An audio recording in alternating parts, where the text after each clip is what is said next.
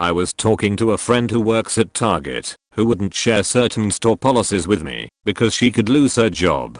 So, Reddit, what are some corporate secrets you can now disclose about Company X, now that you no longer work there? I worked at American Apparel for 2 years. During the time that I worked there, the company implemented a company-wide recruitment policy where any person applying for a position must be photographed, one headshot, one body shot. The actual resumes were thrown in the garbage. These photos were then sent to a company email address, where someone would either give a thumbs up or down to the photographs. Staff were encouraged to recruit in store and on the street, and were given a $100 bonus for every person they got approved. Before this was implemented, all existing staff were photographed, again, one headshot and a goal. However, right before they started this process, every employee had to sign a waiver form. That was pretty much a lot of legal gibberish. On the spot, I wanted to have a lawyer take a look at the form, however I was told I had to sign it on the spot, or I would be let go. There was also a company intranet website which all employees were to check on a regular basis. This was Dov's main line of communication to all staff. The site would have pictures of girls from the stores, where he would rip them apart for having too thin eyebrows, for having ugly makeup or bad tattoos and piercings.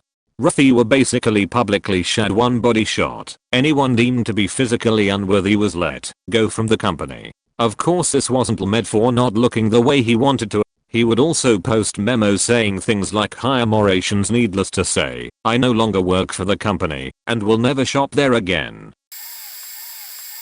Former Starbucks barista here. I guess these are really more of ordering tips than unscrupulous secrets. There is an unlisted size, short, 8 ounces. This is most cafes small, but Starbucks shifted the sizes up a number of years ago, which is why tall and grand weren't weird names then, making the venti the largest. You can get any hot drink short. We have a number of flavor syrups that aren't listed on the menu, just ask what we have.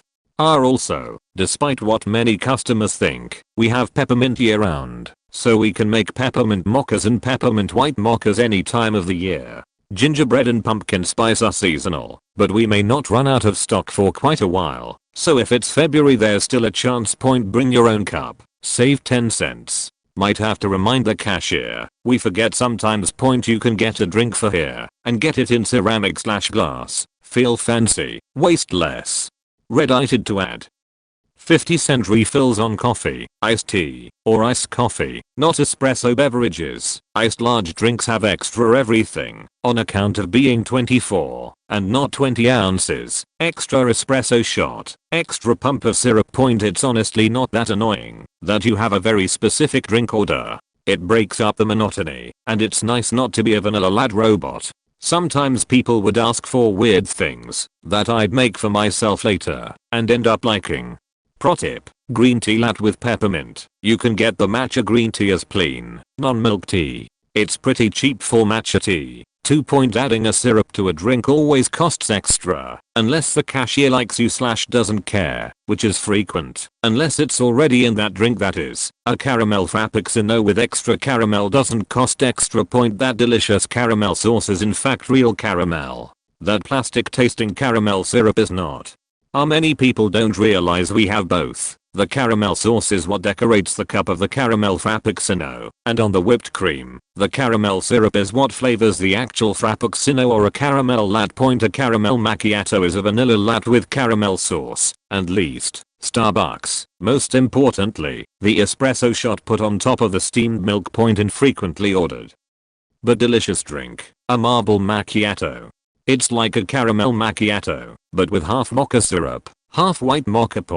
If you want a legit cappuccino, and you see jugs of milk on the counter, ask for them to use milk from the fridge. Milk needs to be cold to foam that well. Likewise, if you want a soy cappuccino, you can be a pain in the ass and ask for soy milk from the fridge. They might not even have any in there, since soy will barely foam at room temperature, since the cartons are shelf stable.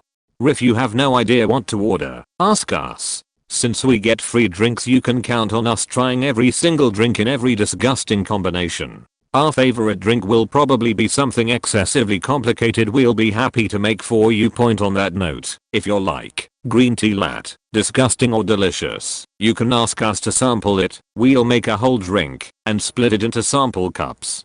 No big deal. Our manager will probably like us better for promoting drinks anyways, and you don't have to spend money to find out raspberry mochas are gross and green tea is delicious. Same thing for pastries. We'll sample it if you ask, and we have enough. Generally yes, if you really like a certain coffee we have, but we don't have it brewing, you can ask for a French press version.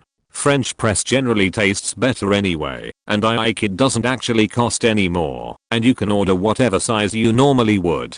We'll probably sample the rest of the pot anyway. However, this will take significantly longer since, for once, we actually have to brew the coffee ourselves. We often forget or get too busy, but we actually have gift wrap, especially around the holidays. Ask and we'll make that overpriced mug pretty. I had a few customers with impossible or silly requests. 1. Impossibly hot beverages, in excess of 210 F guys roughly.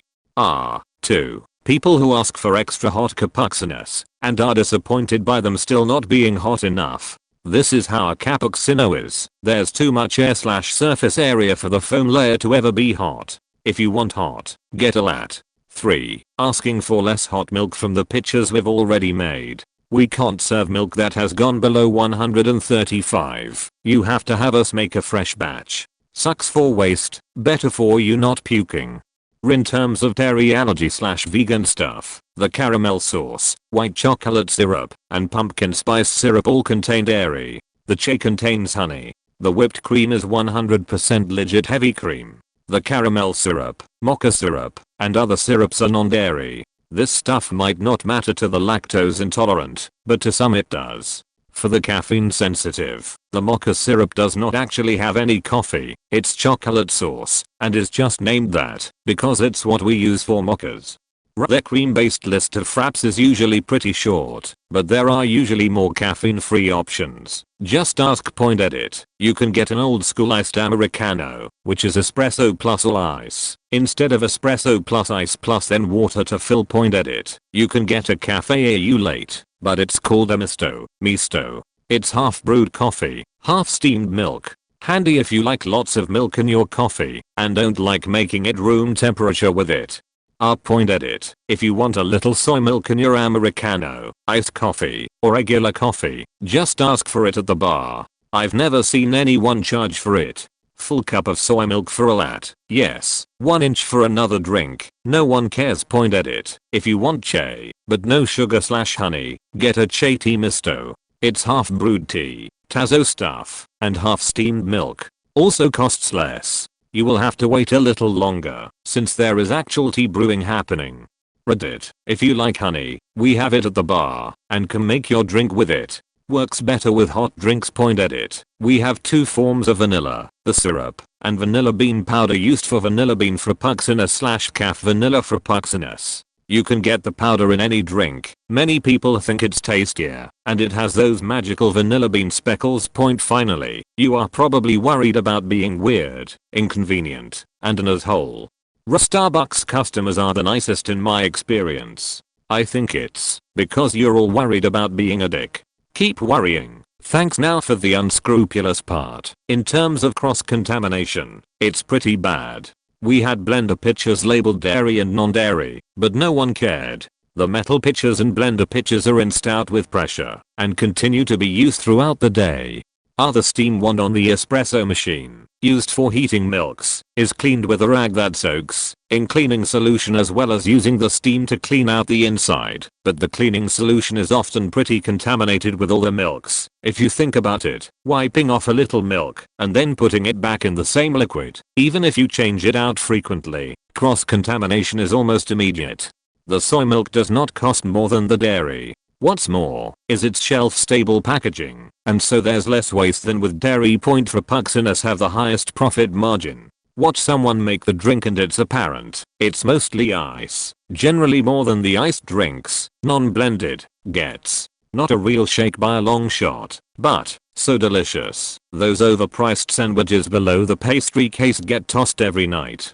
Ah yeah, we could take some home, but you always get tired of the food at work and none are particularly great, so yeah. Same goes for morning pastries midday in many Starbucks. Other pastries are given a shelf life of 2 to 3 days upon arrival, but generally some of those are always tossed too. Occasionally I had a whole, unopened package of something that was expired, though ideally this is minimized. These things go in the dumpster, and many people will understandably go dumpster diving for these. I mean, it's a trash bag full of slightly dry pastries, some still shrink wrapped. They purposely place the dumpsters somewhere more secluded to avoid this. They don't want to be liable, but apparently it can easily be figured out. We can indeed guess what people will get before they order when we are bored. We have stereotypes. They hold pretty well. Except for that one skinny woman who got caramel for Puxiness. Breaking barriers, man. Edit, holy sheet, Reddit gold. Thanks whoever that was. Double edit, more Reddit gold. Was at Kohl's for 5 years, supervisor for 3. Not sure if these are all true of all Kohl's, but definitely were at mine. We were encouraged to sign everyone up for a credit card, despite age, language barriers, etc. I absolutely hated signing people up for those cards, especially only because they wanted to see if they could get a discount. I would give them the discount regardless if they were approved or not. If I didn't sign enough people up, I would get warnings. The APR on them was 27%. The jewelry cases were all opened with one key and pretty flimsy even then. With a hard jerk, you could easily open them. Also, a lot of the diamonds that were under 1/4 carat were fake. If you were returning something without a receipt and were getting a corporate refund, that meant that you were 95% of the time returning stolen merchandise. We would tell them they'd get a check in the mail. The other 5% were if it was extremely old merchandise, like 3+ years old. A few people got the hint. Those that didn't were in for a sore surprise when they would never get a checkpoint. You could easily let a friend know your associate number. Go to Kohl's, say you work at a different store, give the number, and get the associate discount, 15%. If it was returned and wasn't noticeably damaged, it went right back out on the floor. No matter how long the person had it. Inventory was always off. Probably by about ±5 units per item. I'm sure there's tons more I can think of, but it's been a while.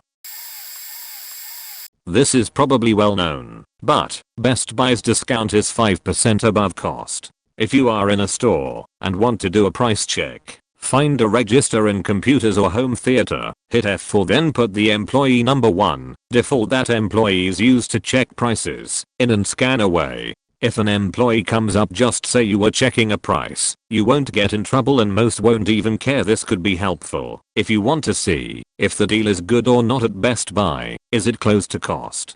Typically if you find an item below cost online, it may be grey market or have a real shitty return policy. Some other things that are fairly obvious but may be worth knowing. No commission at Best Buy, but employees' performance does require them to sell things. Best Buy credit cards save Best Buy merchant fees, and is the reason they push them. I'll also ping some friends that are currently employed there to see if anything new exists. They have nothing crazy to report. Edit, phone typers / me not making sense. I'll fix more when I get to an actual computer. Sorry. Edit 2, made some changes since I'm on an actual computer. Employee pricing. A lot of you are saying that the employee pricing is 5% above cost but a maximum of 50% off retail. This was true. The employee pricing policy did change to this. However, when Jolly recently took over as CEO, he changed it back. If you don't believe me, go ask anyone who works for Best Buy. The old discount is back. Costco is great. I know a few interesting things for Costco. Not bad mostly. SKUs with a little asterisk at the end of them mean that they are items that are going out of stock / will not be restocked / reordered. If you see last one buy a TV or something and it's opened, you can get a discount on it, likely most stores. However, it's up the warehouse manager, if on duty, or the asset manager on duty. Others cannot make this call. It's typically 10%, but you can luck out at their discretion. The asset protection people shop around randomly throughout the day like normal shoppers. They are good at blending in. Don't steal. Costco gas stations always have the lowest gas in the area. In the morning the person opening the store drives around and samples nearby stations and enters in their prices. If someone is lower the price will be adjusted. It's not likely though. Costco gas is purchased from a few different sources typically, but they are all reputable big name gas-aligned companies. If you want to get gas at Costco and don't have a membership, just tell the attendant you forgot your card. They will swipe this for you. Membership card. You still need debit card, Amex, or Costco cash card. It's part of their job. Back in the day any Amex card would work in place of a membership too due to Costco's Amex relationship. I don't believe that works anymore. Perhaps with certain prefix number it might point employees don't get discounts on purchases, just a free membership to the store. I worked at a Lowe's home improvement for a few months after college. Everything in the seasonal department has a huge profit margin, and as soon as it's slightly out of season the price will drop, and haggling becomes available. More time elapsed. Since next season stuff got in equals more haggling off the sticker price point. The outdoor furniture sold during the summer is crazy overpriced. Wait until they start to roll out the full selection. Your choices will be more limited, but my managers used to give away $200 tables for $50 or less because they just wanted the floor space back for new stuff. This is even more true for decorations, like Halloween inflatables, Christmas lights and fake trees. Same thing goes for the seasonal power equipment. Deals can be acquired on leftover snowblowers, depending on who you're talking to. Also, Lowe's almost always puts power equipment on sale, right when they get it, usually 15-25%. For example, snowblower sale in October. Beware, this may not work as well on expensive low stock items such as a log splitter. Pro tip: when buying something big, like a mower or an appliance, ask the salesman if the manager can get you a better deal. When this happened to me, my manager would check the margin on that item and give them 10-15% off right on the spot. This happened almost every time someone asked. I've worked at a few major Canadian alternative financial businesses. One has a major parent company in the US with the same policies. So what I'm about to say applies to Money Mart, Cash Money, Speedy Cash, and Rapid Cash. And those are some pretty major companies, so I feel confident that this is industry-wide. Point: there is no authorization system. Absolutely none. We talk it up, like we have to put all this information in the computer and send it all off to head office for an approval, but there is no such system. Every decision is made by a living, breathing employee right there in the store you're in. We talk about this system to protect ourselves, to keep the crazies away, those guys who will be pissed that we declined their check and wait outside to ambush us when our shift is over, which, by the way, all kinds of other security procedures in place for that. So don't go to Crazy Town handing me a check that looks like it was written in the same pen as your signature on the back. My system is just asking me to verify this. I'll be right back. No, it isn't. I think you're trying to hand me a stolen check. Point: handing me a low sequence check, for instance check number 0003, from a numbered company? My first thought is it's a fake business, unreliable, unestablished. I'm probably not going to cash it. Oh, I'm really sorry, but my authorization system is down right now. Can you come back tomorrow? So I can run a search to see when the company was registered, who it's registered to, and so forth. You want 70% of your net pay on your very first payday alone. I mean, I'll try, but my system only usually approves 30-40% on a first loan. Let me try. Yeah, says I can only give you $200. I might be able to get you a little more if you have any references verifiable in the phone book. Do you know anyone with a landline? Note: Money Mart is unique in that the system actually caps you at a maximum of 20-30% on the first loan, but the rep at the window can still offer below that if they don't trust you.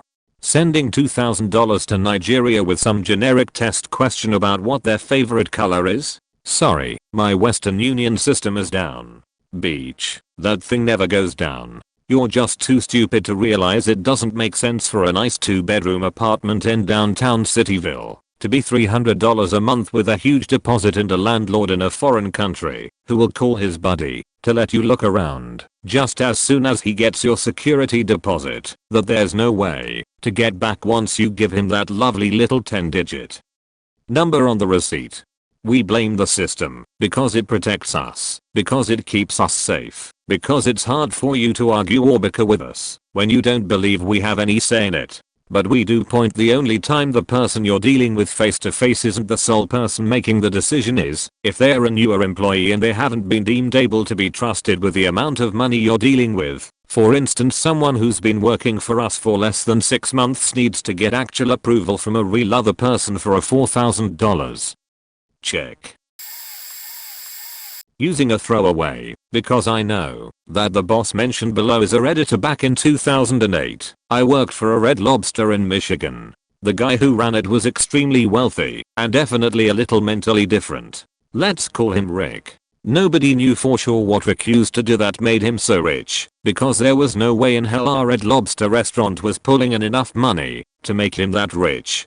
The pay there was amazing because of him. Nobody there made less than $50 an hour. And on top of that we had healthcare benefits and 28 days of vacation a year. Our Red Lobster would have gone out of business long ago if the funds for all of that was coming from the profits, because our restaurant just wasn't doing so well. We all knew it was because of Rick.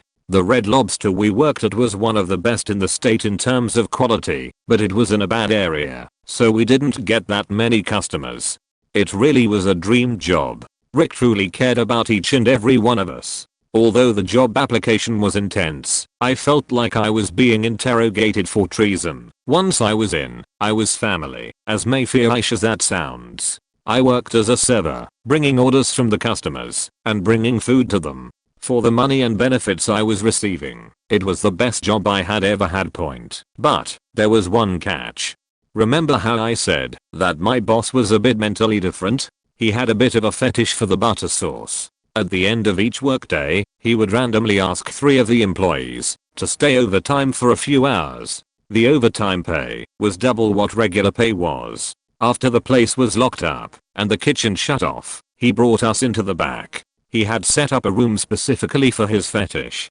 There was a cleansing chemical shower in one corner which he used to remove anything dirty from his body. He would strip down and go into it. Then he would walk to the middle of the room, where he had set up a jacuzzi filled with the Red Lobster butter sauce. This was the sauce that we had in the kitchen, and it was the same sauce that went back into the kitchen. Because, why waste the sauce if something completely clean went into it, right? It was the job of the employees he had spent overtime to fill up the tub, and then empty it, and put all the butter back into the barrels they came in. One employee would stay in with the naked Rick in the butter koozie, while another stood guard at the door. After he was done, Rick would cleanse himself against and leave while we put all the butter back and locked the place up. We were never told not to tell anyone, because it was obvious what would happen if somebody did. We would lose our amazing job with the best pay/benefits for our level of work in the whole state. But all good things come to an end, and we were all fired in July of 2011. We are not sure why, but we noticed Rick becoming more and more agitated in the months leading up to it. He was always different and none of us dared ask him why. TLDR best job ever. Knucking Fut's boss bathed in the butter sauce everybody ate. So I have 2 relevant anecdotes I used to bartend at a high-end restaurant/cocktail lounge. We had a lot of well-off customers who were very particular about their drink orders. I was working there when word came down that the place had been bought out and was going to close in 4 months. During that last 4 months the beverage manager would order one brand of all our major liquors and have me fill the top shelf bottles with the well stuff. I remember one night one of our regulars brought what I assumed was a high and over in my opinion priced call girl in, who had a very bad attitude with pretty much our entire staff. She came to the lounge and ordered her a Comso, which I shook up with our well vodka, Pinnacle. She waited for me to finish making it, put it in a glass, and serve it to her, before saying you probably can't tell any difference, but I don't drink that trash. I need Grey Goose. To which I replied certainly ma'am, coming right up, and poured her the exact same vodka out of another bottle. She took a sip, and said much better uppity cunt. The school I go to currently administers practical examinations every 3 weeks. There is a $150 fee to retake the examination. If you fail it, One of the teachers who retired last year was a pretty good friend of mine.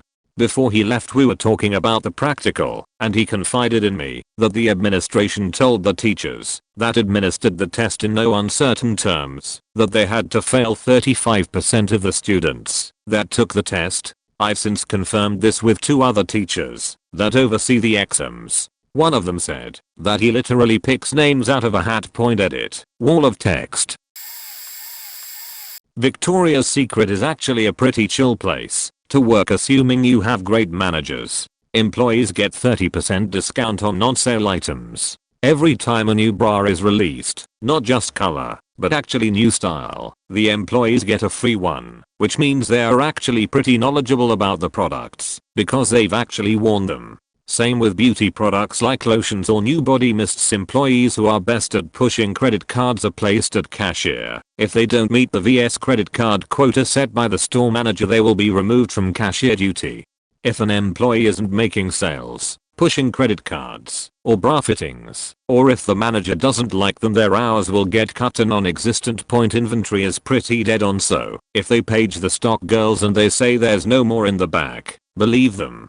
I worked in the stock room, and processing inventory involved counting every single thong, sweatpant, nightie, hoodie, whatever, and confirm it against the number on the invoice. Employees are not allowed to leave their section, which means that girl in pink cannot assist you in the Body by Victoria section. Typically, nothing in the pink panty bar is tagged because it doesn't look neat. Varies by store. The cameras are all real and are watched by management in the office. Those detectors by the doors are real as well, though if you steal something they have a no chase policy. The deterrent action is to offer a shopping bag to help you hold everything. The mall I worked in was pretty consistent about calling mall security / the police. I worked at a foreclosure law firm that was basically a mill. We represented banks in the foreclosure process and took people's homes. I gained employment at the firm through a temp agency, and if you made it past 90 days, you become a permanent employee. My first day, I noticed that the entire firm was mostly women in their early 20s, and no one was saying a word to each other. I soon realized that this was due to a high turnover rate. Everyone was new, and rarely made it past the 90-day mark. I made it a year and a half, and could go on forever about the banking industry and why we're in the mess we're in. Because the foreclosure process in most states is judicial, it goes through the courts and sometimes takes years to get to the foreclosure sale. We would have to create affidavits for each case that had a breakdown of what the defendant owed to the bank. We'd then email thousands of affidavits to several banks where people would sign, date, notarize and FedEx back to us.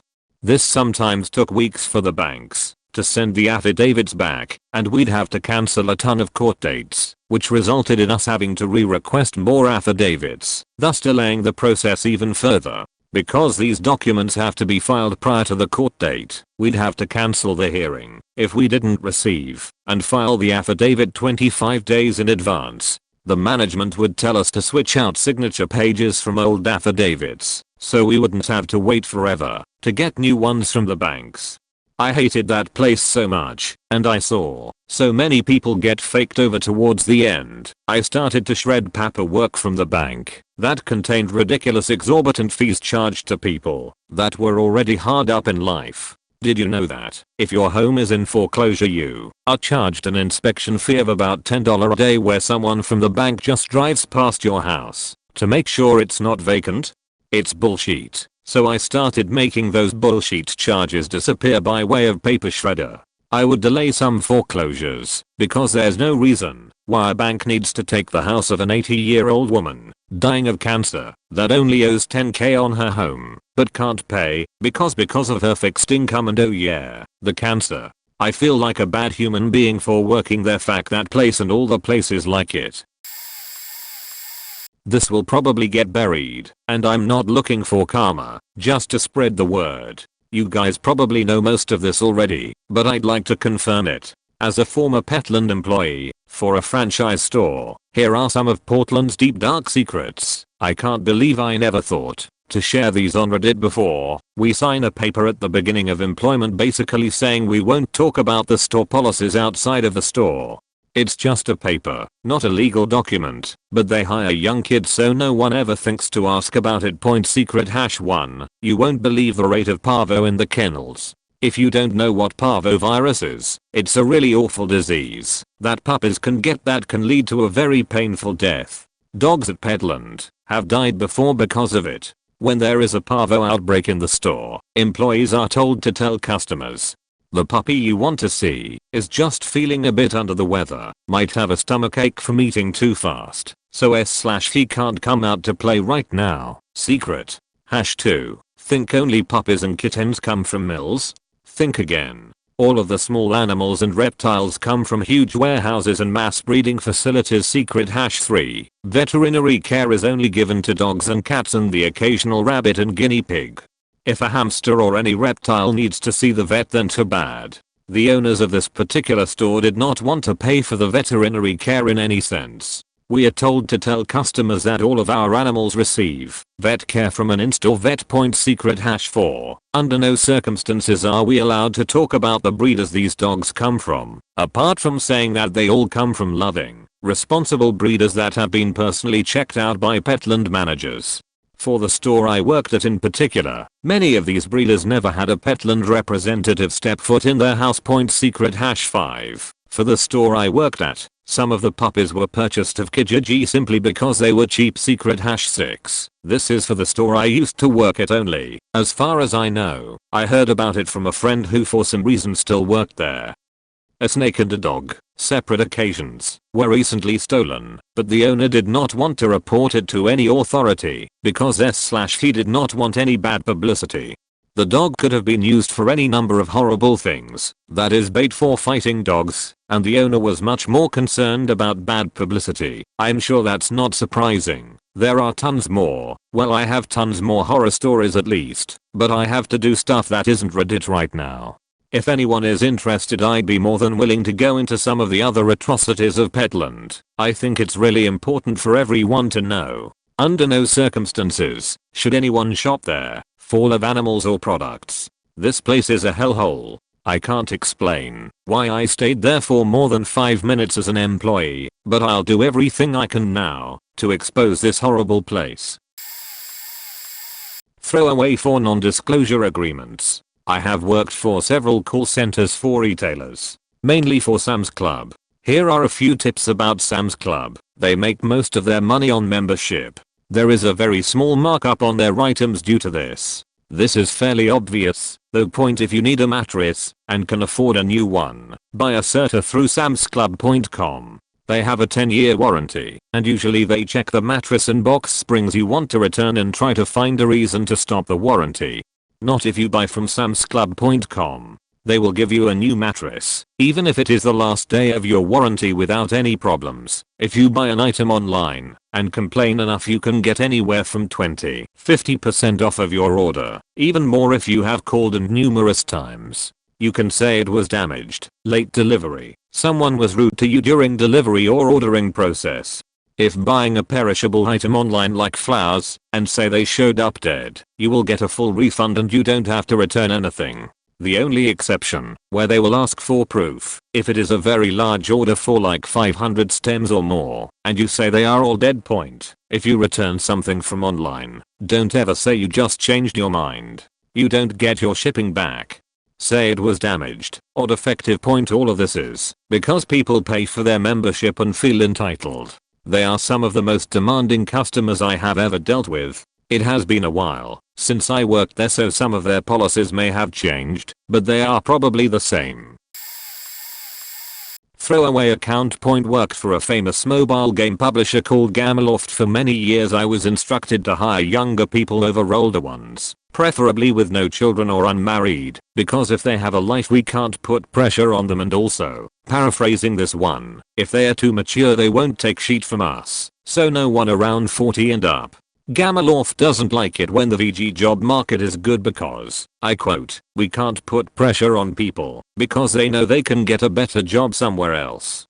Yes, they loved to use that term, put pressure on people. The only management technique they ever knew point during the SARS influenza outbreak in China in around 2002 to 2003, where the local government forced some people into quarantine. The workers of the local branch were forbidden to go home until they shipped the current game. If they went home, then the Chinese police wouldn't let them go the office until end of quarantine. I wasn't a direct witness of this, but I heard some of them couldn't see their family for up to 2 weeks or more. I'm taking it with a grain of salt, but knowing the people in charge, I think it could very well be true. Top executives were stealing money from the company by declaring twice as many workers in their local Asian branch as they actually hired, pocketing the difference. The main branch would wire them the amount they needed. People who noticed or were about to notice were quickly scapegoated and fired. I don't think the CEO ever knew or even cared. I wonder if they are still doing it today. The chili at Wendy's, also known as the reason I was fired. I have been since told from a friend who worked at a different Wendy's that they didn't do it the same way, but this is how we did it. I was fired, and my pay was withheld for 3 weeks after I was supposed to get it over me not agreeing with the way we made the chili. To clarify the previous statement, the particular Wendy's was in South Jersey. I worked the grill, and let's say in an hour I made 30 patties. If only 27 sold, 3 of them, now hockey puck-like, were plopped into a 5-gallon bucket, which at the end of the night would go into the walk-in, but it was frequently forgotten overnight. At the end of the week, this bucket, now nearly full, would get dumped into a sink with a large rotating blade like a push mower. Then you fill the sink with tap water and pour in a powder that makes it all gray, and you can't see more than an inch into it. Then you turn the blades on, the meat gets chopped, and you drain the sink. Then you pull out the bottom tray, which is now full of gray water-soaked ground week-old disgusting burgers, and dump it into a 2-gallon Ziploc bag. That bag goes into the freezer on a wrap-around conveyor-style shelf that goes all the way around the walk-in. The bags at the beginning of the shelf have today's date on them and Sharpie. Then the next bag has a week back, etc. At the far end of the shelf, where the meat for today's chili is pulled from, there are the bags that have been sitting for 6 months. That's right, ground up then frozen grey water patties in a Ziploc bag on a shelf for 6 months. You dump the whole thing into the pre-made chili and stir for around 8 hours. That makes enough chili for about a week in my small town, and it simmers the whole time. I don't know about other Wendy's in the country, but that's how we did it. I worked there for 3 months, and I did not make chili with meat from burgers that I cooked. It was awful. TLDR, Wendy's chili meat is 6-month-old burgers. Former Lowe's employee here. Everyone in the store has the power to give you 10% off your purchase, no matter what. This includes managers, department employees, cashiers, loaders, everyone. Abuse this by simply complaining, especially if you are buying a high-ticket item. The 10% is already budgeted into their profit, so they never have a problem giving it to you. A tip for buying damaged washers, dryers, refrigerators, etc. that are on clearance. If it's marked down, all they want to do is get rid of that sheet as fast as possible. Ask for a lower price every time and you'll almost always get it. If you're ordering anything special order and want it super cheap, here's what to do. Order it as normal and pay for it. When it comes in, go pick it up and take it home. Return it the next day and say that it didn't fit or whatever, who cares. After they return the special order, they send it to the back and clearance the sheet out of it. Have a friend go in the next day and buy it again for at least half the cost. I'd double check that you can return it before trying this though, since it may have changed since I worked there. Last tip. Lowe's takes everything back. By everything, I mean literally almost everything. As long as you have a receipt within like the last year, you're good to go. Need to power wash that driveway? Buy one and return it after using it. I guarantee they won't say no. Since you provided no juicy secrets on Target, I'm obliged to post. The pay gap is insane. I make $8.50 manning security cameras and working carts. The LODs, managers, get paid $12.50 or $13 an hour, and the people who work in hours almost instantly get bumped up to $40K a year salary. That's if Target will actually hire you into a management position before axing you. All of the bread, vegetables, fruits, or other packed food that is not in a box or can that you leave on the shelves or at the check lanes gets thrown out by me. We aren't allowed to restock non-canned/boxed items if you've moved them around. In the last 4 weeks of me working there, we have had at least 6 people get fired for theft. Target monitors employees like hawks and will wait until they can give you a felony to press charges. If you think you got away with something at Target, you didn't. We are just waiting until we can fuck you. Literally, cart attendants are not watched. If you piss off a Target cart attendant in the parking lot, several large scratches may appear on your car. Most stores have faulty security systems, the things sitting next to the doors. If you pay for an item at the check lanes and walk out of the door and the alarm sounds, simply continue walking out onto the street. Target staff cannot stop you, they cannot touch you, they cannot harass you when you are not inside of their store. If you were to decide to steal from Target, if you make it out of the doors, we say goodbye to the merchandise. Target does not allow people to take time off over the entire month of December. Starting Black Friday, if you are in the system as allowed to work on a certain day, they will tell you to fuck off. If you want to use any of your unpaid vacation time, point flat tires, dead batteries, blown engines and having mono are not acceptable excuses to not come to work. Stuck about 25 miles from work, my hour person told me to take the bus or walk to work. I told her that I would be unable to come to work that day and I was given a write-up for attendance, even though I had given enough time in advance, at least 8 hours, before my shift. In accordance with Target policy, Target leadership does not give a fuck about Target policy point regardless of the position you work in. Your 40-cent raise a year is dictated on how many red cards you get. As a cart attendant, not working cashier shifts, I was docked points on my review for not getting red cards. They will visibly fuck you as to not give you a raise point. The only thing Target leadership gives a fuck about is red card sales. The GSTL's salary is based on red cards. The lot's salary is based on the GSTL's performance. The STL's performance is based on the performance of the lots. It's all a chain reaction. I worked and was management at a GameStop several years ago. Those stupid reservations determine how many hours we get. They gauge our performance on whether or not you reserve games, so in reality, our employees are salespeople that get paid poorly and don't make commissions. Your reservation is not guaranteed. There is no legal contract between you and the store saying that we must have a game for you, as you can cancel and get your money back. And even if we do have the game, we are only required to keep it in stock for 48 hours. Beyond that, it's sold to anyone that wants it. That's how my special edition Demon's Souls disappeared. That $5 might affect how many copies we get of said game in store, but it doesn't go immediately, or at all, to ordering said game. It'll usually stew around and collect interest for the company until the game actually comes out. If you're going to trade stuff in, make sure you're aware of trade-in promotions. I can't say all GameStop employees are guilty of this, but this has been an issue in the past, and it was rampant in my district. Oftentimes, people will do trade-ins and get extra money from their stuff and not even realize it. Unscrupulous employees will take that money from the trade-in and put it onto phantom reservations to boost their store's numbers. Finally, you know those new games you buy from GameStop? If you really want it new, make sure you get it in the original wrapper. GameStop employees, at least in my day, I don't know if they still do it, were allowed to check out games. It was common practice to take a game home and play it, then return it to the store. It was company policy. We even had sign-in/out sheets for the game straight from the company in our red books. Then we'd sell them to you as new. Not a lot of people noticed it, but our tags went from saying used games to pre-R1 for a reason. Point edit. You know what? I'm feeling generous. If I can remember anything in particular, and anyone's interested, I'll also blab about my current job at Kmart. Yes, they still exist.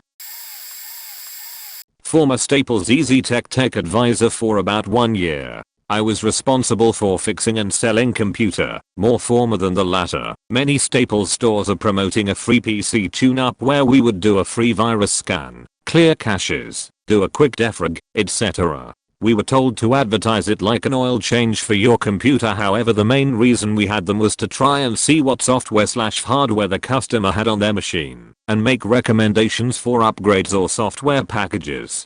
So if we saw that one person didn't have virus protection, we were encouraged to recommend it Norton 360, the flagship AVM software at the time. We were also told that we could offer all customers at least a custom configuration service, $40, to make some minor adjustments to Windows to make it run faster.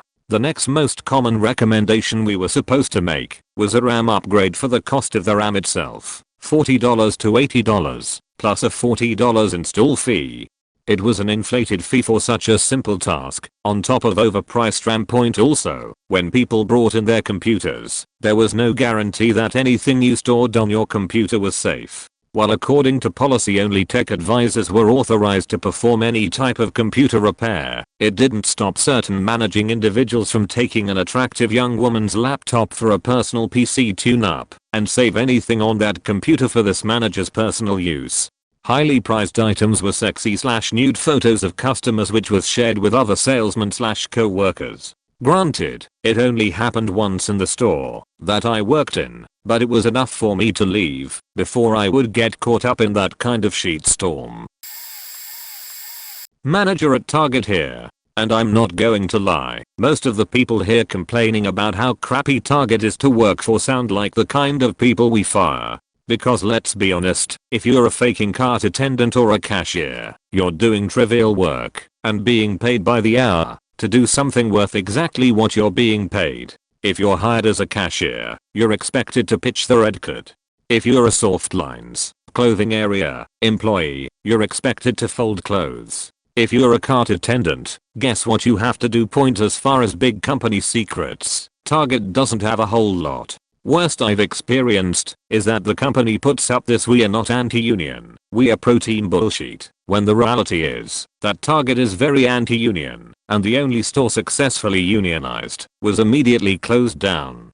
Also, as a manager at Target, you are not allowed and can be coached for hanging out with people under you outside of work. It's a bit silly, and nobody at my store really gives a shit, but the rule is their point. As for the guy saying that team members aren't really looking for product in the back room for you, I call bullshit. At least in my store, everyone that says they are going to the back room is going to try to find your item.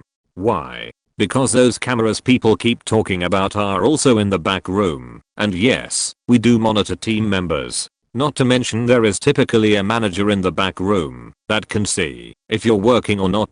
Target is generally a good company to work for, especially among retail space. Try working at a Walmart or Mart, then try complaining about Target. So I worked at Target for a while in the 2011. I worked in the grocery/meat/produce depths. When I first started there, the team leader informed me to treat the grocery depot as my own, as if I owned it. I did just that. So night after night of throwing away countless amounts of canned goods because they were dented, I was told by my team leader it was store policy to take them to guest services to be sorted and thrown away by them. I kept an eye out on other team members and how they handled any goods. And I'm not joking about countless. It was canned goods that filled 4 to 5 shopping carts worth of food per night. So I discover after some investigation that the flow team at night is just absolutely careless with everything they handled, often causing damage to the floor along with any canned goods they were throwing around. Literally throwing.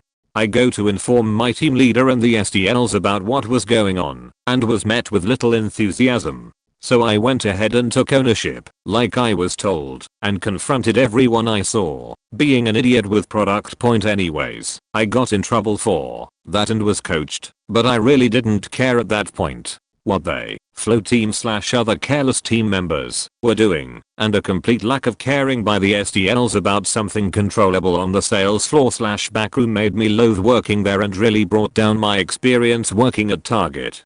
You'd think they would want to save time and money, but no. They didn't care about wasting thousands of dollars worth of food per week. Also, in the electronics depot, think about that YouTube video of the rednecks throwing around iPads at Walmart. I saw plenty of expensive items being thrown around, tossed onto the floor without care. I understand it's faster, but seriously, it takes an extra 5 seconds to walk over and set it down point blank. I used to work for PetSmart in the pet care department. They are the individuals that feed/clean up after the animals in the store. I always felt comfortable with PetSmart's standards on caring for their animals. If any animal was sick, even a $10 annual, they always went to the vet. Unfortunately, the vet that PetSmart partners with sucks Bangfield Pet Hospital doesn't give a flying fuck about animals in general. It's all about sales for them. Whenever an animal was sick, we would remove them from the floor and set up a cage for them in what they called the quiet room, where they would remain for the duration of their treatment. When the vet was free, an associate would take the animal to Banfield, which is in most cases attached to any large PetSmart, for an examination. This is my personal horror story. I brought in a hamster who obviously had wet tail. It's extremely easy to treat, and it was even a mild case. The vet refused to look over the hamster, shrugging the job off to the vet techs. Before I even get to the worst part, these are some things I witnessed while in their back room that day. One of the techs tried feeding a Dorito to their betta fish, saying, "I wonder if it can eat this? Probably not. I've killed so many fish this way." The kennel dogs were being screamed at constantly to shut up. It was somehow brought up that one of the techs hates cats and all other animals, and that dogs are the only real animals. So back to my hamster, which no one bothered to acknowledge, even though I had been standing there for a good 10 minutes at this point. A vet tech finally comes over, tells me how much she hates rats, and says, "Screw this thing, it needs to go see Jesus." Immediately, she turns around and says to the vet, "Can I kill it?" The vet agreed and signed off on the paper. I can do nothing at this point because the vet has authority on how our animals are treated when ill. I'm just standing there, teary-eyed, as the hamster is snatched from me. That cold-blooded bitch happily euthanizes the hamster without even weighing to determine the dose of the chemical in the syringe. I, to this day, still deal with the guilt of letting that happen to the hamster. I should have just offered to buy him. I could have saved him. And the kicker is, I don't even like hamsters. Edit. Formatting.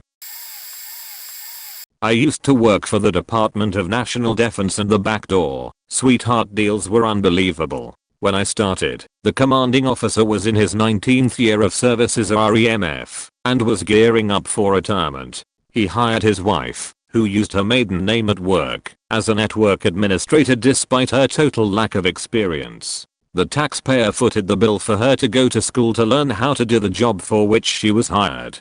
Additionally, the major managed to create a civilian job listing for a CS3, roughly equivalent to his uniformed salary, which was held in limbo until he decided he wanted to come back to work a year or so later. The job description was constructed in a way that only he met the requirements, which was kind of a moot point, since there was no postings to indicate that the job even existed, which is illegal. When he waltzed back into the unit, he became his wife's supervisor, a direct conflict of interest that nobody ever addressed. I found the whole setup shady and was not quiet about my opinion. As a result, the former major fired me no fewer than 3 times, but the new, uniformed co told me to ignore it. Dude never could grasp the fact that as a civilian, he had very limited authority over the Reg Force guys. He would tell the NCOs to address him as sir, which nobody did once he was in civies. He started giving me ridiculous projects to keep me out of the way, like sending me to image 1,000 computers in a vacated nuclear fallout shelter to be distributed throughout the base. He was the douchiest douche who ever douched their way into my professional sphere. I work at a office supply store. The sure is the best to the maximum. Anyways, I get this question a lot at work. There's none of the shelf. Is there more in the back? Very little is kept in the back room. Everything is in top stock or the top shelf. What is mostly kept in the back room is promotional items and events such as back to school and things like that. So when I go check in the back for you, because you're being insistent about your glue stick and won't listen to me when I run a stock search and there's 0 on hand, I slip out the side door and have a cig. Glad that's off my chest. As with Best Buy, this office supply store, that's just the best to the maximum. I do not make commission, nor does my manager, nor does my manager. What I make are called spiffs. No idea what it stands for, but it's an added bonus. So when you come in with a virus and I too connect your computer to some guy in India/Philippines/ECT, I make $5 that's not taxed. The price changes for each of the services starting at $0.25 going all the way to $10. This is for each and every service too. If you came in needing viruses removed and antivirus installed, I would get a spiff for both services. This also goes for our protection plan. That is not an extended warranty. No really. This protection plan is run by a company called New and covers under accidental damaged. That means when you throw your laptop at your boyfriend because he fetched it on you and you tell the rep you dropped it, they believe you. Say you buy a printer and you get a 3-year coverage plan. At 2 years 11 months and 25 days you realize that it has worked fine for the past 3 years. File a claim. 99% of the time you don't even have to prove that it's not working. It also doesn't even have to be a good excuse either. You can say it just stopped printing and they will send you either a gift card to purchase a new one or they will send you a check. How do they make money then, mister? Well, I'll tell you, they make money because no one ever files a claim. The majority of the time the product lasts longer than the plan paid for, or they forget they bought a protection plan in the first place. Still buy it, because like I said before, you can file a claim on a product that's not damaged and no one will know the wiser. I also make spiffs on protection plans, and every once and a while a certain HP or Epson printer. It changes all the time.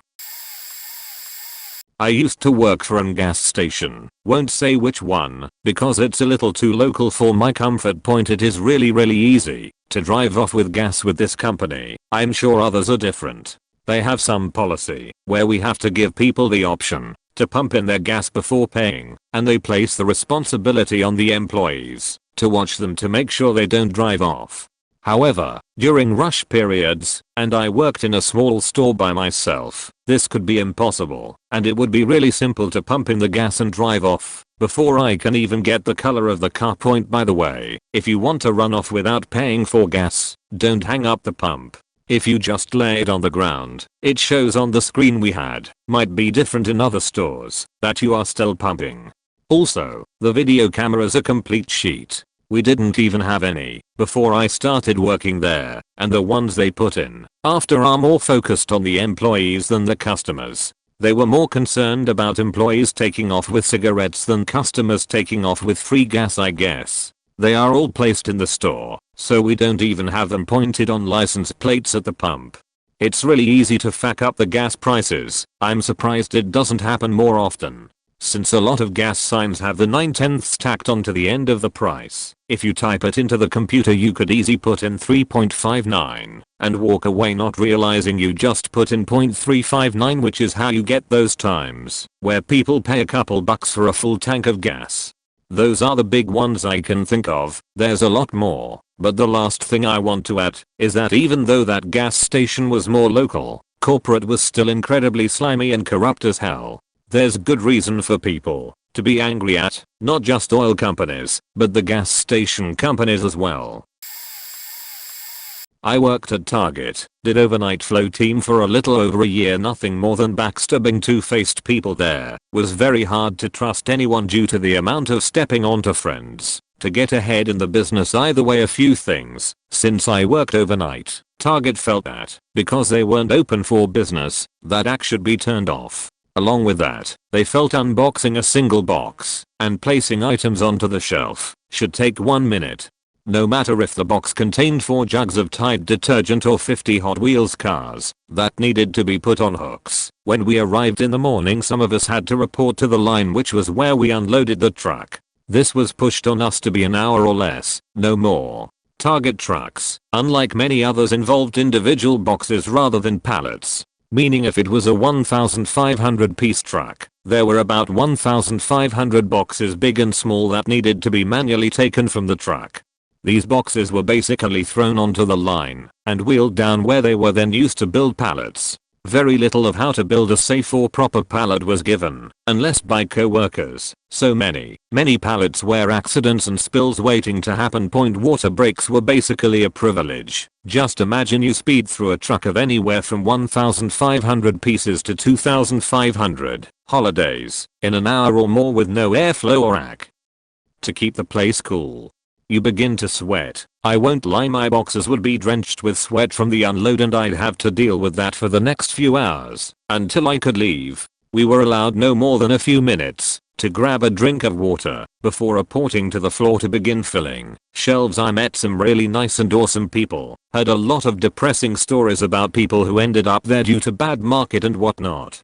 I met someone who claimed to be a Vietnam vet who would share war stories, a crazy Colombian who would joke around but took his work serious, and so on and so forth. I was present at Target when the unions were trying to get voted into the New York City store. We were taken off the floor one morning to sit and watch a video showing how terrible unions were and how it would ruin our jobs and our pay.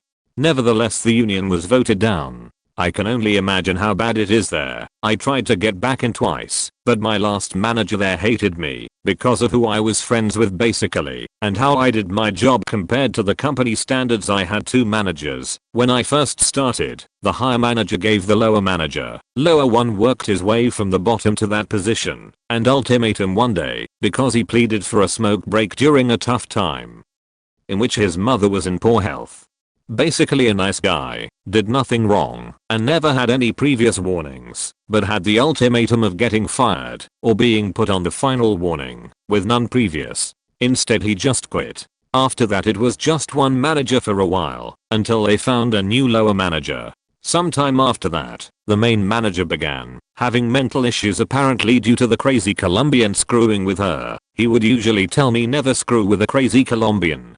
With her departure and Christmas coming up, they brought in a girl from a store outside the state. She was meant to get us running up to company standards. If anything, we went as backwards. Total mess and nothing improved. She was outed points and I've left. Most of the people I worked with that I enjoyed were either fired or quit. Only a small portion remains, but I'm still glad to not have ended up there again. Point down voted. That's cool. I worked for the company for over a year before leaving for school, but okay.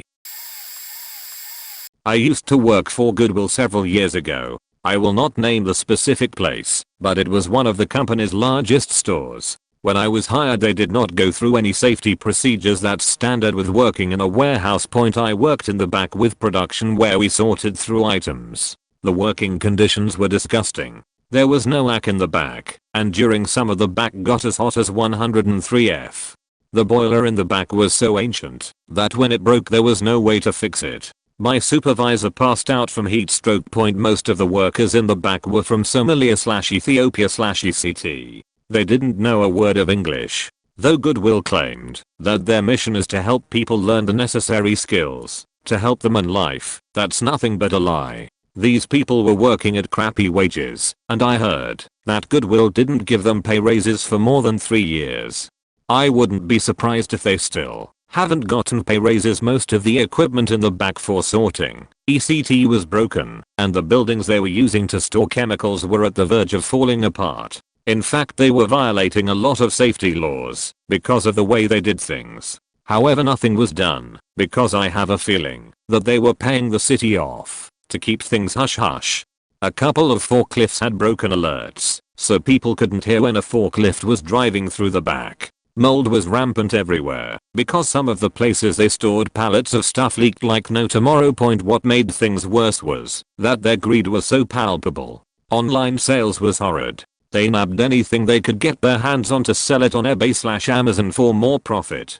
The book department got the shit end of the stick. They forced the workers to put out more than 1,200 books a day on the floor per worker. The management said that the other stores were putting out that much per worker. It was bullshit. I've been to other Goodwill stores, and there's no way in hell their book departments were big enough to push out 1,500 books per worker a day. Point having seen the horrors of what goes on in the back of Goodwill has made me stop going into their stores. Fuck them, their greed and their horrible treatment of their employees. This will probably get buried, but oh well. I used to work at Hollister, same company as Abercrombie, of course, and their hiring/scheduling policies are almost as bad as all the American Apparel stuff. Point they have a whole classification that they call cast of, which is essentially being attractive enough for the company's standards. When people who look like they may fit for this classification are hired, they get their photograph taken to be sent to higher ups, district, regional, higher up managers, etc. for approval. The entire goal of this process is to have plenty of these cast of workers in order to have 50%, a loosely enforced rule, of the model shifts, workers on the floor, filled by these individuals. While this rule is indeed terrible and amoral, pretty much every manager who I worked with wouldn't adhere to it. I'm not overly attractive or anything, definitely not by the company's standards, but I was given plenty of model hours due to my hard work. Otherwise, I'm sure all of you can surmise that, in general, they hire the more attractive people to work on the floor versus those who work in the stockroom. Granted, it was spurred by class action lawsuit, but I will say that the company has really improved its diversity efforts. The higher ups really push for a diverse staff these days. Pretty much everyone at any given store gets unjustifiable hatred just because we worked for the company. If you don't get greeted or service, it's more than likely that the person sucks at / doesn't care about the job, or is simply shy. If someone at a store was told by their manager to not help unattractive people, that's just the dickbag manager. Obviously, experience varies from store to store, but most workers are perfectly nice people that disagree with the company just as much as you do. Though, I'm willing to admit that it was hard to keep up the friendliness some days due to the overwhelming mess that happens in a store like that on any given day and the barely functional amount of hours the company gives most stores. I'm working my last week at Sports Authority and this is what I've learned. The most important thing you can do is sign people up for the store's league card. The card is free and is actually a pretty good deal since you can get 5% of your money back, but people are reluctant to sign up because it requires a phone number and email. Doesn't matter to corporate though, you need to sign up 33% of your customers or risk discipline. For sales associates, this can be tough, but for cashiers, it's often impossible. As a cashier, I frequently rang up over 100 customers per shift, all of whom just wanted to get the hell out of the store at that point. If they didn't have a card and didn't want to get one, it'd count against my performance. We will literally be calling out over the radios to associates informing them of the hour's goal for league sign-ups and congratulate those who have signed up a lot of customers while taking those who don't aside and talking to them about it. The next most important thing was to sell extended coverage plans, EXPs, which, unlike the league card, was generally a rip-off. Buying a $10 pair of swimming goggles? May I suggest insuring them for 2 years for just $6 more? Associates who sell EXPs get a very small cut of the sale, but what's more important to our corporate overlords is the number of EXPs we sell and for how much. They can actually be a good deal for things like basketballs, inflatable mattresses and fitness equipment, but we are supposed to sell them on anything that is eligible, from headphones to sunglasses, even dumbbells after the league card and EXPs. The next important thing is customer service. But what's important is not that I helped you find what you needed and maybe suggested some additional related items, but that you gave me a good SELI rating. Every 5 or 6 customers get a customer experience index survey with their receipt and are encouraged to rate their experience as highly satisfying and leave a comment naming the associate who helped them. I worked at a store where 0% of customers were extremely dissatisfied, or neutral. 55% were satisfied, and 45% were highly satisfied. Corporate's response? Why are 55% only satisfied? Our company offers coupons almost everywhere. They are online, in the paper, in grocery stores, in apps like Foursquare and Shopkick. You should almost never be paying full retail price if you know what you're doing. If you forget your coupon, you can just bring it in the receipt and your card, if you paid debit or credit, back within a week and we'll refund you the difference. However, we are not allowed to keep coupons behind the registers. It's against policy and can result in the cashier getting in trouble. Some cashiers risk it just to get pushy customers out of the store, but they can be written up for it. We constantly have customers telling us to give them discounts for various stupid reasons and we just tell them to come back with a receipt or coupon, unless they're nice. The golden rule of retail applied at our store. If you are nice to the associates, They will bend over backwards to help you and get you what you want. If you're a complete jerk, then we'll just send you on your way. We tell customers that all of our footwear and apparel is on the floor, but that's not true. We do have a backstock room. Typically it is small and doesn't have some of everything, but if you are nice and the day is slow, we will check to see if we can find your item. If you are mean or the store is really busy, we'll just send you to one of our other locations or a competitor we believe has the item. We are not allowed to stop shoplifters, but we are very proactive. If a sports authority is hit by shoplifters, that store will email all the sports authorities in the area about the theft, and they will be on alert. We have good relations with the police as well. I was at a store that got hit by a flash mob of teenagers stealing, mostly North Face, and when the cops came by, they actually had one of our associates ride with them to chase and identify the thieves. We don't catch nearly as many as we'd like, but we are not totally helpless either. Overall, the company is fairly good for a corporate monstrosity, but the focus isn't on helping the customer get what they need/want, which would be ideal, but selling them on league cards, X and sayers. Maybe I missed it, but I can't believe no one has posted about the cell phone industry. I worked for a corporately owned retail store for one of the major carriers, AT&T, Verizon, Sprint, T-Mobile, from 2004 to 2008. Some of these policies/practices may be outdated and some may have only applied to the districts I worked in, but here's my experience: how to get what you want. Be nice. Coming into a store and being rude to a store employee because you've been on a never-ending transfer loop with a call center in India is not their fault. Being an asshole won't motivate anyone to help you. There are always exceptions that can be made, but no one is going to offer to make an exception to the asshole. That nice guy that has a genuine problem and a good attitude will more than likely get what he wants. Service discounts. Carriers always give discounts to employees of certain companies, federal/state/local government employees, and member of certain professional associations. Always ask if your company qualifies you for a discount. Sometimes it's not much, 5% minus 10%, but I've seen them as high as 35%. Takes zero effort on your part and you save some money. Retail stores are judged by several metrics that involve compliance to policies, so they can only give out so many discounts or bill credits per employee/per day/per month. So if they are being firm with you and say they can't give you a bill credit for a legitimate billing error, more than likely they won't budge. The store won't be able to wave a magic wand to help you more than someone at a call center will. It makes people feel better to deal with someone in the store, but I'd say 80% of issues result with the response you're going to need to call customer care. This is done for several reasons. 1. You're an asshole and no one wants to help you. 2. The employee would rather spend their time making sales and earning commission rather than provide customer service which offers no financial incentive. 3.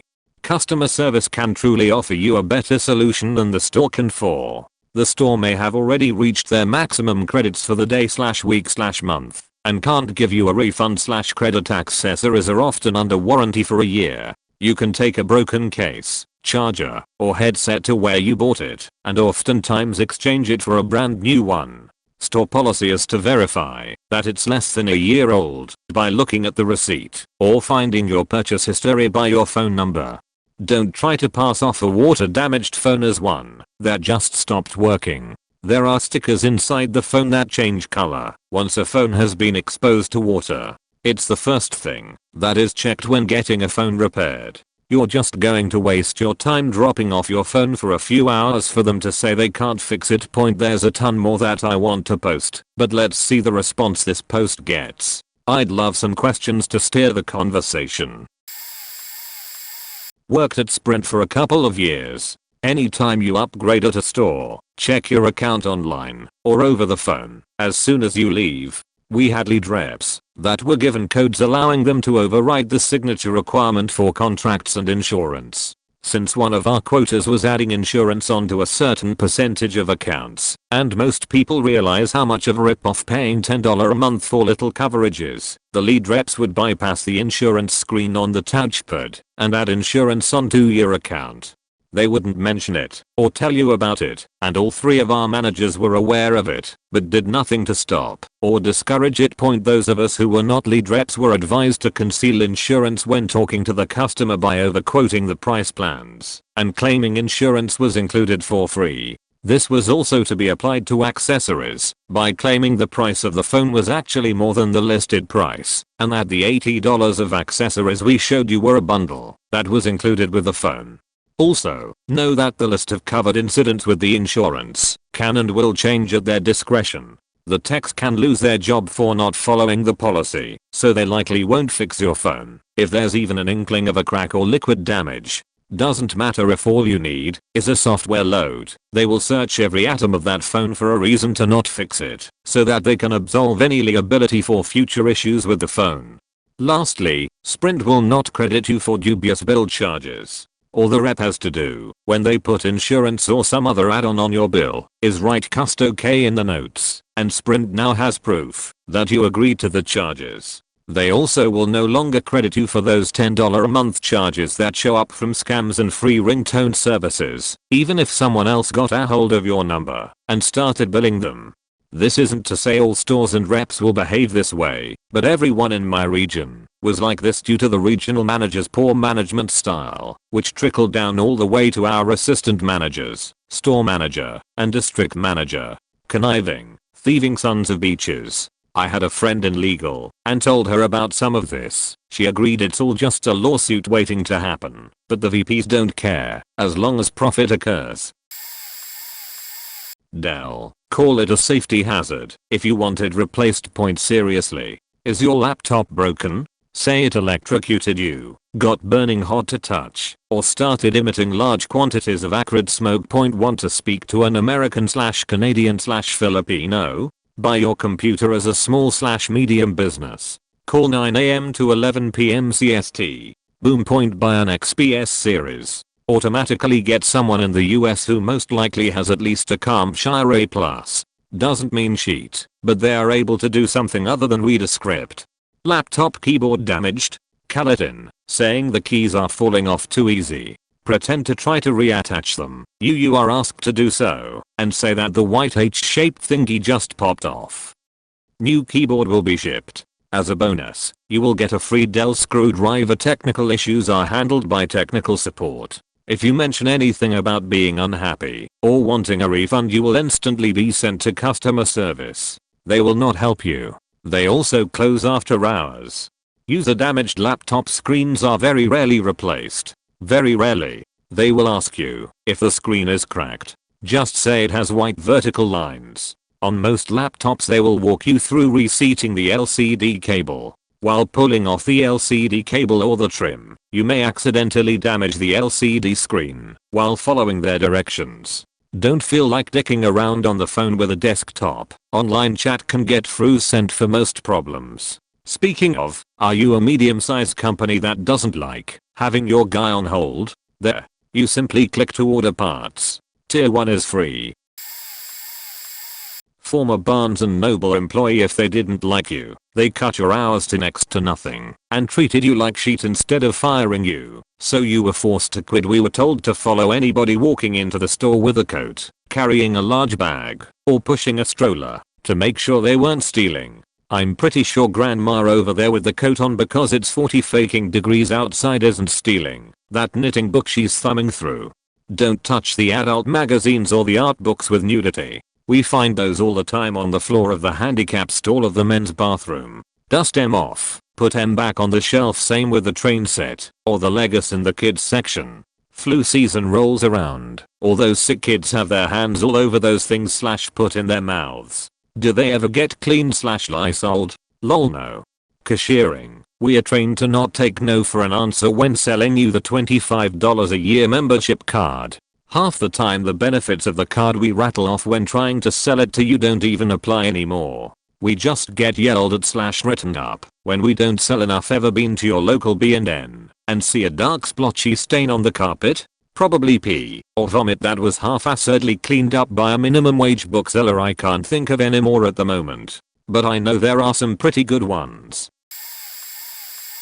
Throwaway here. I work for everyone's favorite pharmacy chain, CVS. We are constantly pushed to sign people up for automatic refills, a program CVS calls ReadyFill. A report printout that tells up what percentage of maintenance meds for blood pressure, diabetes, and other chronic conditions are enrolled in this program, and if our numbers aren't high enough we get a visit from our district manager.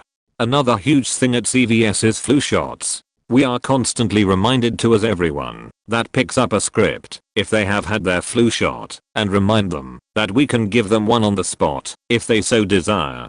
Certain prescription plans cover flu shots at no charge and we make sure to remind customers who have these plans of that fact. We are given ridiculous flu shot quotas each week which are almost never met. Also, I'm pretty sure the markup on flu shots is huge. I can't imagine how much money they make off these things. Another thing that bugs me is that each store is given a score once a month called the triple S. It rates you on stupid things like whether or not you call a customer by name when ringing up their prescription, or if you ask them if they would like a flu shot. We are rated on a scale of 1 to 5 with 5 being the best. If your store gets a score of less than 85%, you can expect a call or visit from your district manager. There are a lot more crazy things, but it would take a while to list them all. Also, we can't stop most of the automated calls the computer makes, so sorry about that. The thing that really bugs people is when we call them to ask them if they would like a refill on the script that they haven't used in months. We have to make the calls because the computer tracks our calls, and if we don't call someone on the list we get in trouble with management. I used to work at a hip hop record label as an intern in the viral market section. We would create thousands of fake usernames on YouTube, MySpace and various music blog sites. We would either market our various artists by writing approving comments such as "Holy shit, just heard of, so good new favorite artist," or try and get people to listen to their music by submitting the links to the aforementioned music blogs under the aliases. I guess management thought it seemed more legitimate if it looked like a fan was sharing the music as opposed to the artist's record label. On the opposite end of the spectrum we would counter negative comments from people who didn't like the music by generally starting internet arguments under the aliases we had. We were also told to add fuel to the fire of, most of the time fake, feuds between our label's artists and other artists out there by commenting the feuding artist's video with negative comments and hate towards them and their cliques. 90% of the time the rumors were unfounded and false. From my understanding this is a fairly common practice in the music industry. TLDR worked at a record label, created thousands of fake accounts to hype up our artist's internet rep. Edit. I can't give names of artists, years or what label it was as I'm still bonded under all of that. Most of journalism is factory work.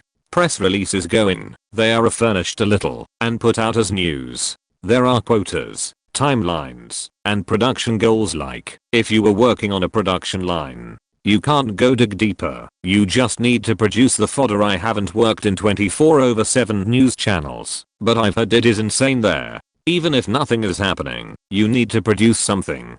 This ends up with the crazes getting on the air and things getting spun out of context. Crime stories are the easy material for this. Fear sells into hell with consequences. Who cares if crime rates are actually going down? Every crime is something that could happen to you, dear viewer, tomorrow. Journalists escape personal responsibility by saying they only give what the audience wants, or that they are just doing their job, etc. There is no space for judging anything, inspecting anything.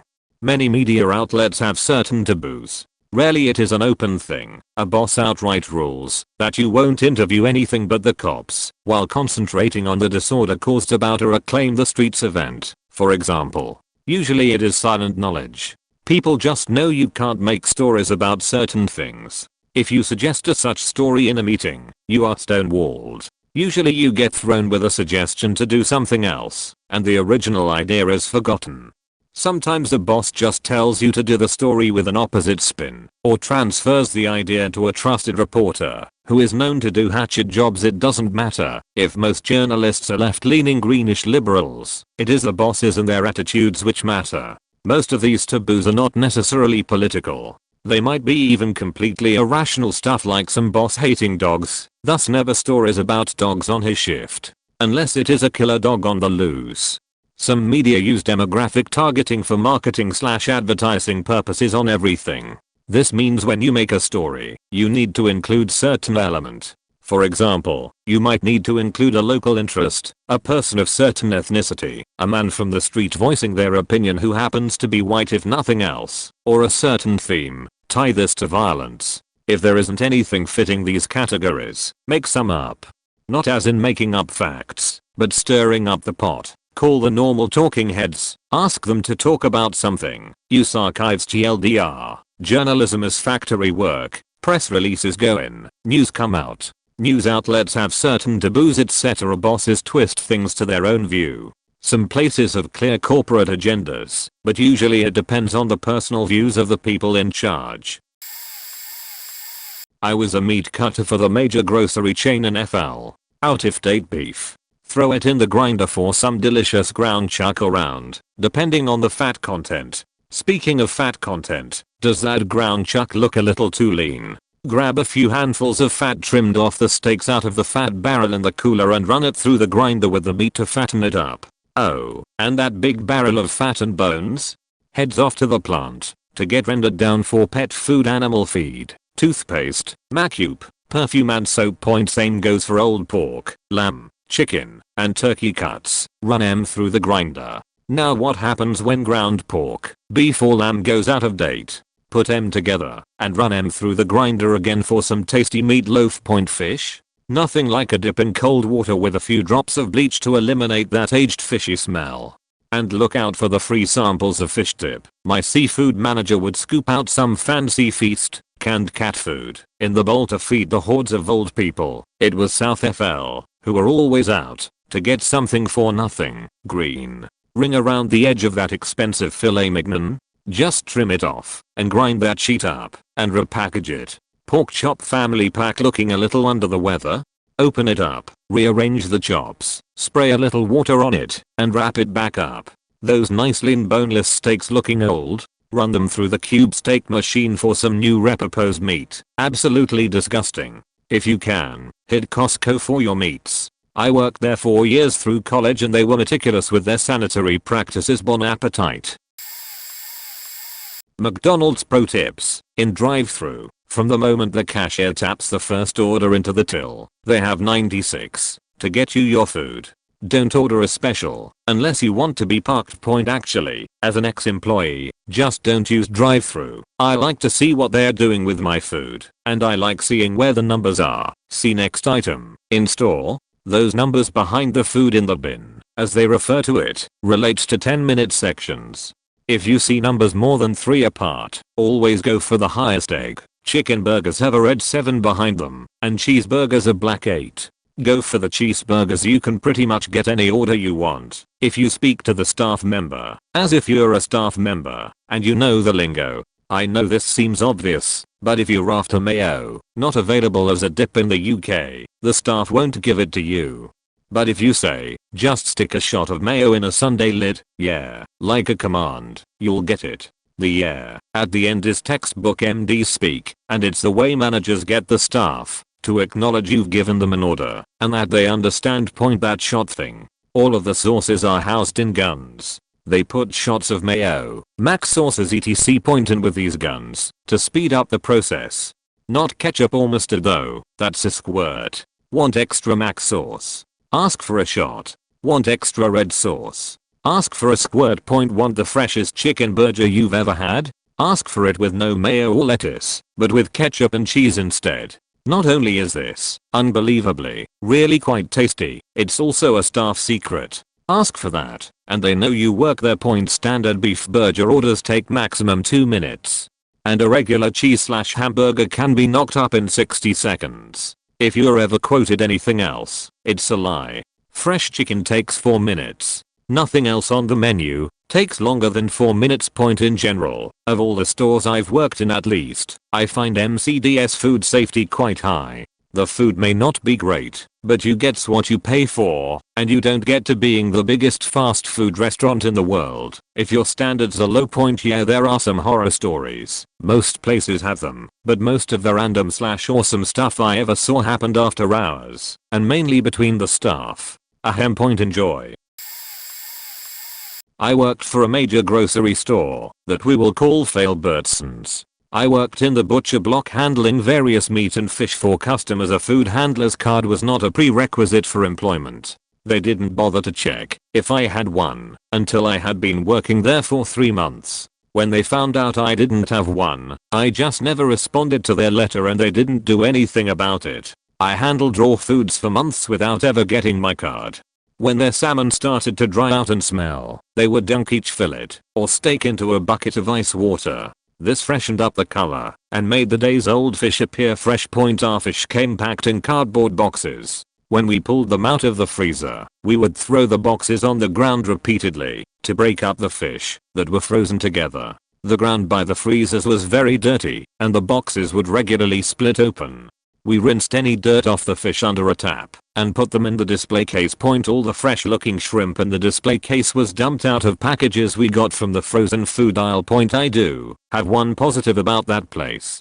It was years ago and I haven't been to a Failbertson since I quit, but right before the butcher block closed, we would give massive discounts on ground beef. Any beef left over at the end of the day had to be packaged up and put out in the beef section. It was an load of work, so we would hustle customers walking by. We often gave people up to 50% off if they bought at least 5 pounds of beef. TLDR, that fish is nasty. I worked at Men's Warehouse a few years back fresh out of high school. This isn't so much bad things the company did but something most customers should know. The reason the prices are so low at MW is because they buy all the clothes everyone else in the industry doesn't want anymore. That nice Icky Freeman suit you picked up for $1,200 from MW is a style that's 2 to 3 years old. MW most likely bought 5,000 of them at once for around $25 a pop. The store I worked in had no theft prevention, no sensors on the clothes, and not a single camera in the store. This caused issues when $10,000 worth of inventory disappeared in a month's time. Those tuxedo rentals you're paying top dollar for. All subpar compared to mom and pop shops. MW bought out a national tuxedo rental company and just took all their inventory and started renting them out. People do all sorts of weird shit in the tuxedos too because the policy is, as long as it doesn't come back ripped or burned, to accept it back because they can always be washed. I'm not trying to say MW is a bad company because it's not. It's actually really helped me get to where I'm today, oddly enough. They did completely fuck me over in the end though, after lying to me for 2 years. If you do want to shop at MW though, whenever they have a buy one get one free on anything in the store, is the best time. I've seen people get 4 suits, shirts, ties, socks and a pair of shoes for under $1,000.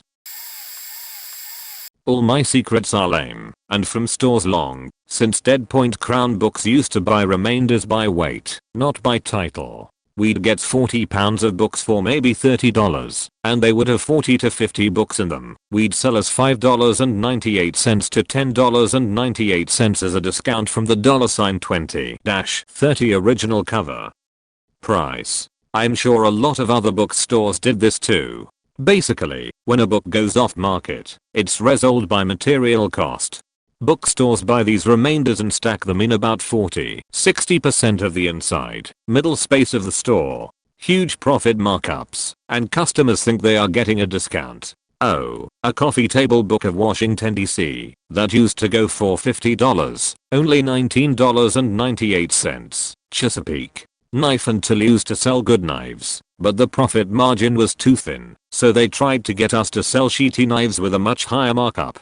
By that point, I had a lot of local chefs buying from me, so I refused to sell them shit. The good stuff like Wasthoff and Inkels was just to draw people in, and we were supposed to sell them discount Soligen from Germany, or whatever. Fact that I was eventually let go for unrelated reasons, and all the decent salesmen were eventually replaced with commission-only people.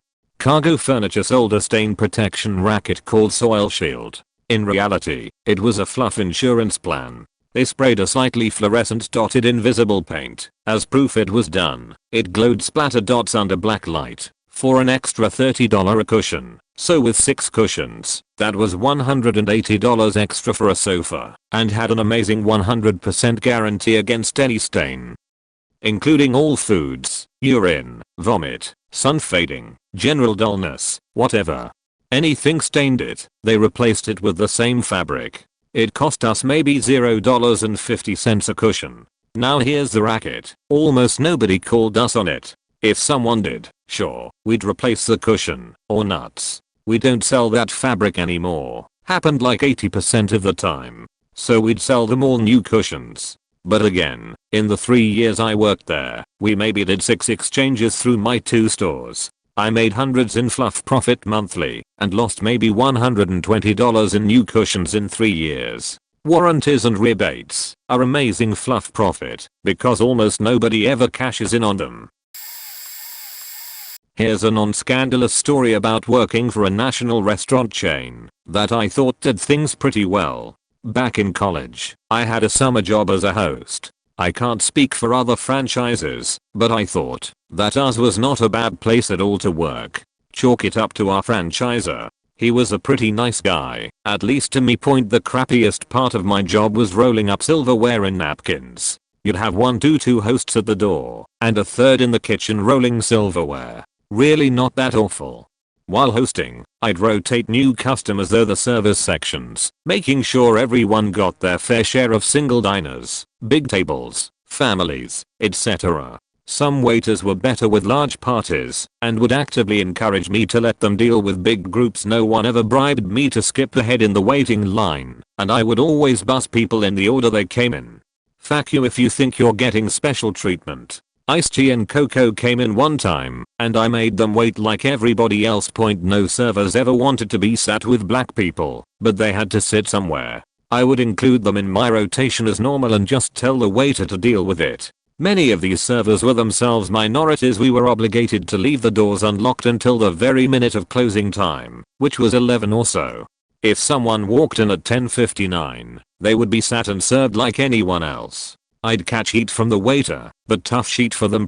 We got a cut of everyone's tips each day. The kitchen staff was super cool and would always hook the waiters and hosts up with free finger food during slower periods of time. Chili cheese fries, potato skins, sliders, that sort of stuff. It was great and happened all the time. For those wondering, the kitchen staff and busboys all seemed to be immigrants from some sort of Central or South American country. I also got a free meal, anything I wanted off the menu, to take home at night. All in all, it really wasn't bad. The worst part of my day would be dealing with an older, gossipy hostess who thought she had some sort of seniority. She was just old. I felt bad for her, that she was still working at her age. Edit. One more thing, waiters blazed on the job all the time. No big. At a computer place I worked at, when we would fix a computer or printer that was out of warranty, my boss would make us print fake receipts so we could turn in the customer's old part for replacement and labor from the manufacturer. Also, hardware manufacturers would take some percentage of the sales of their equipment, I think it was 2%, to rebate back to the company for advertising. Since we advertised quite a bit, we had a graphics department, but whether we used the money or not, we always got it all back, because the ad people would create fake ads and fake receipts from local newspapers/magazines to turn in, to get reimbursed for. I was tempted to turn him in, but the manufacturers were in cahoots with my boss in other ways. For example, one major manufacturer would have sales contests, and the prize would be something the owner's son wanted, and of course he would always win the contest. Once he won a jet ski. The manufacturer knew this was happening and didn't care. It was just a kickback to them. The entire business was corrupt from top to bottom, complete with tax evasion, bogus pension plan schemes, sales fraud and constant wage and hour violations. A criminal enterprise aided and abetted by the large accounting firm that did our books. Now, whenever I hear someone talk about job creators or mulling on about small business being the backbone of America, I reach for my gun. So, let's talk about Home Depot for a bit. Upon entering the training process, I was shown a video expressing Home Depot's vehement opposition to the idea of unionization. It went on to say that most workers didn't want a union, and while they couldn't discourage you from joining, they strongly advised against it because it took away the ability for regular employees to communicate and negotiate with their supervisors. Yeah, okay. I worked on freight team for the majority of my hellish stay. On a nearly regular basis, we were forced or coerced to stay past our scheduled off time. I guess forced is a strong term. Rather, my other employees made it clear that there would be retaliation from management for not putting forth the team effort and finishing the job. I didn't mind staying late every once in a while, but when it became a nearly every night affair that they saw nothing particularly wrong with, it really started to make me an all-around angry person at work. Anyway, on another occasion, I finished my portion of the duties for the night and clocked out, already 8 minutes past my scheduled off time. The main store supervisor did not like that I had not told my immediate supervisor and refused to let me leave until I spoke to my immediate supervisor. I spent 20 minutes at the front of the store waiting for my fellow employees on the freight team to clock out and come up there. I wanted to make an anonymous claim with ours, but knew that this would bring retaliation when it got back to my store's upper management. I finally got moved to hardware with a much better supervisor, but in the end, I went on a month-long archaeology job and quit anyway, because fuck that place. Also, I was starting grad school. In conclusion, Home Depot is a soulless place. You can help bring about its demise by continuing to shop at Amazon.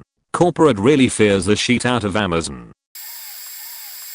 I don't work in this organization, but am a witness in a wrongful death suit against a hospital. The following items come from facts in the case on which I'm consulting. Point: if you live in a small or medium town, that is anything with less than 200k population, or if you are visiting in a small town, do not go to the hospital there. If you have a heart attack, or sever your neck down to the vertebrae, demand that the ambulance driver take you to the nearest large city. Small town hospitals, they usually have community hospital in the name, are often under the delusion that they are a level 1 trauma center. The doctors that staff these hospitals, especially during off hours, completely buy into these delusions and hold on to patients that actually need a level 1 trauma center. This wasted time often leads to life-altering consequences for the victim. If the victim knows that he's too dire to be in this particular hospital, the doctors are arrogant fucks who will tell the patient why he's wrong. Point: if the computer malfunctions or is limited, they may not add all of your drug allergies to your records. There may not be anyone there who can read your x-rays at 1 AM, and you might be sent home all clear when you really have a broken bone or appendicitis. If you are sleeping upon discharge, they may not bother to wake you up, knowing that there will be a lot more paperwork to file if they have to register a death in the hospital versus one that occurs after the patient leaves. If you do die, and it's a smaller community, chances are the coroner is a doctor who works for the hospital and will adjust his or her findings accordingly. I worked as a bagger at Food Lion, a grocery store chain under Delhaize Group. They also do Bloom, Bottom Dollar, and a couple other chains. Bagger was my unofficial title, the one people would be familiar with. The company called me a service associate, and I was basically a beach boy. Point: the packaged meats are, in my opinion, really clean and safe. The sanitation in that area of my store was outstanding, and I worked in a pretty crap store. I'd think it would be common sense, but don't go shopping on the 1st, 2nd, or 3rd of a month, or the first weekend of a month, unless you have to. Those were the shitest times to work just due to the busyness. Always grab from the back. People usually know to do this with things like bread. If you weren't aware, new bread, if shelved according to Food Lion policy, is in the back. This was part of my job, and I got yelled at once for just pushing the old bread to the back. It makes sense, because if it goes bad it gets wasted, but it's important for the weirdest things. The manager that hired me originally got fired because the district manager caught her on tape using deodorant off the shelf and then putting it back. Stockers put the shittiest goods, the ones that almost have to be trashed, but not quite, in the front. If you have your bagger carry your groceries to your car and really want to tip him/her, do it outside. We can't accept tips, technically speaking, but one woman who I saw often once said I looked like I was having a bad day and gave me $20 covertly. She obviously became my favorite customer and we chatted a lot after that as I helped her. If you drop something and it breaks, please tell someone immediately. You would not believe the number of people that will step in a mess and make it worse in the 15 or 30 minutes it might take an employee to notice the spill. It's rare for the person cleaning to get upset with the person making the mess, but if you're really afraid of that, immediately tell a cashier. That person won't have to clean up the mess regardless, and they'll call someone else for you. Bottom line, the quicker we can get to the mess, the less of a mess we have to deal with. Don't bring in fake coupons. When 4chan figured out that coupon counterfeiting thing, my entire store stopped accepting printed coupons. There's nothing worse than having to tell a 65-year-old woman that her printed coupon isn't accepted just because a bunch of really cool middle schoolers want free monsters. If you wear a book bag in the store and look remotely under 21, prepare to be watched like a faking hawk. You could probably get away with drinking in the bathrooms, though, since there's a trash can and no surveillance. Former GM on World of Warcraft Europe here, both for a contractor, Sittle, and in-house, Blizzard. I wasn't working in English language. Never ever mention suicide in your ticket, unless you want to see the police at your door. Even the lightest joke about suicide will trigger a process where you are transparently escalated to a specially trained member of the staff, which will keep you online while the cops are being sent to your house. Insults are okay. The more creative you are, the better. We laugh sometimes. You won't get anything unless you're reported a lot for insults. Racism and fascism in public in-game will get you banned in 99% of the cases. Unless it's done in guild chat, which is considered as a private area, everyone's free to leave. Pedophilia will get you reported to authorities as such. A lot of bidos are arrested because of their behavior in online games. Remember kids, everything's logged. The reimbursement system changed since my time there, but usually you could get anything reimbursed as many times as you wanted. In the beginning of the arena system, some people, most of the time employees, would open a ticket saying my cat bought the healer gears for my druid, I'm feral, and he would get back his feral stuff. We are talking to 8 to 12 people at the same time, chatting almost only with macros. An opening line with a player would be typed like I%N and the player would read good evening player name. For RP sentences we just type RP, RP1, RP2, RP3, and some roleplay stuff is pulled from a database to the chat box. Those macros are made by the GM when they start their job, but most of the time we all have the same. Don't trust anyone in game. 99% of the hacking cases are done by a friend or a family member. I have seen mothers stealing gold from their kids' account. Keep your password for yourself and use an authenticator app on your phone. If your account get compromised, it's fine. We will reimburse everything but the gold under 12 to 48 hours. Remember, it's just a game. Former Dish Network employee here. Current and considering customers can PM me for real advice about the true value per package versus competitors. Here's some fun facts. When signing up for Dish, you will almost always be forced into a 2-year contract, even if you are assured you aren't getting one. The sales guy will lie to you, and you will be stuck with a hefty cancel fee if you cancel. Up to nearly $700 non-refundable and non-disputable.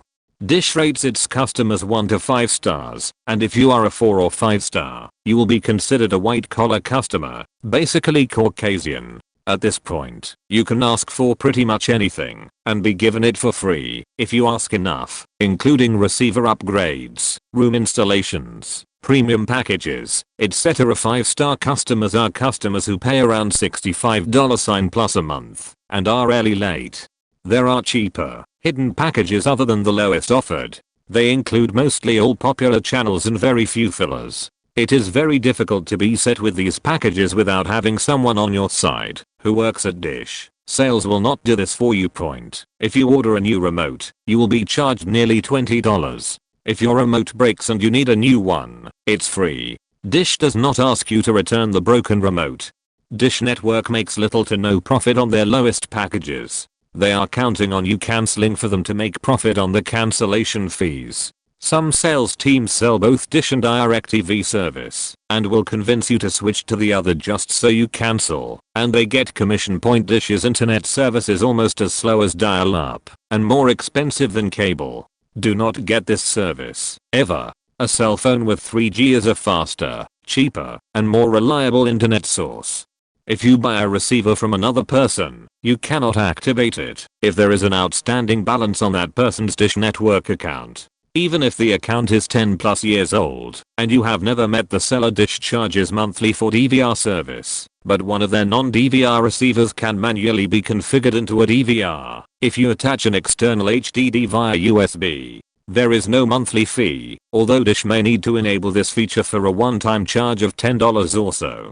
Dish spends a lot of effort producing new tech and typically has higher quality equipment than DirecTV, Comcast, and Cox. Dish has the best gadgets and toys with the exception of Google Fiber TLDR, useful loopholes to save money and traps to beware.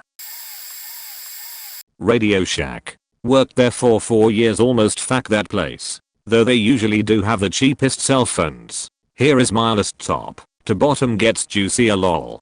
First, corporal lie, your typical corporate greed bullshit, but the last 5/6 paragraphs are pretty sick. Mostly everything there besides cell phones and iPads is cheaper than sheet. Their cables, radios, chargers etc. all cheaper than sheet.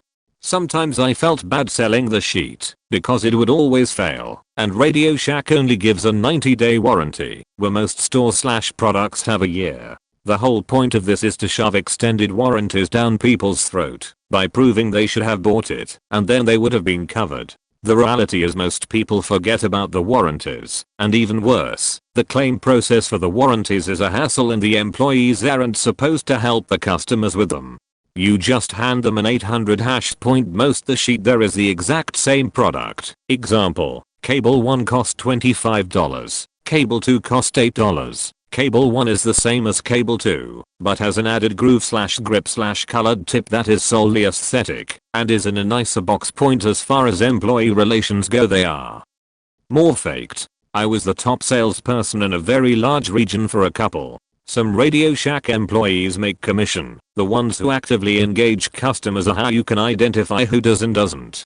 I was making more than the managers who worked 55-hour weeks. If you are good and can start selling a ton of sheet that makes high commission, I could make $300/day cell phone commission. They will start assigning you bullshit busy work tasks that they have non-commissioned employees to do. Point basically they decide you are making too much money, so they make you arrange, clean, unpack boxes and bullshit, so you don't have as much time selling to make commission.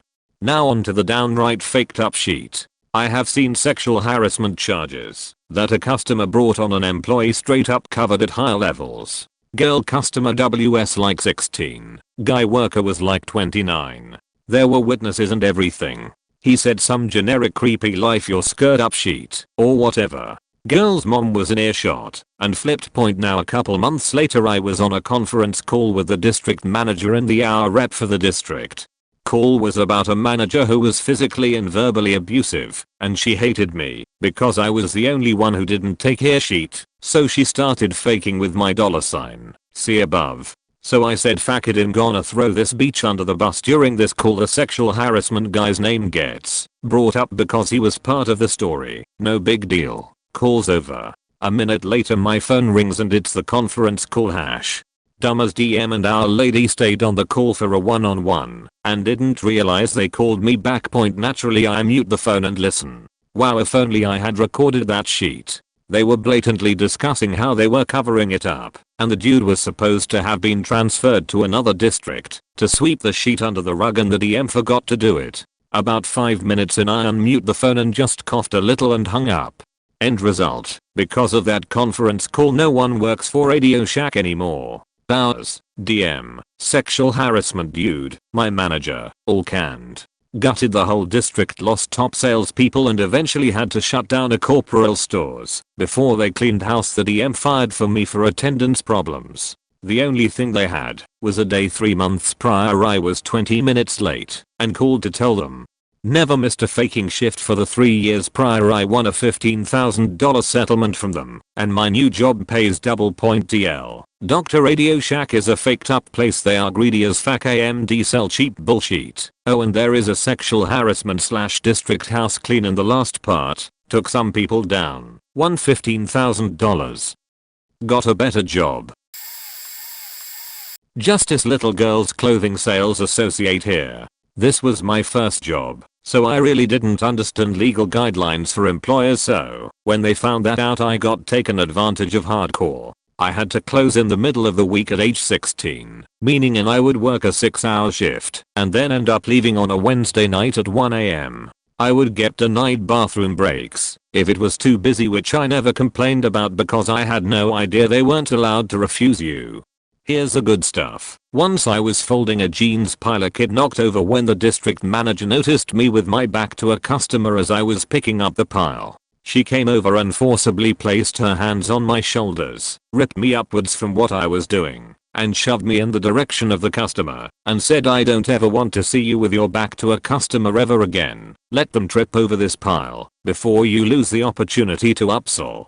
I never told anyone because I didn't realize all of the things that were super illegal about this event. Round 2. I was working register on Black Friday when a beachy mom was waiting in line with her, I'm going to say around 2 to 3 year old son, who was visibly uncomfortable and upset because he had to use the bathroom. She kept jerking his arm when he said he needed to go now and just ignored his desperate cries. She, of course, chose my register when it was her turn, and after ringing up $700 of sheet for her and refusing my offer of taking the boy to our personal bathroom in the back room, the little boy just lets it all go in front of my register, like 2 gallons of piss emerged from this poor little boy. The mom takes her receipt and drags him out of the store with no mention of said piss. I was instructed from my manager to clean it up immediately. However, we had no gloves or proper sanitation supplies in the back room. I had to clean up piss from the floor with my bare hands and paper towels, then sanitize it with faking Windex and immediately get back to work on my register. TLDR got touched by the district manager and had to clean up a puddle of piss with my bare hands while on the job. I've worked for some of 2 of the largest defense contractors in the United States. Since in this thread everything is riddled about retail and the food industry, I'll share mine. Since I'm seriously enjoying the other professions buried in the lower comments, the companies in the defense industry have a lot of backdoors to high-level politicians. No surprise, but it surprised me to learn that when Dick Cheney was still in office, his son works in a high-level position for one of the corporations. Once you work in a particular field in the industry, at least in my field, aeronautics, logistics, simulation, or fabrication designs, you will meet that person again in the industry, so do not burn any bridges. The whole government bidding process needs to be totally overhauled. There is absolutely no incentive to be under budget upon services and goods received. They simply will not have the same budget for next year, since they obviously don't need it. Therefore, unless the government cuts the entire program, usually the entire budget is used by the defense contractor. This is a serious problem that I believe contributes directly to the national budget. This problem leads to wasting money on silly things like office supplies, overbuying hardware that will never get used, unnecessary employees, or buying replacement laptops that do not need to be tech refreshed. There is so much waste to spending government dollars, and the whole bidding of contracts and proposals is its own thread on itself. The politics and tactics blow my mind. Edit. Formatting. This is a good one. I used to work for a big phone company in my country, not the USA, and I had about 1 to 2 incidents every day where a customer came in with a non-working phone he or she had bought at our store. Our policy was to send the phone back to get fixed, which usually took about 5 days. Now we gave the customer a phone to use if he or she had no other phone to use. Now here is where it gets interesting. Just about every one of these customers never had a completely damaged phone, but maybe just a broken mic, headphone, speaker, etc. So they handed over the phone to a stranger, and as most phones today are smartphones with cameras/video recorders and Facebook etc., they never thought of formatting their phones or resetting them to factory settings. So pretty much every single phone that came in for repair had some very naughty amateur photos on them taken by their or one night stands, or even by themselves. 14 to 22-year-old girls were by far the worst. To make things even more awkward, they often figured it out 1 to 2 days later and came running into the store very close to having a fully fledged panic attack, only to find out their phone had been shipped away to an outsourced company that fixes the phones. I'm pretty sure someone there has a hard drive full of naughty amateur photos/videos. Now the customer usually asked to speak in private once they figured out their horrible mistake, and I would have to tell them that their personal stuff like calendar, memos, texts and picture/videos would never be erased unless there was no other way of fixing it, and that the company policy was extremely strict on privacy and that they did not have to worry. But when they finally got their phones back and returned the loaned one, they somehow make the same mistake again and forget to format the loaned one. So I know of one case where a 12-year-old girl got a loaned phone where there were some pretty hardcore videos and pictures of a previous customer because an employee forgot to reset factory settings on it. Her parents were not very amused, to say the least, and I have seen some pretty interesting photos/videos of my customers that most people don't get to see. So a word to the wise: reset your phone to factory settings. I worked at Barnes & Noble Cafe. Since working there, I have never eaten there or gotten coffee from them. One of the things that's kind of interesting are the store dynamics. If you work in the cafe, you're pretty much viewed as scum by the booksellers. Selling coffee or food can't compare to selling even one nook, and management lets you know it. This leads to a pretty depressing work environment. All of the food is pretty gross. Everything is pre-made and frozen, including the sandwiches. The sandwiches are popped in the oven to defrost and warm up. A lot of times the chicken sandwiches don't warm up right, so then they'd get microwaved and be pretty soggy. The soups, including the chili, are also frozen muck. You just add water and heat it up. The sizes, besides a venti coffee, are complete rip-offs. Most of the time a venti just results in more ice or more milk/foam. For example, a venti latte and a grand latte have the same amount of espresso. Also, a lot of the people on bar have no idea what they are doing and make pretty shitty drinks. Venti fraps also pretty much just have more ice than a grand. Besides that, it's the same sheet. At my store, we'd often run out of a certain milk, like 1% or non-fat, so we'd just use whatever we'd have, which was the order from management. If you asked for skinny and we only had whole milk, you were getting whole milk. Some people notice this but some don't. The prices are more expensive at B&M than at Starbucks. I was a cook at KFC for just under a year. Worst job ever. Though it was great motivation to get my post-secondary education and make lots of money. Here are a few things that go horribly wrong at KFC. Well, mine at least. If you can't see a part of the kitchen, it's likely very dirty and there is a good chance there is horrible mold under the sinks. They've started having more open kitchen ones to force managers to keep stuff clean. Not too surprising. The floors are very slippery. You need special shoes, which they deduct from your salary, to be able to walk around. The chicken pieces under the heat lamp. There's a good chance those have been there for over 2 hours. Don't ever go eat at KFC outside of peak hours. And if it wasn't under a heat lamp, it was kept in a heated box. Think anti-fridge. The herbs and spices are just some random white powder. Lots of salt, with black specks, pepper, and some other random shit that we put in a tumbler with 3 to 4 chicken sacks.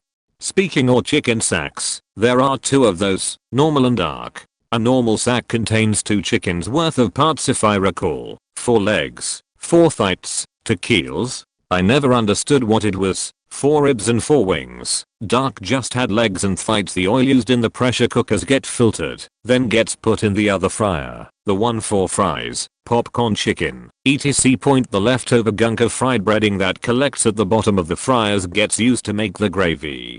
That might sound gross, but that's what gravy is supposed to be anyway. The cooks are the restaurant beach. Other than the obvious preparation of raw chicken, breading, working with pressurized hot oil and such, they are also the ones that take out the garbage, clean the back and sometimes front of the restaurant, wash the dishes and so much more. I'm sure I'll think of more later.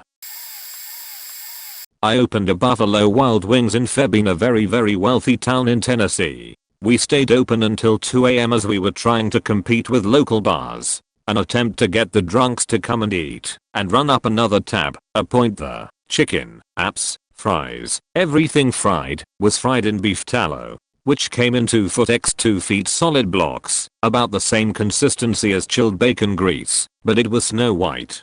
The burgers are poor quality and come frozen by the masses and are par thawed overnight. C. If you ordered any type of chicken taco or chicken wrap, it was usually Taco Bell grade chicken, which was microwaved, along with the tortilla and cheese, etc. The grilled chicken was actually grilled and seasoned to order. However, it came in large bags and was frozen in some kind of fluid. All of the appetizers were deep fried, with the exception of soft pretzels, which were baked in an oven.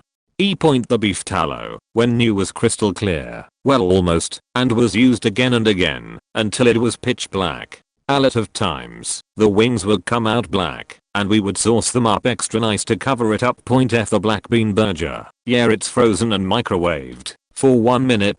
G pork sandwiches, it came in large frozen bags, and was portioned along with the ribs, which taste like shit anyway. If you came in while it was slow, A, you're definitely getting old food, if it's from fry side. B, the wings go from the fryer to heater drawers, where they will sit and shrivel up. Oftentimes we would just refry them until they were hot. C, if you're going to do the blazin challenge, go when it's busy, otherwise you're in for a new world of hurt. The blazin sauce separates when it sits in an undisturbed container. If we had the time to do it, we would use a ladle to scoop the blazin oil off the top and soak the wings in it before saucing them. It was pure heat. I've seen it make people vomit after a couple bites. If your server asks if you want blue cheese or ranch, you're getting charged for it, no questions asked. One thing that always pissed me off when I was working was that we were never allowed to call the microwaves by their name. We had to refer to them as warmers because the company didn't microwave. However, when I asked if anyone knew what energy occurred to warm the food, nobody knew it was microwaves.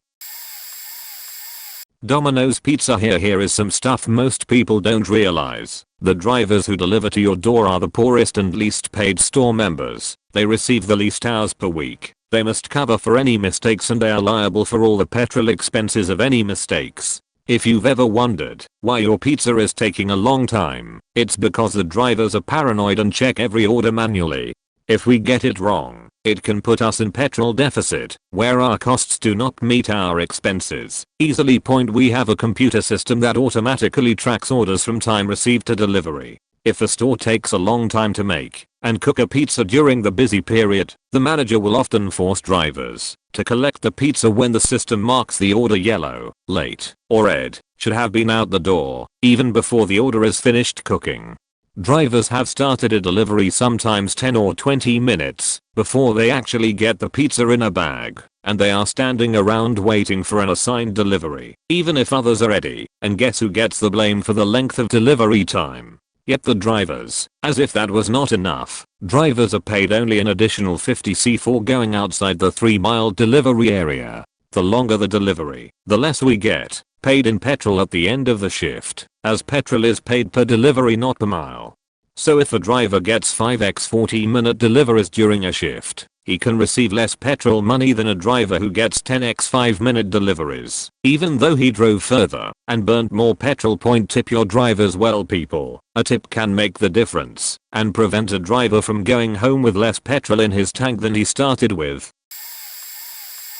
Attention business owners, I work for one of the largest merchant processing companies in the US. I don't know how many Redditors own businesses, but are you pissed off about the rates and fees that we charge for you to be able to accept credit card? Guess what? We've been ripping you off. Normally, per transaction cost, we force our salespeople to charge merchant at least 10 cents per transaction. Our true cost is less than a penny. Those of you who are on interchange rates, salespeople will always tell you that interchange pass-through rate is the best rate you can possibly get, and it's absolutely true. However, because there isn't much profit for us when the merchant is put on interchange pricing, we secretly mark up the interchange rate. So, while you think you are getting the interchange pass-through rates, in reality you are getting charged a higher rate set by the processor that is far from the true interchange pricing. PCI fee can range anywhere from $50 to $150 a year. Our cost is zero, and it's our pure profit cow. Annual fee, same as PCI fee. Monthly fee, once again we force our sales reps to charge at least $8 to $10 per month. Our cost is around $1 point overall. Our average profit margin on any account ranges anywhere between 0.5-1.5% of your total credit card volume. Here are more things I know about Target. The cameras are real and very high resolution. However, at smaller rural stores like mine there is usually only a person who has to oversee everything. With only 40 hours a week, they can't be there all the time, and usually don't catch everything. They rely on team members to alert them of a lot of the suspicious activity, and I've noticed that most team members, especially in a college town, couldn't give a crap. You don't need a discount card to get a 10% team member discount. You just need their team member number and to pay with cash. If you try to pay with a credit or debit card without their name on it, that doesn't come from Target, it won't allow the transaction to be charged point. If something is slightly damaged or scratched, the team member at the register can give you something like 10% off an item. I have done this for the bikes and the grills simply because they sit out on the floor and get messed up occasionally. Point please. For the sake of the sanity of team members, don't just randomly set items down all over the store. If you decide you don't want them, bring them up to the register and give them to the cashier. Our sales floor people have to go through and pick everything up before the store closes, and it's a lot easier to do if all the random stuff is up front and sorted for us. I hate finding clothes and food scattered all over toys, holiday, and electronics. Team members, if they are suspected of taking a bribe, will be hauled in to talk to an LOD leader on duty because the system will flag them. Happened to me when a customer was using a ton of those Shopkick codes to get $20 gift cards. Bribes are forbidden and are an immediate firing point. It is incredibly difficult to get fired after your 90 days at some stores, unless you simply aren't showing up for your shifts. Electronics attachments are constantly being driven by corporate, and to be green you have to have a 55% rate of attachment to bigger items.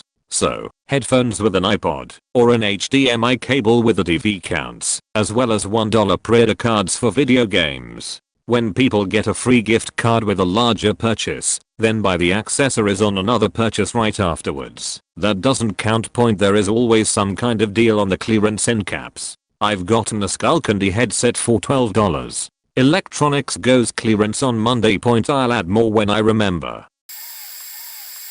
I used to work at Panera Bread. Fun facts. The bad point that delicious soup is frozen. Point don't get soup at night. It's watered down. Point don't come in with an obnoxious order with 30 minutes till close. Bakery is fine, but getting sandwiches when everything is cleaned and ready for tomorrow can get you some not so kind foods. If donations aren't picked up by various charities, all bread and desserts get thrown out every day. The security cameras all work since it's outrageously expensive. After you order and you forget to get a drink, just ask the sandwich people for your cup. Point they're not so bad. For some reason very good looking girls always come to Panera during lunch. You can order your meals from the bakery. I don't know why people don't know this, but it's basically legal line cutting. Not sure if they still have this. This was over 10 years ago now, but they can pan any the sheet out of any sandwich you want. Just ask. I used to grill the chicken and various meats on their awesome story. Point funny that I'm reading this thread because this actually wasn't a bad job when I was in high school. But about 3 months ago I got an email from Panera asking if I received a check payable to me for some $76. I have no idea. It has literally been 10 years since I last worked that, so I just said nope, I haven't. Yesterday I got a check in the mail from Panera for said amount. Drinks on me. For a limited amount of time. I had an internship at a vet clinic that lasted about 4 months. Cramp doesn't even begin to cover it. Not just for the animals, but for the workspace. Things were decently sorted, but there were 2 large metal exam tables in the middle of the room with very sharp corners. Being an intern doesn't help as the vets and vet techs are mostly arrogant pricks who order you around like you're a slave. I was supposed to learn how to work there, but all I ever did was clean cages and fetch things. Asking questions was forbidden. Point they really didn't do much other than treat the animals for their sicknesses. Some would be locked up in a cage. They were more like those metal cubbies in elementary school for a month with scarcely any attention at all. Cats got it worse than dogs. Hygiene was hit and miss. As an intern I spent most of my time scrubbing cages with a mixture of bleach, water, and some kind of soap. Speed was key and it's hard to be thorough when you have someone yelling at you to hurry up. There's also a reason vets take animals into the back when treating them. Oftentimes they have to use surprisingly rough means in order to restrain an animal. Almost every dog or cat was muzzled and tied up in some way or another, even when it wasn't necessary. The place had a nasty habit of most of the workers only doing the bare minimum. One of the most distinct cases was toward the end of the internship. An elderly cat came in to get a shot and check up.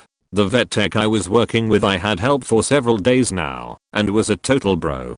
She didn't do the minimum thing. It was long-haired cat and had horrible mats to the point where we couldn't get the needle to the cat's skin. I was asked to go fetch an undercoat comb and I did, and I began removing oodles of hair. Suddenly the head vet tech is like, "The hell you doing? The owner didn't pay for you to groom the cat." To which the vet tech came to my aid and explained that we couldn't even give it a shot.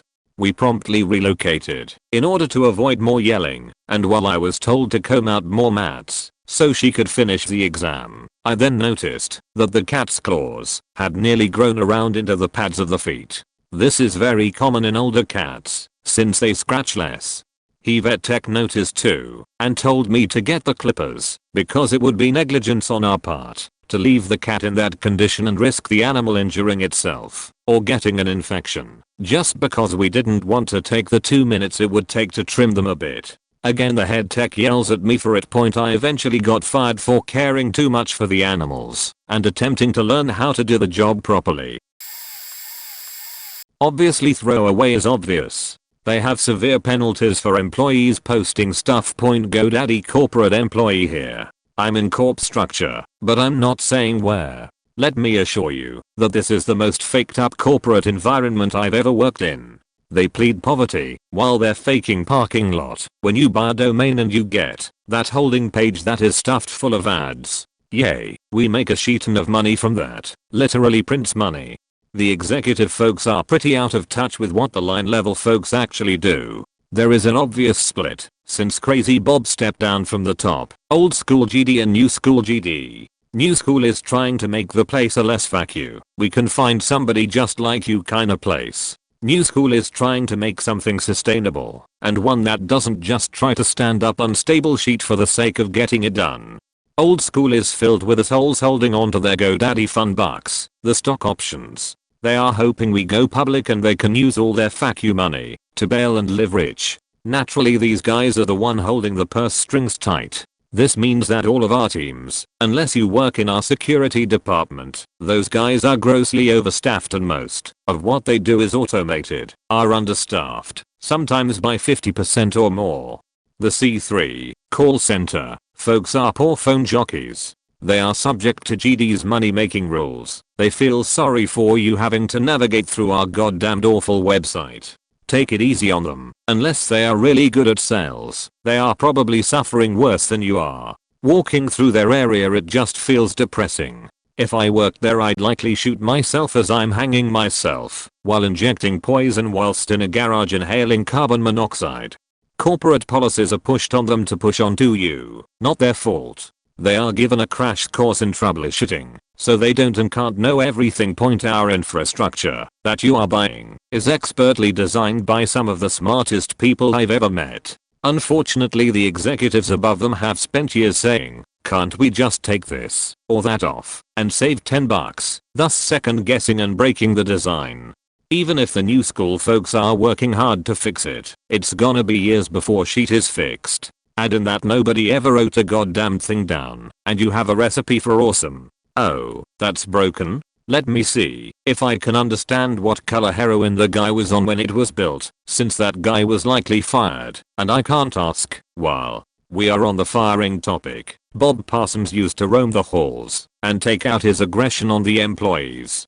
If he was mad at his horribly overpriced motorcycle shop, which doesn't give us a discount of any kind, for Kaya very much, he'd come in and randomly fire people at corporate. Are you a smoker? Not here. You can't smoke anywhere on the property. You can't smoke 50 feet from the building, and you can't even smoke in your own car. Smoke next door. They'll tattle on you to our security folks. Pay is faked here. If you want to work your way up, there is no incentive. Internal employees are given peanuts for raises while external candidates, who don't know anything about the way things work here and have to spend 6 months just figuring that out, are paid, based on my experience, roughly 40% more right off the bat. People who are loyal are awarded with less than new people walking in the door.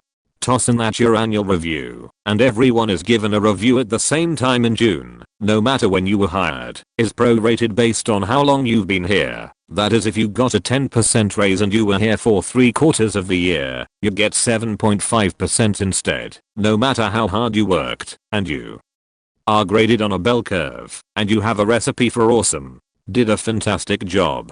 Did your Cubamate? Guess one of you is getting faked point. I could go on, but I'll take questions instead. I worked at a third-party Sprint dealer while between jobs. The owner had this insane idea that, as a means for making mad profit, they would offer contact backup keychains. What does this mean? For $25, you can get a $1 USB jump drive with a capacity of 1 gig, and we would hook it up to the contact transfer machine, aka Celebrite, and move people's phone book over to it for safekeeping. The owner didn't care that 90% of smartphones we sold give you the option to back up your contacts to the micro SD card inside the phone, and then a significant portion of those also back up to your Gmail account as well. Every single time this dude came through on a store visit, he would push those damn jump drives like they were the holy grail, and he was so convinced in his own mind that there was true value in them to the customer.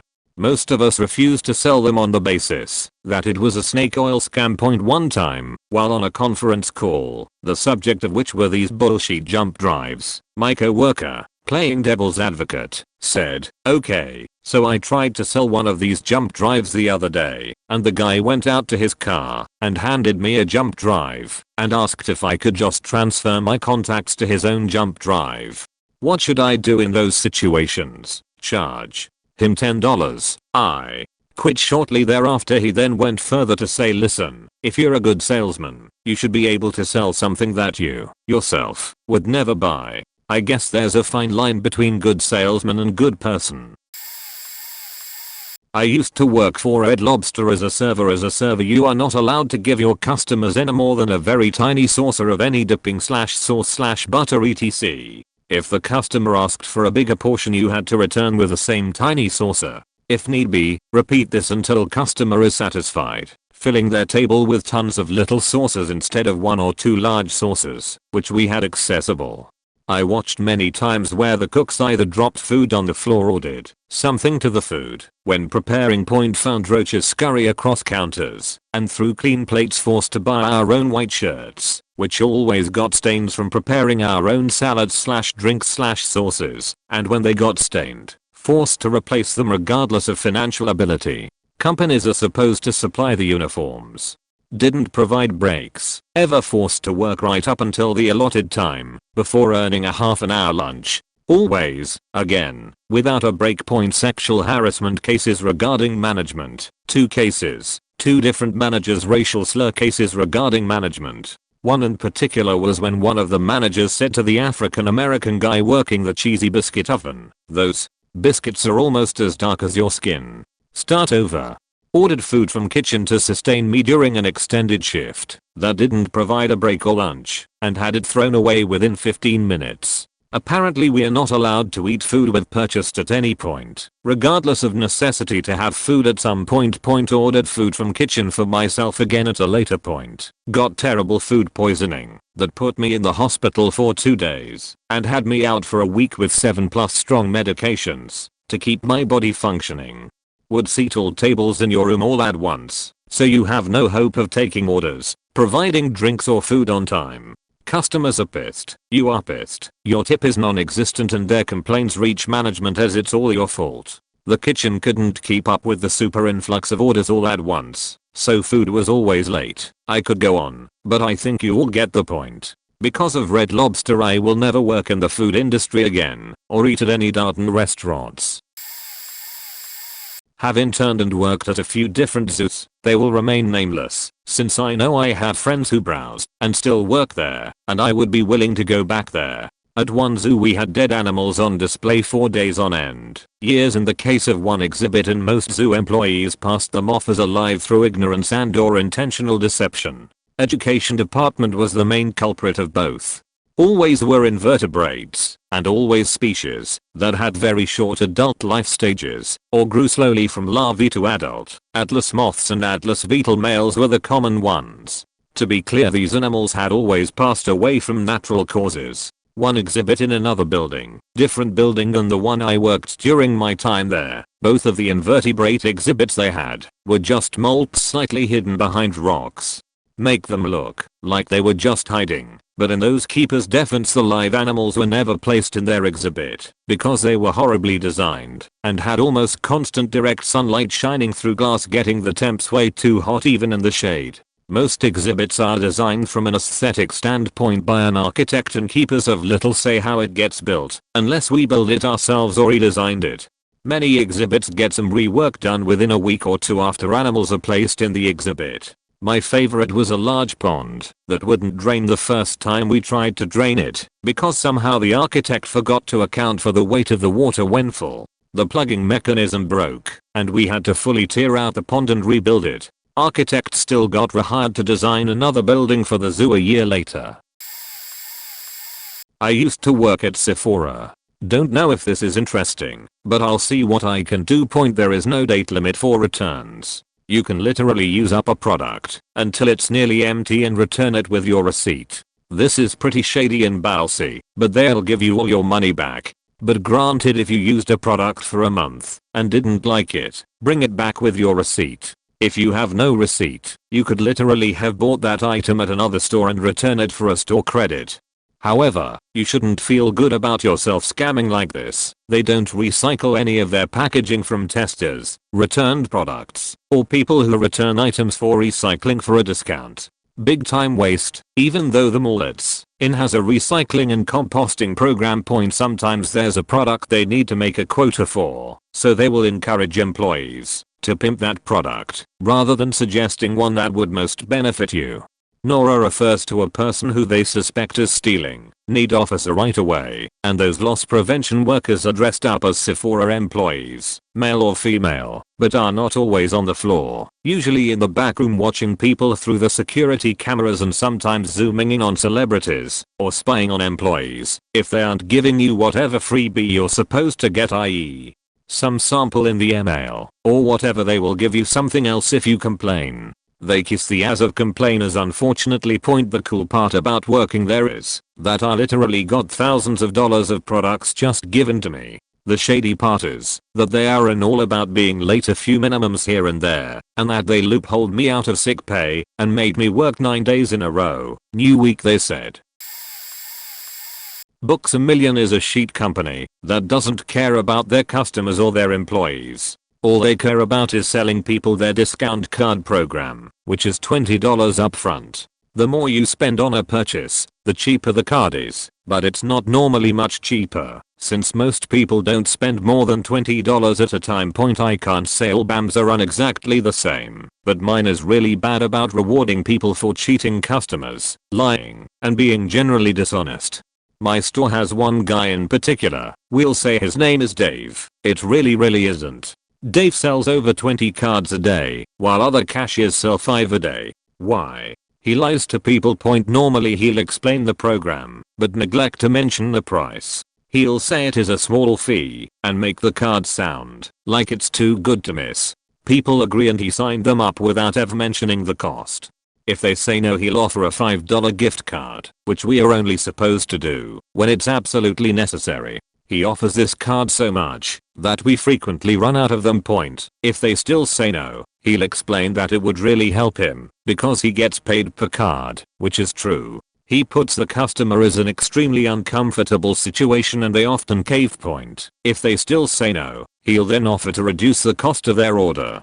This sounds great until you remember that it drives the cost of the card up. It is extremely common for customers to complain to management about him, but nothing is ever done because he's too valuable to get rid of. He has over 4 write-ups and is spoken to for show nearly every single day. He has sexually harassed customers and employees alike without any real discipline. all because he sells so many cards.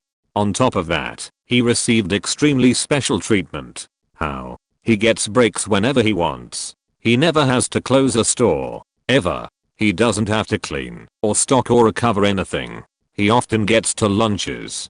And, while most employees are getting 20 to 30 hours a week, he's typically getting nearly 60. They send people home constantly because they don't have the payroll while giving him overtime. He also gets $20 gift cards that the managers buy out for pocket to reward him for his sales. He harasses people at work, or at least does enough annoying things on purpose to make everybody hate their job. He calls people by the wrong name constantly. He calls a man named Tommy Tammy and pretends to not understand why that's annoying. He pages people by their first and last name. He constantly pages people to the front to help customers with things that he should help them with, but he doesn't because he wouldn't be able to sell them a card. He constantly talks to customers and employees about religion and politics. He asks about my wife every single day, but refuses to call her the right name. After he found out my mother died, he's made it a point to ask about my mom almost every single day. He tells customers about our personal lives and lies about what we do out of work. I once had a group of women approach me and ask me all about Ireland. I couldn't figure out why they were asking me all these questions about Ireland. Turns out he had told them I used to live there. If an employee calls and he answers, he always messes up putting us on hold and just hangs up on us. He calls the store when he's not working to talk about sales. If you work next to him, he interrupts you and your customers constantly to fuck up your sales because he wants to remain the #1 seller. When I complained about him to my manager, I was told to either get used to Dave or find another job because he was too valuable. Dave also pretends to have a mental disability, and because he does this, the managers use it as an excuse for his behavior. It's disgusting. Complain about Dave. He can't help it. You know he's not all there. Bullshit, he's not. He's been fired from 5 stores in the mall. Either for sexual harassment or for double dipping coupons to sell credit cards. He was fired from one clothing store for unhooking his manager's bra by accident. He was fired from the Disney store for making some kind of comments too frequently about their customers. Whatever the fuck that means, but at BAM he's treated like a king because he sells these sheet cards, so the managers look really good to district people.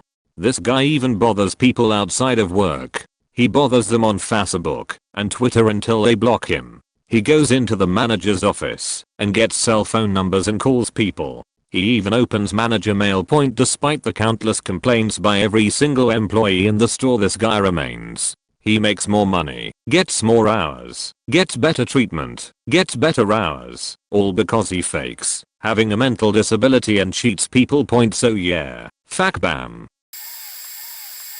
I used to work at Tesco. For those not living in the UK, Tesco is our biggest chain of supermarket/convenience store/fuel stations. More specifically, I worked for Tesco.com. Our job was to collect a customer's grocery list from the computer, do their shopping for them, pack it and deliver it to their door for a small fee. Now, it was not uncommon, especially around Christmas, for a number of the items on a customer's grocery list to be sold out, and so it was Tesco's policy to give the customer a suitable replacement.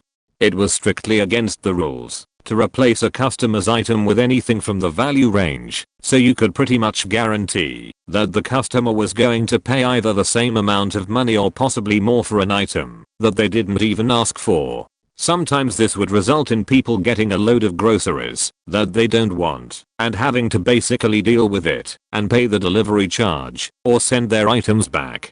One day in December, I was going through a lady's shopping list only to discover that roughly 90% of everything she'd asked for was sold out. Not only that, but there were no suitable replacements on the shelves. Call me crazy, but I just kind of felt that making a woman pay a delivery charge for 10% of what she asked for just felt a bit cheaty. I didn't want to send the driver to her house with letting her know how sorry we were and that we'd done everything we could. It just felt like customer service was the key issue at the time. I didn't want to hand scribble an apology note because I felt it was unprofessional. So I went on the department computer, which had been severely limited to access only the Tesco.com software. I hit Ctrl plus Alt plus Delete, brought up the task manager, went to File, Run and typed in notapad.eggs. The notapad came up, and I typed out a letter of explanation to the customer. I hit Ctrl plus P to print, folded it in with her groceries, and sent the driver on his way. 2 hours later we got a call from level 3. I don't know what that is, but I was put on a stage 1 disciplinary and banned from the computer. The computer was then monitored by our team leader for my remaining time there. Some weeks later I hurt my leg and was told by my department head that I couldn't go back to work until I'd seen a doctor. I protested, but they forced me to go. I did, and the doc told me to stay off work for 2 weeks. When I went back I was put on a stage 2 disciplinary for missing more than my allocated number of sick days. Company policy dictated that regardless of my lack of choice in the matter, that was how it was going down. I quit the next day and started my own business. TLDR fuck you, Tesco. Restaurant secrets. Don Cherries, if any still exist, damn near everything is made in-house. Chicken wings, shipped in raw uncoated. Pizzas, up until a few months before I left, the crusts were handmade in-house. Buffalo sauce, Frank's red hot garlic, butter, and I can't remember what else. The soups weren't. Some of the barbecue sauces were just craft. Actually, just the mild, the medium / smoky used it as a base. But pretty much other than that, all made right there. Pretty decent. But that might differ between location. Outback, the secret ingredient is butter. In almost literally everything. Yes, steaks and wings too. But still, we were damn good for making everything in-house as well. Fries were cut from potatoes by prep staff, or more often, me. Some were blanched to actually be used as fries, some were left alone and tossed in an industrial blender, along with milk, butter and garlic, for mashed potatoes. Maybe it was just because it was a brand new location, but everything was kept clean and unright. Montana's cheaters. So first off, if you don't know, at least in Canada, Montana's is owned by Cara, who also owns Swiss Chalet, Harvey's, Milestones, and Kelsey's, I think. So a lot of ingredients were shared. Swiss Chalet's famous rotisserie chicken and chicken sauce. Yeah, same sheet that Montana's sells. Sauce is a mix. The chicken has the same seasoning, just a smaller rotisserie. Ribs were shipped and pre-smoked. Almost everything on the line was pre-portioned and everything, so the line cooked it more assembling than cooking. Mashed potatoes came in a frozen bag. All the sauces that could came from a mix. Just add water. Not horribly sketchy, but after having to actually cook for a few years before I started there, the change was a little disappointing. Home Depot. Regular Joe staff members can give you up to $50 off whenever they feel like it. I think most will get in sheet for doing this too often, but not tool rental. Currently working at Target for seasonal help back in electronics. Everything listed so far about Target has been pretty spot on. You're required to push the red cards, which feels slimy as heck. We are required to ask, can I help you find something? To any guest we pass. So if you're in Target and seem bombarded by that question, this is why. This is called guest servicing. They don't give full-time hours to anyone. Maximum non-managers seem to get is 20 to 25 hours a week. I'm fairly certain the clock in / clock out machines limit how long you can work. If you're over it won't let you clock in without manager's approval. Need verification on that one. I'm not too sure. Just what I've heard floating about the store. Back in electronics we are required to push attachments. If you buy a TV we have to try and get you to buy some HDMI cables etc. to go along with it. Or if you buy a 360, we push games and controllers. Each attachment sold is put down onto a list, which the managers ask for each night at close. The managers thus far have seemed pretty nice. The store I'm at houses the district manager's office, so they tend not to screw around with playing favorites, at least so far. Under threat of being fired for breaking confidentiality, we can't tell anyone when Black Friday hours start until it's announced. If you overhear someone on the walkie talking about performing amazing guest service to an LOD leader on duty, they're probably talking about guest servicing someone who is potentially shoplifting. If you're looking for something and don't find it, and ask us to look in the back, we do. We have a scanner that tells us exactly what we have in stock, the locations of the items on the floor, and any backroom locations for it. So if we get back to you too quickly for your liking, the PDA probably said we didn't have squat. I worked for 5 different Papa Johns over a period of about 4 years. I had some GMs that were really awesome and couldn't complain at all about the job under them. Others were horrible people. My biggest complaint, I worked in Chesapeake, and we all heard a rumor that when minimum wage was going up to $7.25 an hour, they planned on changing our pay scale. I was making 5 something an hour at all times before the change. They changed it to minimum wage while in the store and $4 an hour while on the road. We called the news, not Fox, the day before the announcement in an effort to expose the BS, and when I showed up the next day a local Fox News van was there. They interviewed the regional supervisor, and we were informed we would be fired if we talked to the news crew. They lied on TV and said it's not a pay cut, it's a pay increase. Our tips pretty much disappeared after that. The delivery fee does not go to the driver. They give a commission, which dwindled the entire time I worked there, and pocket the difference. They make an obscene amount of profit and could afford to take much better care of their employees. They give out minimum wage to the insiders. I feel like the PPL that work in the store get the shaft the worst. They have to make hundreds of pizzas an hour and only get paid about 50% the price of a pizza per hour. They usually leave assistant managers to run the store, who I've also seen get paid minimum wage, while the GM just sits at home, clocked in. I once watched a GM let one of his best employees catch 100 something pizzas, cut them, and package the same number of chicken strips for a football team order. The GM then took the delivery from him and made around $500 off the deal, then clocked out and went home.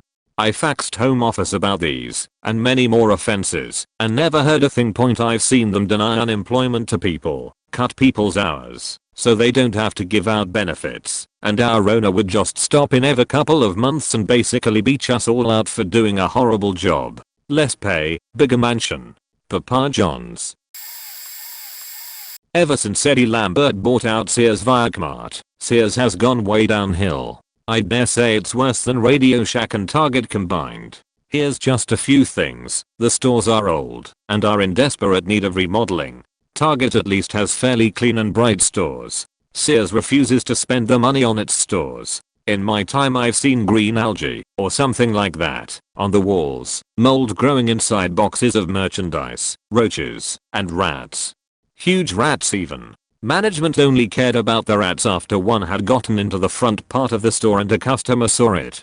Prior to that, we employees had seen them in the back multiple times and our complaints fell upon deaf ears. The pressure on cashiers is insane. When I first started, before Eddie took over, cashiers were required to get 5 credit applications a month. Doesn't have to be approved. Just as long as 5 people attempted to get their credit card it was okay. But there was no real pressure, even if you didn't get the 5. Now cashier hours are tied into how many apps you get. If you get 0 apps you get a maximum of 5 hours the following week. I saw someone mention that Target requires 2 per 100 people, or something like that. Sears requires closer to 8 out of 100, but even if you only have 5 customers a day you're still required to get at least 1 or 2. And yes, if your numbers on apps stay low, you'll be written up and fired for it. This goes double for Shop Your Way Rewards membership club cards. Cashiers are supposed to get 30 out of 100 people to sign up for this free program that requires giving the company your email, name, address, and phone hash. The commission side has to get protection agreements, SYWR and credit. I don't know what percent of PAs they're supposed to get, but I'm fairly sure it's a high number. For those who don't know what the PAs are, it's the extended warranty that sometimes costs almost as much as the item you're buying. The inventory is often way off. I've scanned merchandise that I hold in my hand only for the system to tell me that we had -3 in stock, so what am I holding then? Likewise, I've seen times where the system told us we had 10 in stock, but I couldn't find any at all. Don't expect a raise. Ever. I'm still at minimum wage and I've been there since before the merger. Raises were frozen due to the bad economy. Meanwhile, Eddie just bought a new mansion in Florida.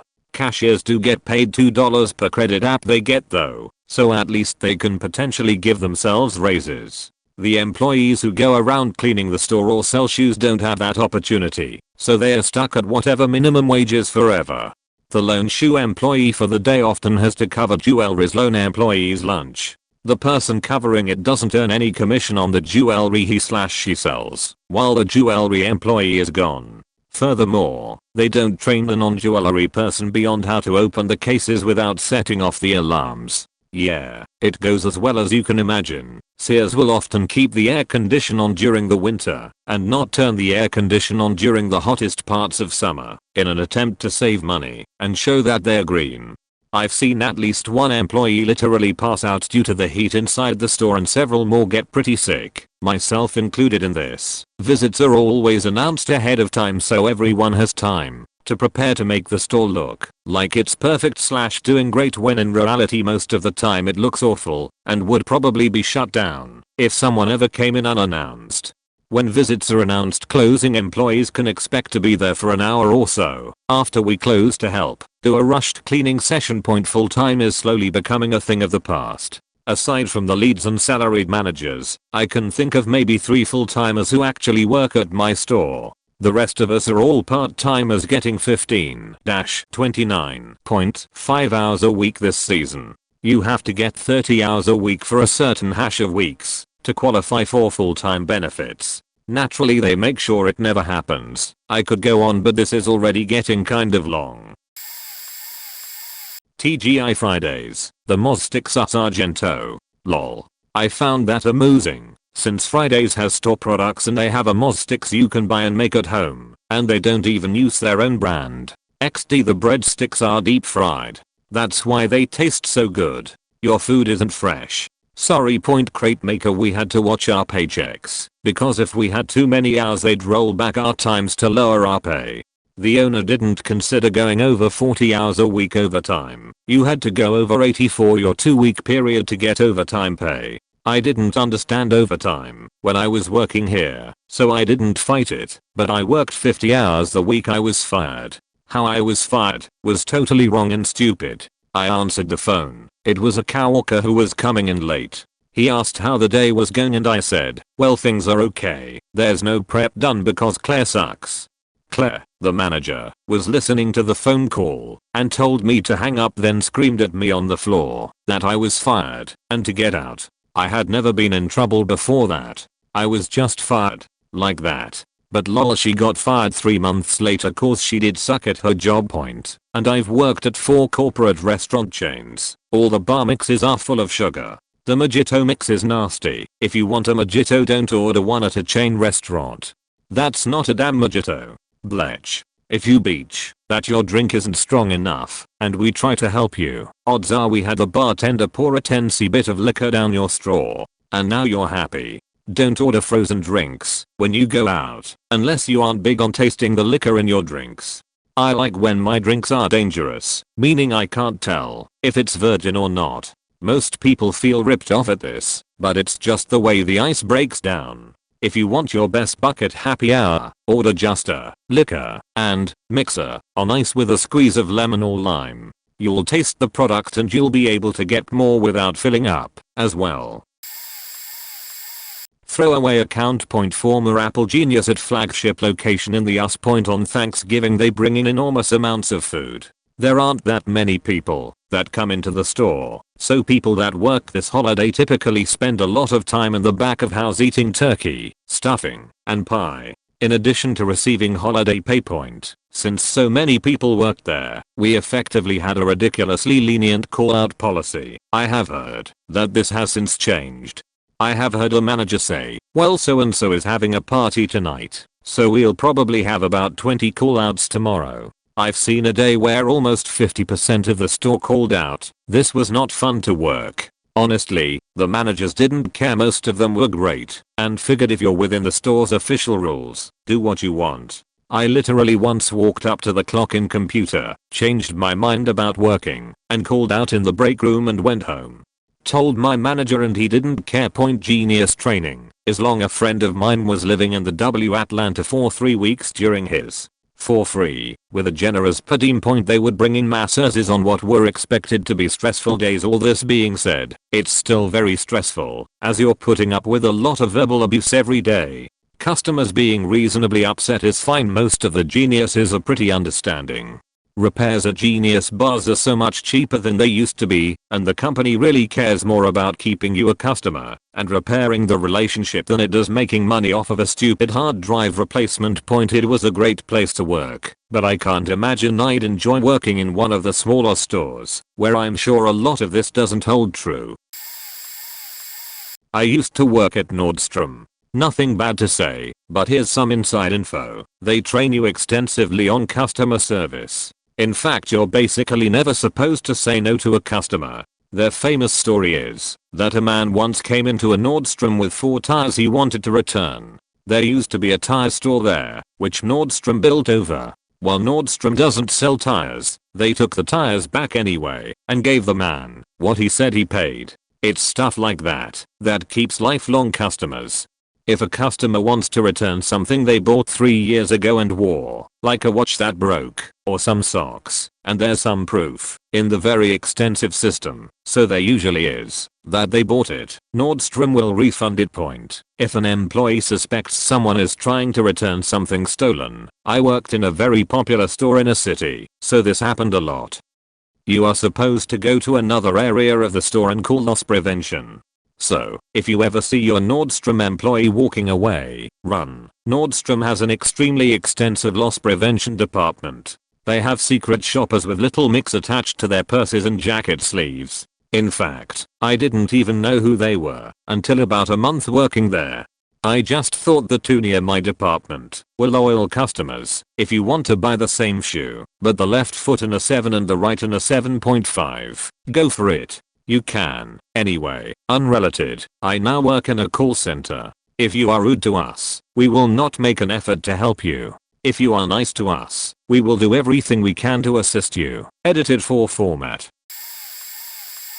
Ex-USAF Security Forces member here. Oh, the stories that I could tell. Most cops in your local city are in the mid-20s, minimum. SF start at 17. To make matters worse, if you fail at your selected AFSC, or get screwed out of it for any reason, you get 2 options: services, cooks, or security forces. SF are the bottom of the barrel, and had I known that before I enlisted, I would never have volunteered for it, even if it did get me a bonus, and into the military the fastest. Many of these kids are given a huge amount of responsibility and it typically does one of 2 things: go straight to their head, or they just don't give a shit. At my last base, the cops didn't give a shit about gate work. I was working on a shift and a car full of people drove up. None of them had any military ID or any identification that would allow them on base. Traffic was backed up as far as the eye could see. The senior supervisor, in his infinite wisdom, chose not to force the car to turn around and go to the visitor center. Instead said, I recognize them, let them through, just so traffic would get flowing. This was not a one-off situation and this is not restricted to this airman. This was common among many airmen and even NCOs. Common sense and recognition of why we have security procedures goes right over their heads. SF personnel are not trained regularly in unarmed combat. Without a weapon, they are useless. They go through it as part of their tech school training, but it is never refreshed. Instead, you will sit through hours upon hours of law enforcement procedures, map reading courses, and use of force drills, and you will still have people failing their QCs every 6 months. This may have changed since I got out, but there was a group called 590. This meant that they were not allowed to carry a weapon for any reason, be it medical or disciplinary. Since most SF jobs require a weapon to be carried, this limits what they can do. At my base, they were treated like absolute shit, were practically spit on by everyone else, because the typical 590 personnel were charged with criminal violations that were going to get them kicked out. Problem: they mix in people who have legitimate medical concerns for stuff that happened beyond their control. They are basically non-persons in a SF squadron, and are given terrible jobs. I got put on it temporarily for medication I was taking, and I had to clean the dorms, despite being married. Barring me from dorm duty, there are others, but these were the biggest problems I noticed, aside from sexual favors, rap, drug dealing, etc. being performed by fellow SF personnel, and they wonder why they are being investigated at Lackland. Comcast, we have to bring jobs up to a certain standard, replacing old connectors for new. No advantage on your service. Make sure it's grounded to Comcast policy. No basis in real world electrical code. Put a box on your house. Brand new stucco house. Let me drive some lag screws into that for you and void any warranty, and replace serial drop hangers, things used to secure the line going from a pole to your house. If the installation tech comes to your house, doesn't bother to ground the cable system, which leaves you open to everything from a power line falling on our distribution line, to one of our voltage regulators malfunctioning in the cable box and destroying anything connected to your house's electrical system, you have no recourse and will more than likely be charged for that equipment. We have our supervisors that come around and cap quality assurance, our jobs, but regardless if they find a system ungrounded, nothing gets done about it. We used to go back and fix these things, but it's more important to just keep getting service in the house then, to make sure it's safe. The kicker is we charge the customer for this, so regardless if your cable box went bad, your remote died, any of a number of things, doesn't matter, you're getting charged. Also, we are told to cut corners to be more productive. No job can be perfect, so next time you have a cable appointment, make sure that you have the tech put in the tech notes what he had to fix, so you can dispute those charges later.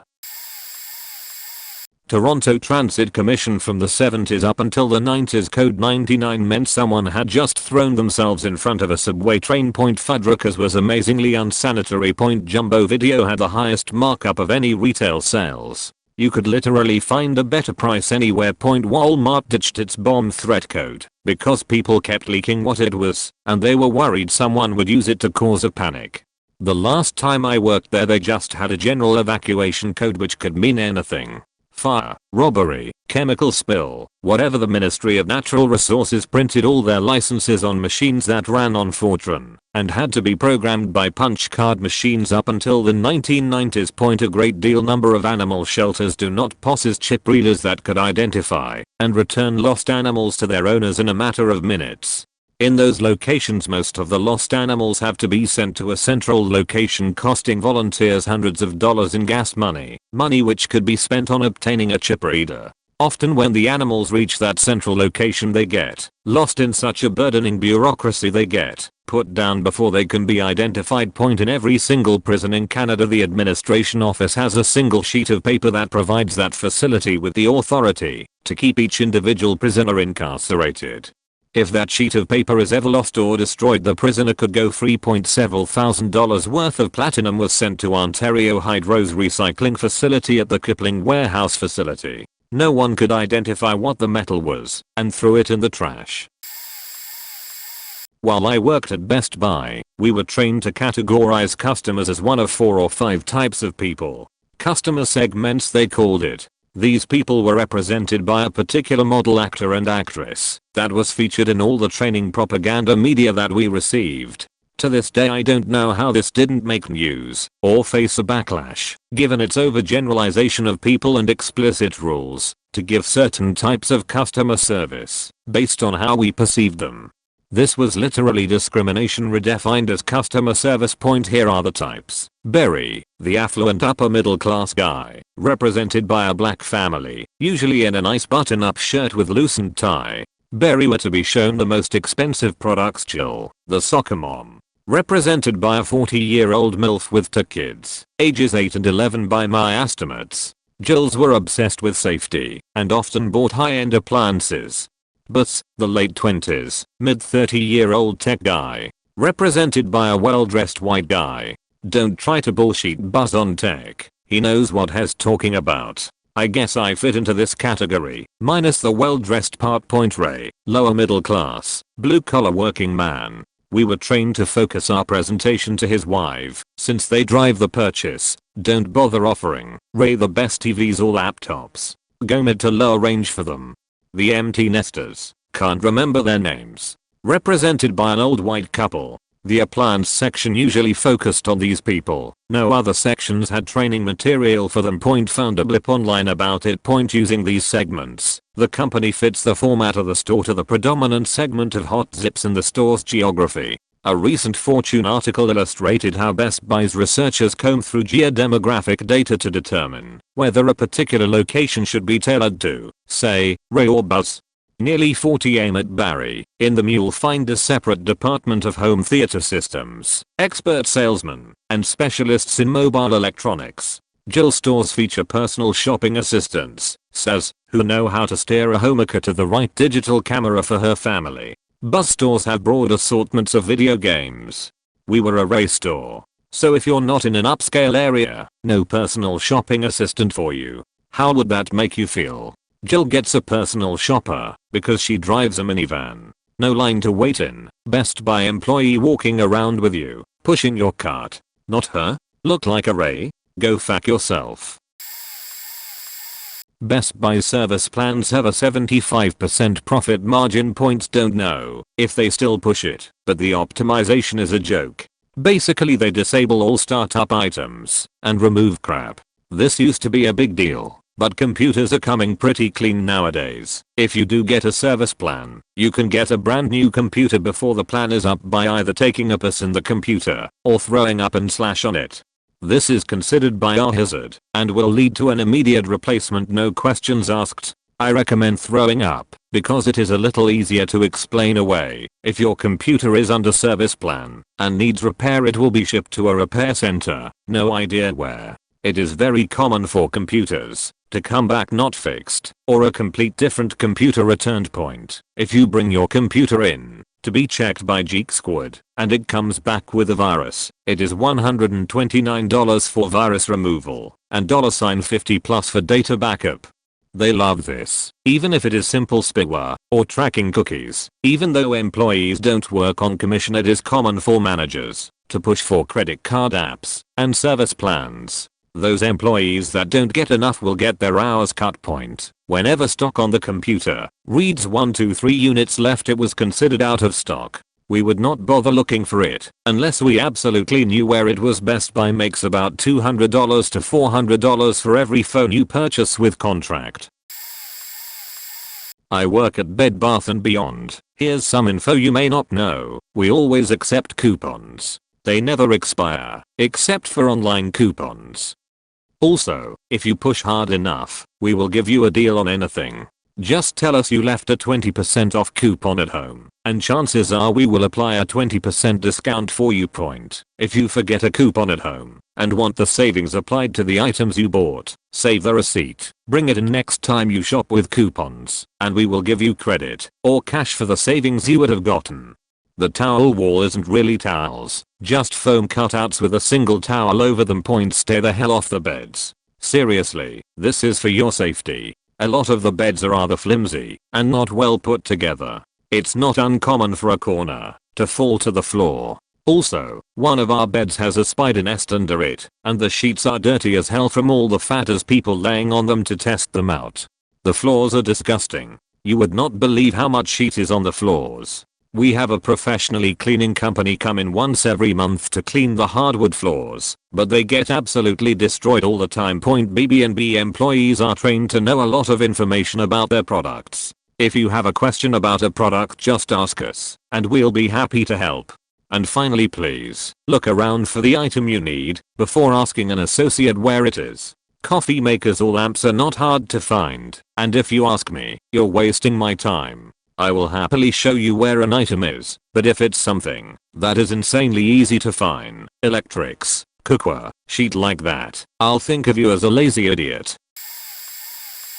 I worked for an insurance company that specialized in school districts in California. You want to know where the money stops? It stops at the administrators. The public monthly meetings were held at far off venues, usually vineyards or golf courses, and never attended by the public. The school admins drove luxury cars and clearly didn't give a shit about the teachers, let alone the students. Except for you, San Francisco School District.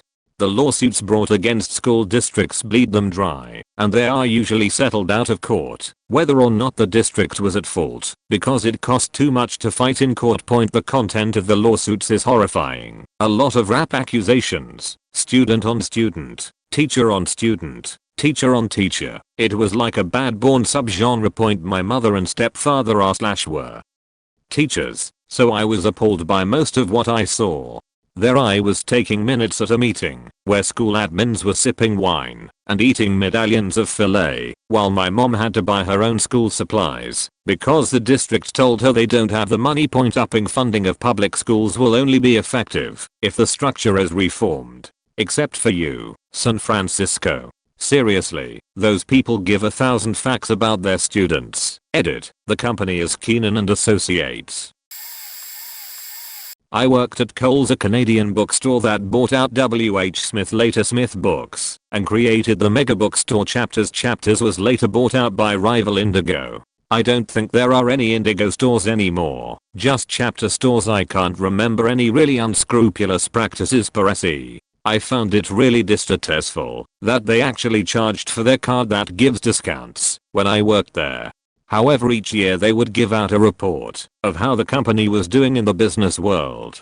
Financially, what the company goals were, etc. Well, one year, we get a videotape.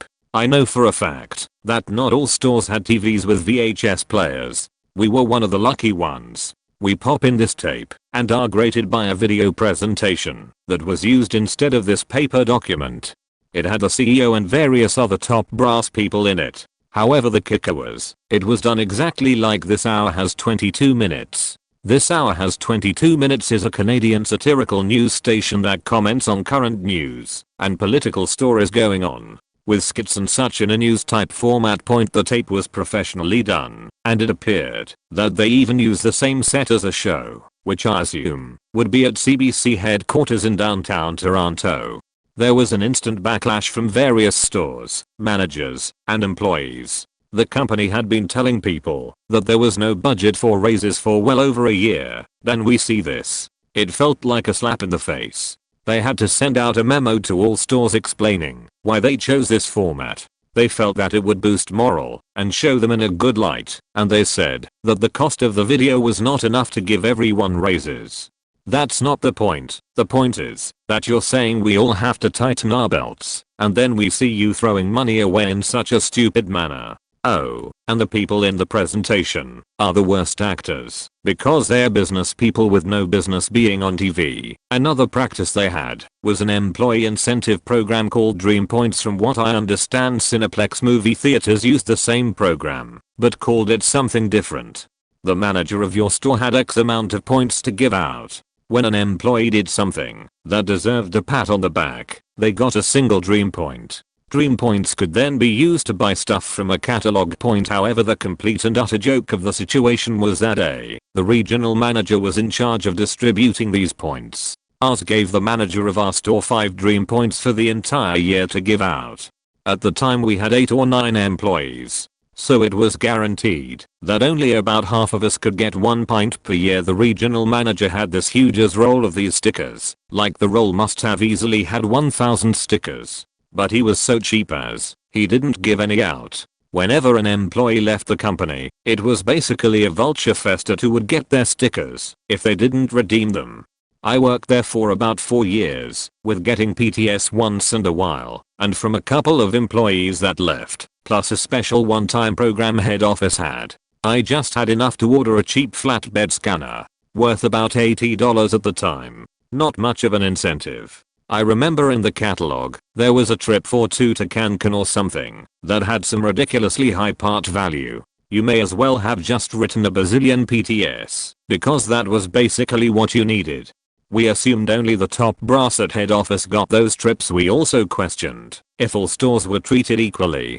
Did some regional managers give out dozens of stickers a year? Was our regional manager a cheap as prick? Well, he was a prick, that was for sure. Oh, and speaking of the stickward, he actually enjoyed firing employees, especially managers. That was his thing. He must have got a raging hard on over it. One time at another location near us, An employee was stealing money from the company by making false returns and pocketing the money and faking the paperwork. It was blatantly obvious, and the assistant manager caught on quickly and informed the head manager. She said she'd deal with it. I worked with this lady, and she hated confrontation point, so she let it slide, and the guy kept doing it. The assistant manager mentioned it twice more, and nothing was done. She eventually went to the regional manager, who called the cops. The guy was escorted from the store in handcuffs. The manager was fired on the spot, and the assistant manager, who noticed this, informed the manager, and finally the regional manager got a written warning. Apparently she should have gone to the regional manager immediately, which is bullshit. So fast forward a year or so, this assistant manager is now an acting manager at a new store. One night she closed the store and forgot to lock the safe. Something everyone at my store had done at least once. It's not hard. The latch is not on properly and you spin the dial, but the door isn't properly closed. You locked it, but the door wasn't in the right spot. Well, a regular employee opened the store, saw this and immediately called the regional manager. No idea why you would do this? Completely going over the manager's head for no reason. So he fires her over it. She sues for wrongful dismissal and wins. This was the second such lawsuit against him that won. Another time, another regional manager had to fire a manager for no reason, and our regional manager went along with him. These two asked this manager to leave through the back of the store. She told them to stuff it and walked out of the store with her head held high. These are the ASAP moves that go on behind the scenes of any retail business. A business that pays employees minimum wage or slightly above, and managers who do a lot of work, manager store and staff, a crappy salary. I think my manager got about $14 or $15/HR back around 2000. I felt she should have gotten closer to $20. Sorry for the long note. TLDR, a couple stories of stupid regional managers and a cheapest company. Best Buy and Geek Squad don't blame the employees because they have a budget to hit. Usually, generally, most of the time, the employees actually want to help you find the complete solution you need/want. That will probably include, for instance, with a laptop purchase, some accessories, case and mouse, some software, home and office and AV, and the discounted combination of tech support through Geek Squad and the extended warranty, Geek Squad protection, covering accidental damage. These aren't things the employees simply try to push on you. They are things that have value to the majority of customers. You've never dropped a laptop in your life. You can tear one apart and install a new HDD and reinstall the OS. Great. I'm glad you know these things. The tech support and GSP plans probably don't have as much value for you as they would a middle-aged customer who doesn't have that knowledge. Personally, I'd like for you to drop something on your $1,000+ laptop after a few years and see how much it'd cost to fix it. Probably more than the $250 the 3-year ADH GSP plan costs. LCD screens are expensive as shit. Furthermore, the folks who actually work on the computers at Geek Squad, myself being one of them, hold information privacy as one of our top priorities. For real. We don't fuck with your personal info. Why? Because we're not stupid. My Best Buy store, #434 in Roanoke, Virginia, actually tries to go above and beyond the national corporate policies to try our best to be able to say yes to customers. You bought a few items a couple months ago, well outside the return policy, then forgot about them because you didn't need them, but we could find the receipt? No problem. I'd refund you back onto a gift card. Did you buy the iPad 3 a month before the 4 came out? I'd swap them and even set up iCloud backups and help you do the restore on your new one. Is it because I'm just a nice faking guy? Well, maybe, but also because it's our store's policy to try our best to treat our customers right. That's the only way we'll ensure they keep coming into the store and keep buying from us instead of shopping online, where they don't have to get dressed and drive out and deal with traffic and the bazillions of other people shopping retail. Sorry for the rant. I just want people to know that, even though some of Best Buy's policies suck, and their motives may seem filled with greed, they're really just trying to stay competitive in a market where online is squeezing margins ever thinner and retail has this one last bastion of hope, the face-to-face experience.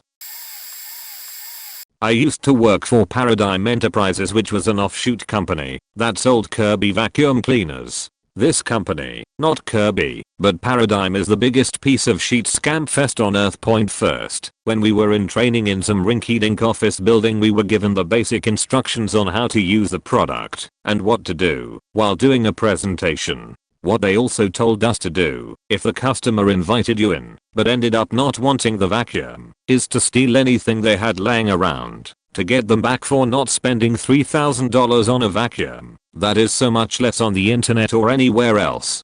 While you're doing a presentation, you are supposed to show the customer in number figures how much they will save over time by buying a Kirby. If they were iffy on if they should buy it, we were then told to call our trainer and get further instructions from them. So while we are sitting awkwardly, while I call my trainer, he answers and explains that we can give her a once-in-a-lifetime discount of some outrageous payment plan. When they still weren't breaking to buy the vacuum, we were then told to ask them if they have some sort of annuity or government checks coming in, so we could help them get a Kirby that day. That's when they finally kicked me out. I called my trainer to tell him what happened. He told me I was weakened to slash the tires on their car. I of course didn't do that. I forgot to mention that they pick you up and drop you off in a beat up white wrap van with no seats to canvass neighborhoods. And they don't drop you off anywhere remotely local either. They take you close to 2 hours away from your home office, so you have no choice but to canvass. After I was kicked out of my last presentation, it took till 10 at night to finally come and get me. Needless to say, fuck door-to-door sales jobs. I used to work for Subway, for a place that asks you to eat fresh. Very little of what we served was actually fresh. When we prepare the meats in the containers, we have a set of rules to follow on how long they are supposed to stay in there. Most meats, if I remember correctly, only get 48 hours and they have to have a drain tray. Point, we did not do this. We just threw them in containers, put new meat on top of old when it ran low, and changed the dates on the containers every few days. The longest I've seen one container sit without being washed or having the meat thrown out was 3 weeks. And when they do wash them, it's usually only with a quick spray of hot water, then it goes right back on the line. We also kept the line hotter than usual, because if we turned the refrigeration unit down to the correct temp, frost would build up and nobody liked scraping down the line. The manager would always make us work extra hours when inspection time came around, changing dates to as recent as we could so everything appeared fresh, dusting and wiping down surfaces that don't see a wash otherwise, hiding the bleach we used to sanitize the cutting boards, etc., so that we could fool the health inspector into thinking we were doing our jobs. We allowed a boy to continue working and preparing food after he had been diagnosed with a contagious illness that was causing him to periodically vomit blood. Point. When I started working there, I found out that we had failed 2 previous health inspections, and if we failed another, the owner would lose his stores. Dick's Sporting Goods here. Point, you can walk in and steal anything: golf clubs, baseball bats, shoes, and walk out, and there is nothing an associate can do about it. The only thing a manager can do is ask to see your bag, but he can't actually look in it. This summer, someone walked into the nearest Dick's and walked out with 4 R11s drivers, $399 a pop. They caught his license and gave it to our manager, who was basically like, "Lol, what am I supposed to do with this?" If we radio for exceptional customer service, that means we suspect you're going to steal something. Point, we have a free shipping code that we use for in-store orders. In most cases it is literally sitting out in the open near kiosks. We would usually take in returns or defectives for ridiculous reasons, a sock that has ripped, or a bag with a ripped strap, and give a full refund for in-store credit. Cashiers are required to maintain a high scorecard/transaction ratio, around 75%. If you don't, you got beached. At Point, the day shift workers are full time, the night workers are usually part time, so if you want better service, come during the day till about 4. We usually closed around 9:30, but workers from departments would start leaving around 8, so only 3 or so associates and 1 cashier and manager were there around closing. If you want to steal something, that's the time, because everyone is preoccupied and the manager is in the cash office counting the till of the last cashier to leave. Dish Network is the most unethical company, especially when it comes to the way they treat their employees. At corporate, for instance, management doesn't give feedback. In fact, they are trained not to, so you never know if you're doing well, or what you need to change, or even if you screw up. Management will just place a note in your employee file if they don't like something you did. Then, every October/November Dish follows the ancient Roman ritual of decimation. They go through their ranks and reduce their workforce by up to 10%. They employ the bell curve, which means that most people are average, but some are exceptional, and some suck. The kicker is that they employ this method to a team-by-team basis instead of entire organizations.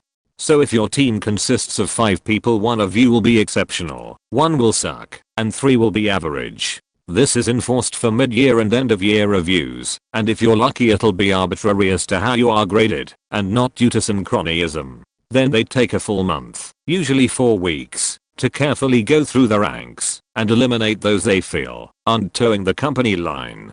The worst part is that they won't tell you during the year what the criteria is, and they deeply discourage talking about the layoffs, which they call a workforce reduction. So you sit in your cube, waiting for someone to tap you on the shoulder and say, "Don't touch anything, lock your computer, and come with me," and you don't know why you, or someone else, were chosen, and it goes on for a month.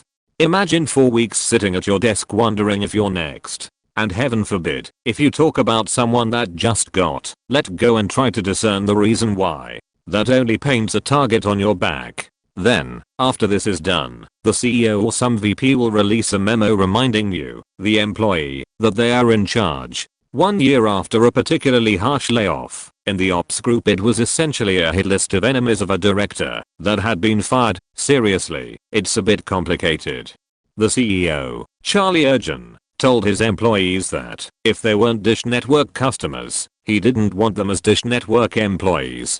I know what you're thinking. That's quid pro quo and it's illegal, and you're entirely right, but the company just scared the living shit out of everyone during their month of terror, so they got away with it. More importantly, they sent their managers around to the teams at corporate to remind them that they knew.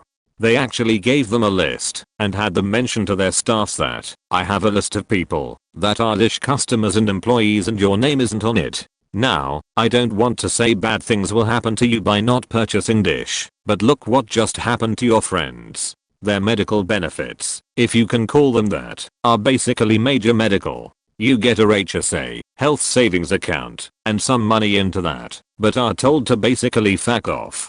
You don't even get the premium package when working for them. You get something like a $30 credit toward your subscription. Laugh with me now, because from what I understand the premium channels give a discount based on employee headcount. So let's say HBO is told that Dish has 40,000 employees, so they discount their channel based on that headcount, because 40,000 people will, in theory, have that channel on top of regular subscribers. But Charlie doesn't give his employees that channel. Instead he pockets that savings for himself to drive down the price of his product.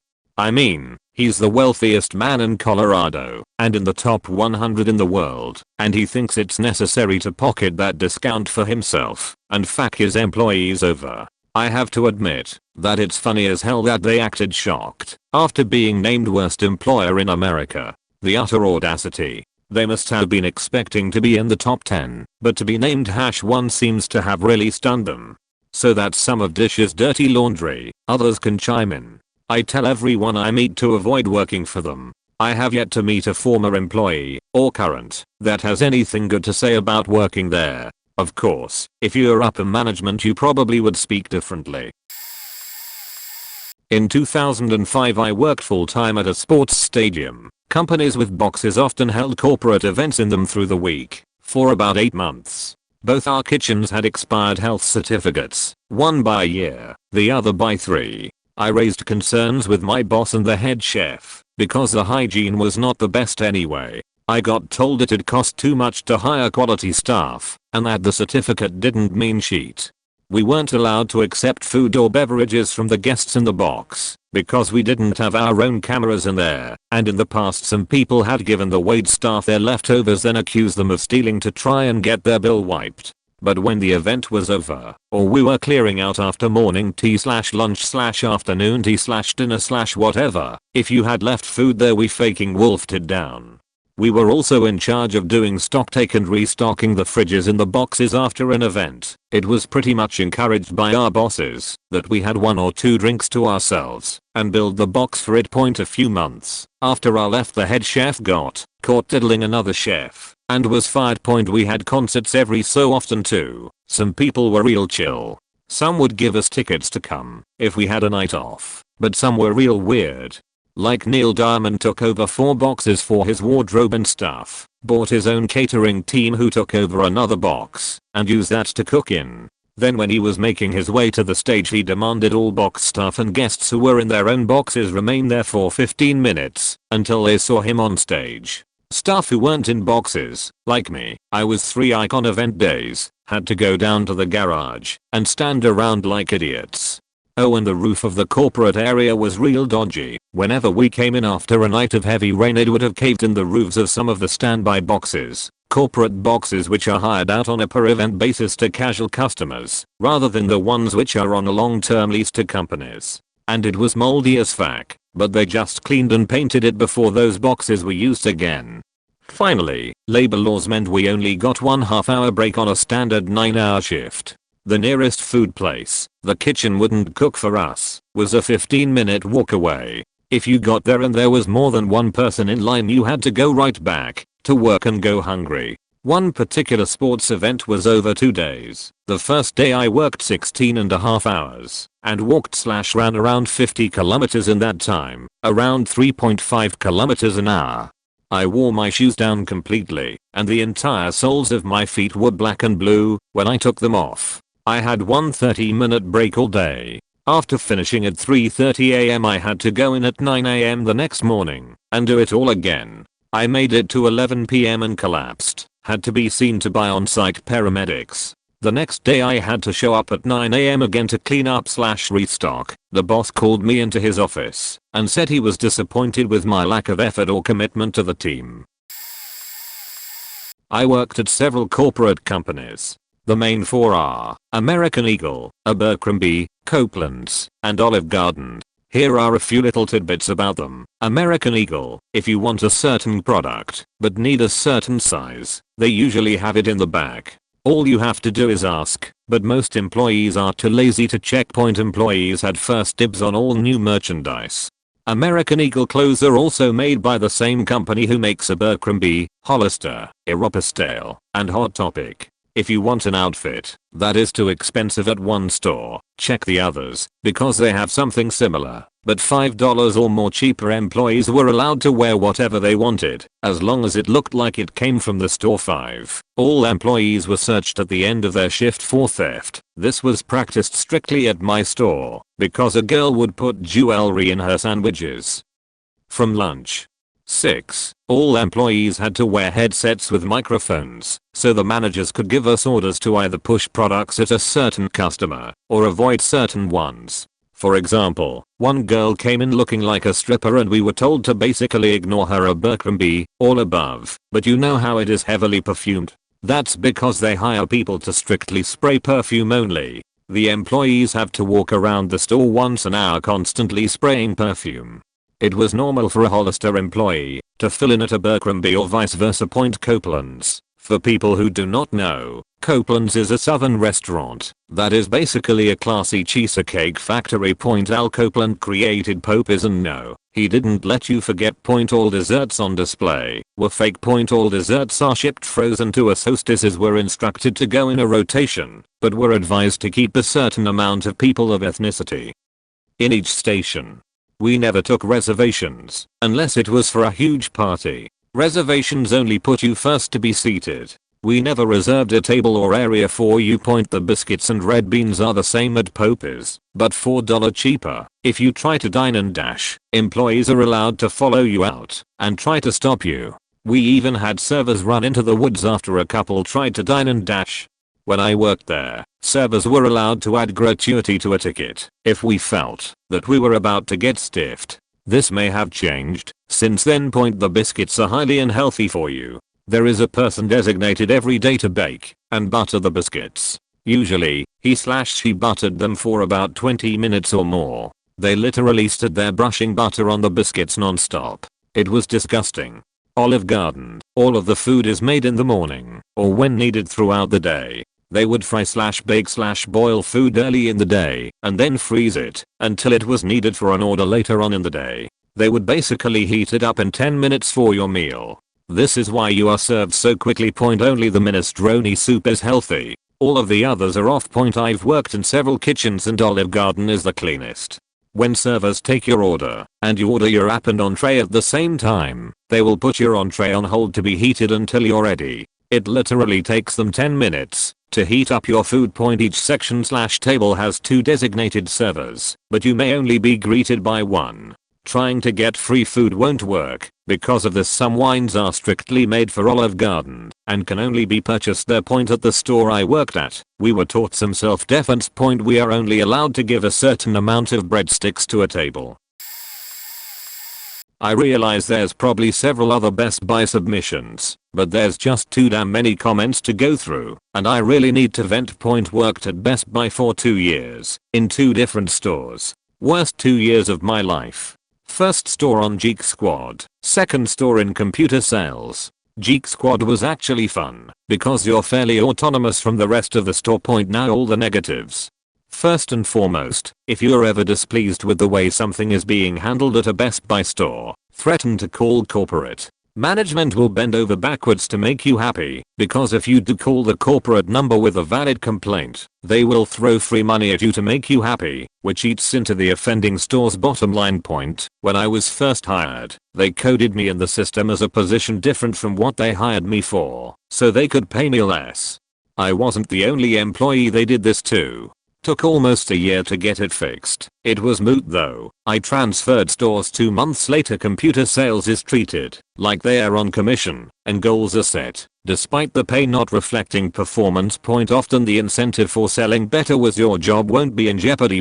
Constantly told to engage customers, even if the customer got irate and wanted to be left alone. Required to upsell all the services we offered, regardless of whether or not the customer needed them. Most of the cheaper computers sold at Best Buy are sold below cost, and services are pushed to make up the money lost. That's why most employees will try to sell you a more expensive machine, so they won't feel as inclined to push the services. Employees were often sent to cover other parts of the store that were understaffed, even if the particular employee was unversed in the methods of the department. This was done often. When I was in computer sales, we were required to offer the Best Buy credit card to everyone. If you were caught not offering it, retort. Most managers don't actually do anything 75% of the time. Usually they just stand around talking to each other. In many cases a customer is always right even if they are blatantly wrong. Managers were happy to make you look incompetent if it made the customer happy. I realize a couple of these may sound like angry ranting, but this company really rubbed me the wrong way, and I have avoided it like the plague since leaving 2 years ago. I worked at GameStop for 3 years as an assistant store manager. Some things of note. Corporate is brutal about reservations and subscriptions. Back then it was just the magazine/discount card for $14.99 a year. They encouraged us to change staff often. The logic was that new employees would try really hard to impress and get good numbers, but lose momentum over time, so we should replace them within their first 90 days. We were told to sell all copies of a game regardless of pre-orders, because if the customer wanted the game they'd come in right away. New games that have the shrink wrap off are not new. Likely they were checked out by employees and just resold with a sticker. There is nothing in place to prevent employees from cancelling out your pre-orders and taking your money. It's nearly impossible to catch on camera, and, due to understaffing, employees are often left on their own in the store. We were encouraged for 2 of the years I worked there to take stolen items regardless of how questionable the items seemed. The few stores that have cameras only have them to catch employee theft. They don't give a crap what is stolen by customers. Once 2 men, who had traded in the store before we had their ID information on file, had been reported before for stealing from a game crazy, who were easily identifiable on camera, who were witnessed by an employee catching them as they ran out of the store. He was in the back looking for something they'd asked for, stole $1,200 worth of accessories/live product, and the company didn't even bother trying to do anything.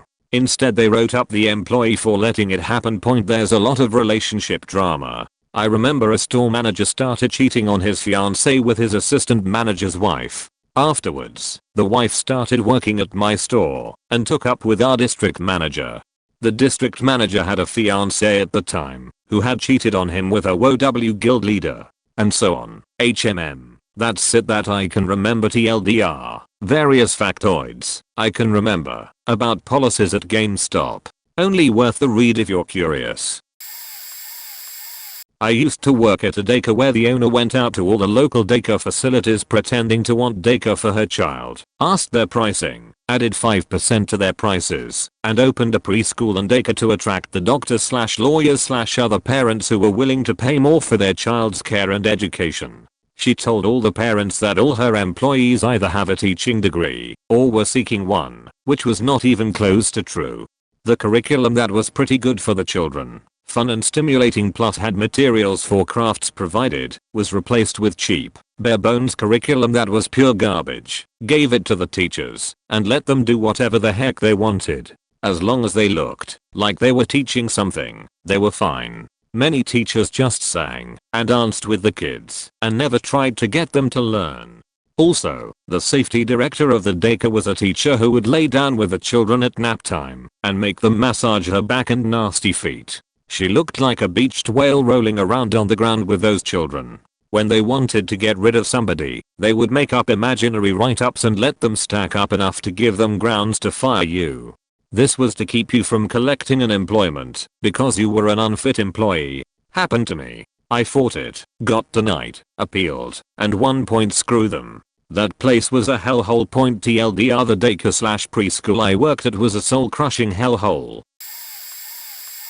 I'm a third key manager at GameStop, the senior game advisor. We are expected to get an average, with some fluctuation, of 15-25% reservation rate, 10-15% per power-up rewards, that dumbass card, on our transactions, and 30-40% on the free version of the per card. Cancellations count against this. If I have 10 transactions with one of them containing a reservation on a game, I sit at 10%. Joe walks in, explains he won't be able to afford his game at launch. Understandable. Cancels his res. I'm at 0% for the day. Too many of these leads to a write-up, or coaching, as they call it. 3 of these back-to-back leads to termination. On top of these 2 year-round required percentages, there are also a minimal percentage on season passes for games like Halo 4 and COD, also a minimal percentage on GPG, 1-year guarantees, and a minimal pickup on strategy guides for new releases. I for some reason have stayed with this company since 2007, mainly through school, etc. From my annual raises, I make more than anybody else in my position in the district. The district manager told my boss to hire another SGA for our store at a fresh low pay rate and split my hours with them to avoid giving me hours due to my high pay rate. If you are hired in any position at a GameStop under the SM, ASM, or SGA, expect 3 to 5 hours a week. The turnover rate is insane because of the high expectancy on reason per cards. Also people just faking getting tired of it and leaving. In fact, GameStop has one of the highest turnover rates for employees in the country. GameStop makes incredibly stupid business decisions and blames store level employees when the ideas do not come to fruition. Recently some of the mistakes they made was purchasing Congregate when the profits on pay-to-play cards were low. It was our fault for not pushing them enough. Deciding to sell tablets. People don't go into GameStop to buy a $500 tablet. It goes against the original idea of what the business model is. Customers with less money trade games to buy used. Again, our fault we don't push it enough. And now, iDevices, we get so many traded in for cash and sell at about a 10-to-1 ratio. 10 iPhones come in and we give $150 to $200 cash. We sell a Nano for $40. Our fault, we don't push them enough. Overall, a shit place to work for, all around, constant threats, no recognition. We do amazing numbers in a week. Good numbers. Don't let those fall next week. There is no reason to go above and beyond. They do not ever notice what is good, only the bad.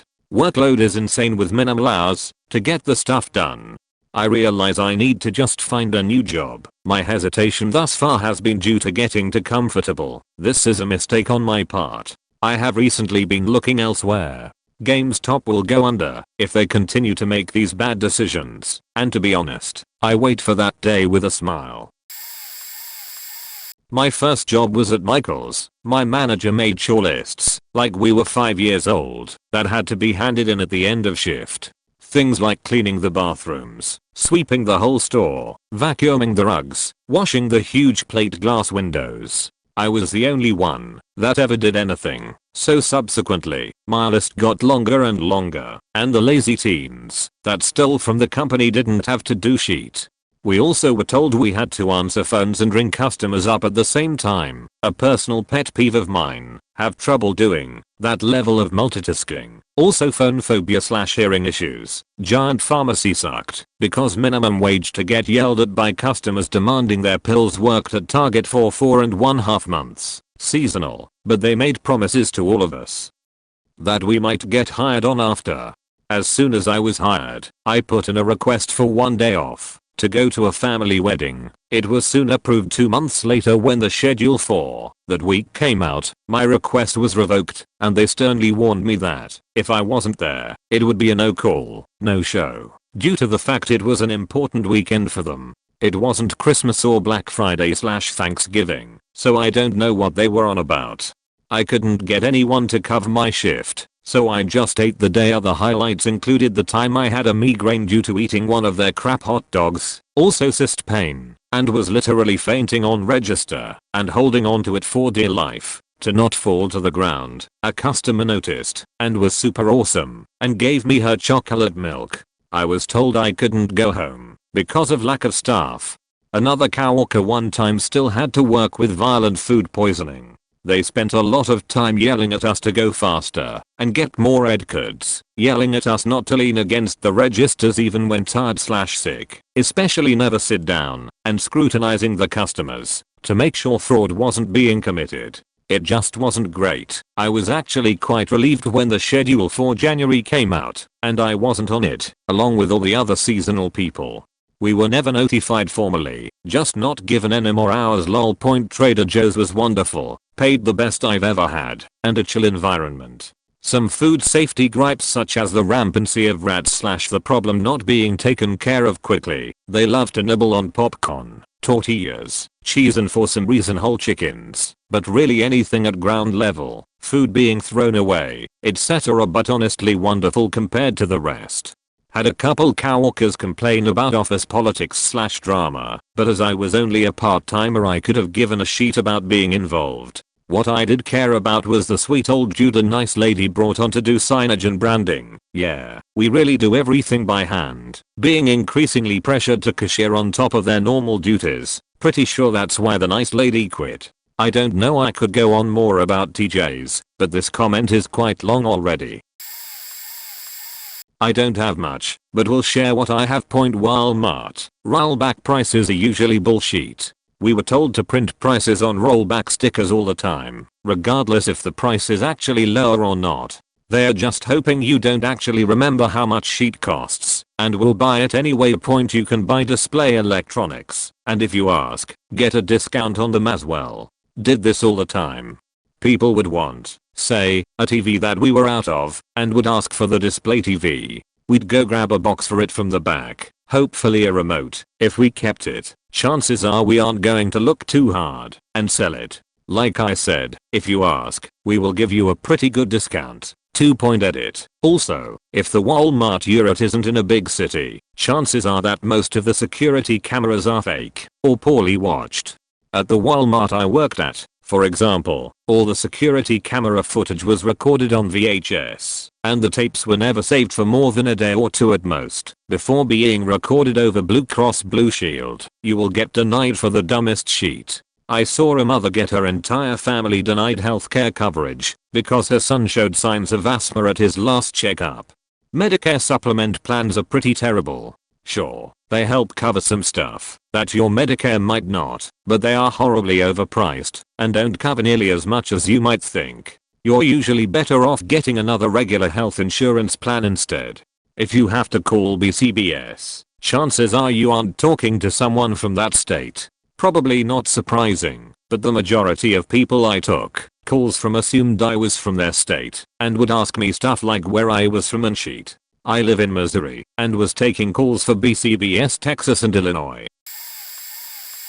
Alright, I've been able to work for a few companies in the past. Here's some things that shouldn't be too shocking, but are also not well known. Borders/Walden books. When paperback books weren't selling well in the store, instead of sending them back to the publisher, they'd make us rip the covers off, scan them, put them in a cardboard box, and then throw away the rest of the books in the dumpster. Heartbreaking. Borders rewards. That little free card you could sign up for was probably the biggest burden they put upon us. We'd have to get at least 60 plus people a day per associate to sign up for it, or we'd get reprimanded. Also, we'd have to manually type every email address from the registrations into our rewards database before clocking out. Majority of the time we'd write fake emails to make our quota. If you ever got an email welcoming you to Borders rewards, I'm sorry, all the security cameras were fake. All of them. The seasonal lint candy that we sold had a very short expiration date and was usually very expensive. So we actually would never try to upsell it to you cause we get to keep the candy that remains when its shelf life ended. I had a cupboard full of lint Easter candy for months.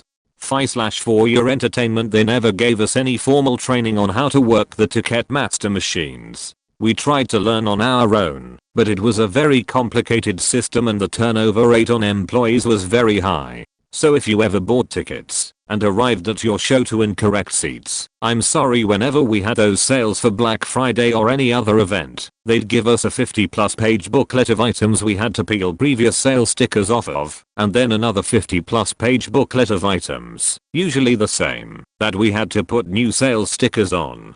We were never allowed to layer a sticker on top of another. Always had to peel and replace. My fingernails hurt every damn day. We were an incredibly overpriced store. Even our items on sale were incredibly expensive. We knew this. You knew this. Our back storage room literally had a big cabinet with no lock and held our PS3, Xbox, and Wii consoles. Anyone could just gone back there and taken merchandise pretty easily. Especially since all the cameras in this store were also fake.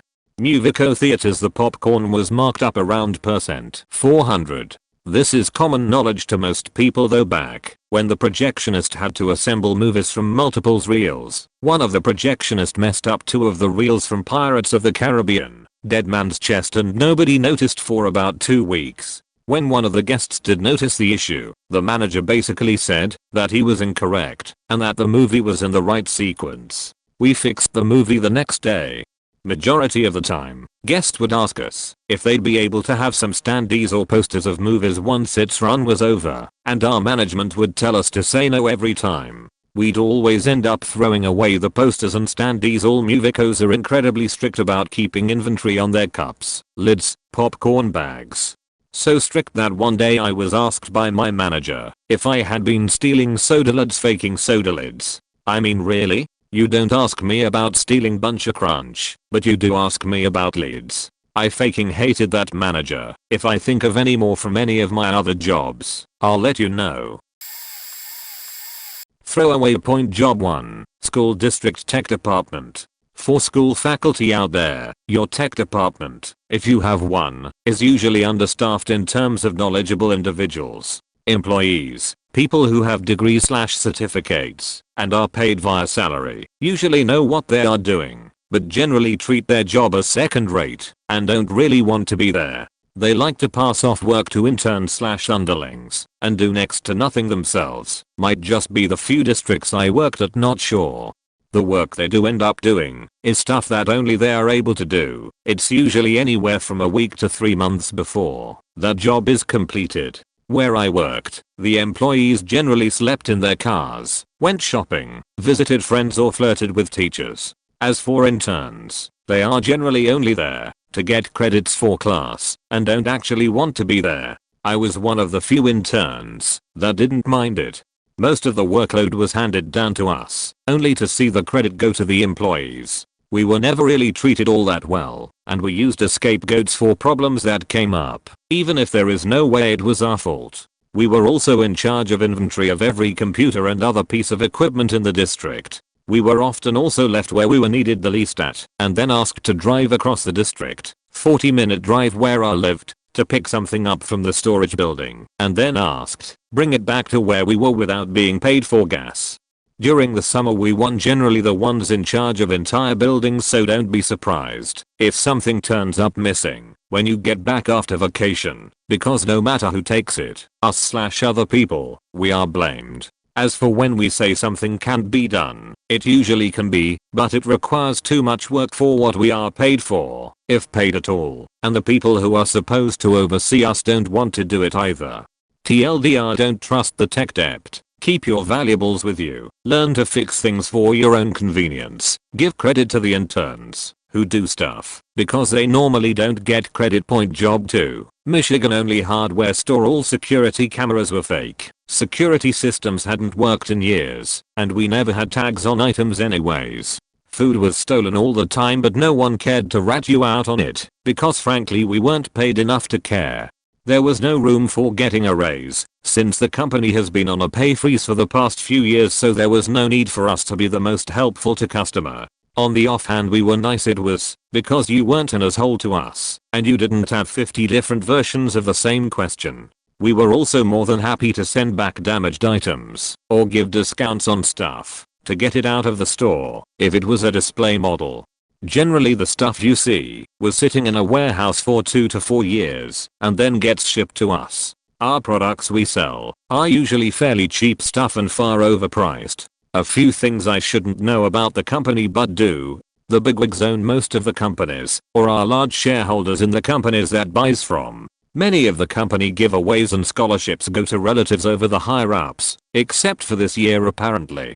The tech department, who is supposed to fix our registers, is very lethargic when fixing things, and I noticed this from time to time. Often our credit card machine stopped working due to the cord being cut or fraying and needed to be replaced, and they just wrapped it in electrical tape and called it a day. Everything in the store is insanely overpriced except for the food, which is usually pretty cheap. We also sold almost no hardware for being called a hardware store. TLDR, be nice to the employees and we will be nice back. If you aren't nice, well, we aren't paid enough to deal with you. Other info I picked up from friends. Measures. If you drive by, grab salt/other sidewalk product and drive off. As long as it was only a kid/cart pusher who saw you, you will get away with it 95% of the time, if not more. Also, taking stuff like trading cards and clothing is not much of a risk. Same goes for food. If you eat it while in the store, grab an apple, nom nom, throw away and walk out. Also, they treat their employees like shit at a corporate level. Cart pushers hate their jobs because they get write-ups for the most ridiculous things. Being 1 second late because your watch isn't synced with Fizz, if a very common one. Applebee's, they hate their jobs usually. Most of the ones I met are alcoholics, pot smokers, or several other things that kept them from getting jobs other places. The food you're paying for is ridiculously overpriced, and that perfect margarita recipe is all over Google. Coney Islands. In general, the food is usually made in a way you wouldn't want to know. The waitresses/waiters aren't paid enough to do the work they do. That includes busboy, dishwasher, and basically every position there. Also, I've noticed tips are often set into a jar where all the employees split it, so just because you left your server a big tip doesn't mean he/she is the one who gets it. Wendy's, pretty much the same stuff as the other people who posted. Do not eat the chili. McDonald's, where I'm, it is pretty unsanitary, so I don't recommend eating there. Also, that 6-month rules applies, so don't expect to work there super long if you aren't astounding at your job compared to the others there. Refer to drunk waitresses post. Most tech repair shops, overpriced and normally do nothing but check for born, copy pasta it, back up everything else, and then restore to factory default. If the problem is minor, small virus, button not working, slow computer, etc., it usually takes 5 to 10 minutes of work, but they will still charge for a minimum of 1 hour plus a bit extra for some bullshit reason. Slow computers are usually fixed by a quick dusting and removal of Norton/toolbars. Small viruses can be fixed with manuscript security essential and continually clicking the next/I accept/continue/scan buttons. As for buttons not working, it usually is just a part replacement that takes 5 minutes to fix, not even. Taco Bell, if you ever debated on going to the ones they place in food courts, don't. Believe it or not, they are worse than the ones with their own building point. If I think of more I will post, but this is getting longer than I expected. Point disclaimer, this stuff only applies to places I have been and may vary at your location. Point edit formatting. I used to work for Wells Fargo. At one point I needed to take a break. I won't go into too much detail, but I have a disability. The manager runs over and starts screaming in my ear about how I'm going to be fired and there is no way I'm going to make it at the company. He then forced me back to work despite my complication. He was never reprimanded when I reported him to upper management. They never are. Ever. In any job ever. While I worked at Walmart as cashier, they started making me push carts every work shift for the entire work shift. Sometimes this would be for longer than 8 hours, no overtime ever, and often in pouring rain. I should also note that they only had filthy inadequate rain gear and often forced us to bring our own or do without. This became every shift. I was basically a cart pusher and no longer a cashier. The one time I complained about it, they wrote me up for insubordination, despite the fact that I still did the job, and changed my schedule to alternate between graveyard and early morning. Then they would force me to stay on the registers just before the end of my shift, so I would get out an hour or two late and only have around 7 hours or less until my next shift. It destroyed my sleep schedule. They waited until I took a sick day and then fired me for attendance, despite the fact that my attendance was not bad enough for a write-up. I went to state about wrongful termination, but you can guess how that turned out. I could sit here and write all day about this stuff.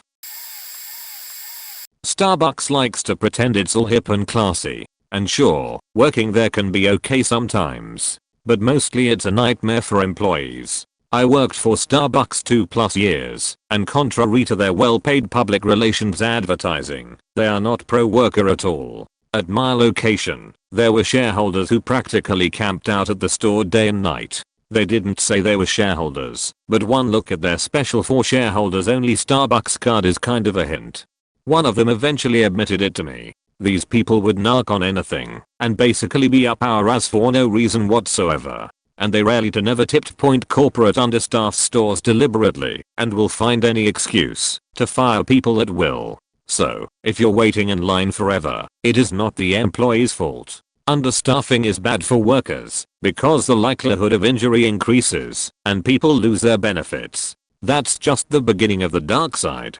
True story, I saw an employee get a massive scar on her leg from a metal umbrella pole. She couldn't walk on that leg, and it was a bloody wound. The shift manager told her she couldn't go to her and had her stay at a register until the next employee showed. I kept telling this barista that she had every right to go to the file workers comp, etc. But she was too scared/intimidated to do so.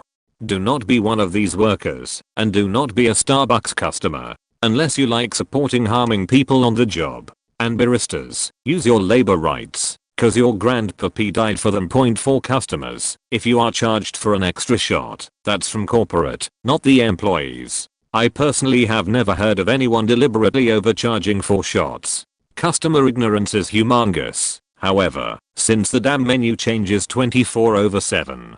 For example, when you order a venti, you are only getting 2 shots in your hot drink per corporate policy. A venti gets more milk, not more espresso, unless you pay for it, or order a cold venti. There is no benefit to the employee to overcharge you. Maybe a manager will overcharge you, but not a barista. Also, dear baristas, shift managers are the shadiest people ever. They can and will easily steal your tip money, often straight from the jar. Corporate does not give a shit, since it's not their money. When we reported our SM, it was the reporter who was fired, not the guilty shift manager. Shift managers have dreams to be promoted to store manager, so they lie, screw the boss, and will do anything for a promotion. It is sad and pathetic. and usually these people are young, so they take nothing seriously. Baristas, it is in your best interest to unionize, or at least work together. A barista was screwing the store manager at a location, and guess who got fired? Not the store manager. Shift managers were fired left and right because they thought they were golden and on their way to real management, but became the fall guy sooner or later. Corporate knows this, so don't fall into the game. Corporate will keep a corrupt manager that does the company's bidding, but anything lower is very disposable. Starbucks Corp and their shareholders like it that way. Lastly, if you get injured on the job, they will fight your workers' comp claim tooth and nail. I had to sue to get my benefits. When on workers' comp, if you have an RN or nurse assigned to your case, that's no nurse, it's a private investigator for the insurance company dressed up in RN certification. So, always have a family member, friend or witness to your doctor appointments and deny the RN access to your doctor appointments. If the RN interviews you, go find a friend or family member. They're just looking for reasons to deny coverage, including your appearance. No sheet. Honest to God, the lady said out loud, "Okay, you have no piercings, you look normal." So I asked, "What does that have to do with my injury?" She said, "Oh, it's just something we have to answer. Also, beware of management and shift managers BSing for corporate. If they are scared enough, they will pretend your accident didn't happen or make up some other excuse, especially if it is their negligence is to blame." Some of the lamest saddest moffers work at Starbucks. You have been warned. Former Whole Foods Market team member checking in. Go to any Whole Foods store and ask to try any food or snack item. No raw or uncooked food. We have to let you try it without charging you. As an employee, if it's not your department, you grab someone from that department, who then writes the product off, opens it and let the customer try the food or snack item. It is the policy and we cannot deny you. You can't have the whole item though. After you try it, they take the rest of it to the break room for the employees to eat, or to their own department, to share with their team members. I'm absolutely serious. Try asking to taste some cookies you were planning to buy anyway. Pretend you never had them. If they lose a bunch of money for this, I don't give a shit. John Mackey is rich. It is assumed that trusting the customer to know this information doesn't result in greediness. More often than not, the customer feels they shouldn't betray the almighty Whole Foods and will only use this gift when absolutely necessary. It is at our discretion who we decide to tell. They fired me, so I'm telling Reddit point the best place to try this is the bakery department. They sometimes can't cut the tarts up to try, so they might give you a whole one. I prefer prepared foods. You can do this to any department and I haven't heard of a limit. I was told of a lady that came in only to do this 7 or 8 times a day and leaves without buying a thing. They hated her, but couldn't do a damn thing about it. Point to those with no money on your lunch break. You're welcome. Better hurry before they have to stop doing this, cause I know most of us are broke. I worked at the Gap. This applies to Old Navy and Banana Republic as well, since Gap Incorporated owns them. Also probably applies to 9/10 major retail outlets in general, Best Buy, Kohl's, etc. Point never ever let us sign you up for a store credit card. I don't give a shit if it's 20% off that day, 10% off on all future purchases, or whatever. It is a goddamn scam and everyone who works there knows it. Those faking cards have a 30% interest rate and exist to make you think, well, I have this faking Gap credit card, might as well go to the Gap if I need some more clothes. The most disgusting thing is how brazen management is about faking customers with these cards. I was a holiday sales associate, not even register trained, and despite the fact that all I did was help customers find the fitting rooms and find the right pair of jeans, I was still forced to push these credit cards. I'm glad I could help you find the jeans you wanted. Just to let you know, if you sign up for a credit card at the register you'll get 20% off on your purchase today. Management would get radioed from the Gap across town that they had sold 20 credit cards that day and would jump and cheer and clap and tell us that we could do better than that, and if we sold 30 credit cards by the end of the day then they'd buy us a cake. I'm all for capitalism, but those retail credit cards are just the disgusting exploitation of people who are hopelessly addicted to clothing. I worked for a large regional bank as a banker. While policies vary between banks, I can provide you some advice that might help. Point overdraft fees. If you have overdraft fees, it was somewhat discretionary. If the customer had to pay the fees, we had the power to waive them. Now if you come in with 50 fees, we are not going to waive them all, but we might waive a chunk. For me and my coworkers, fee waiving was largely determined by how much of an asshole you are to us.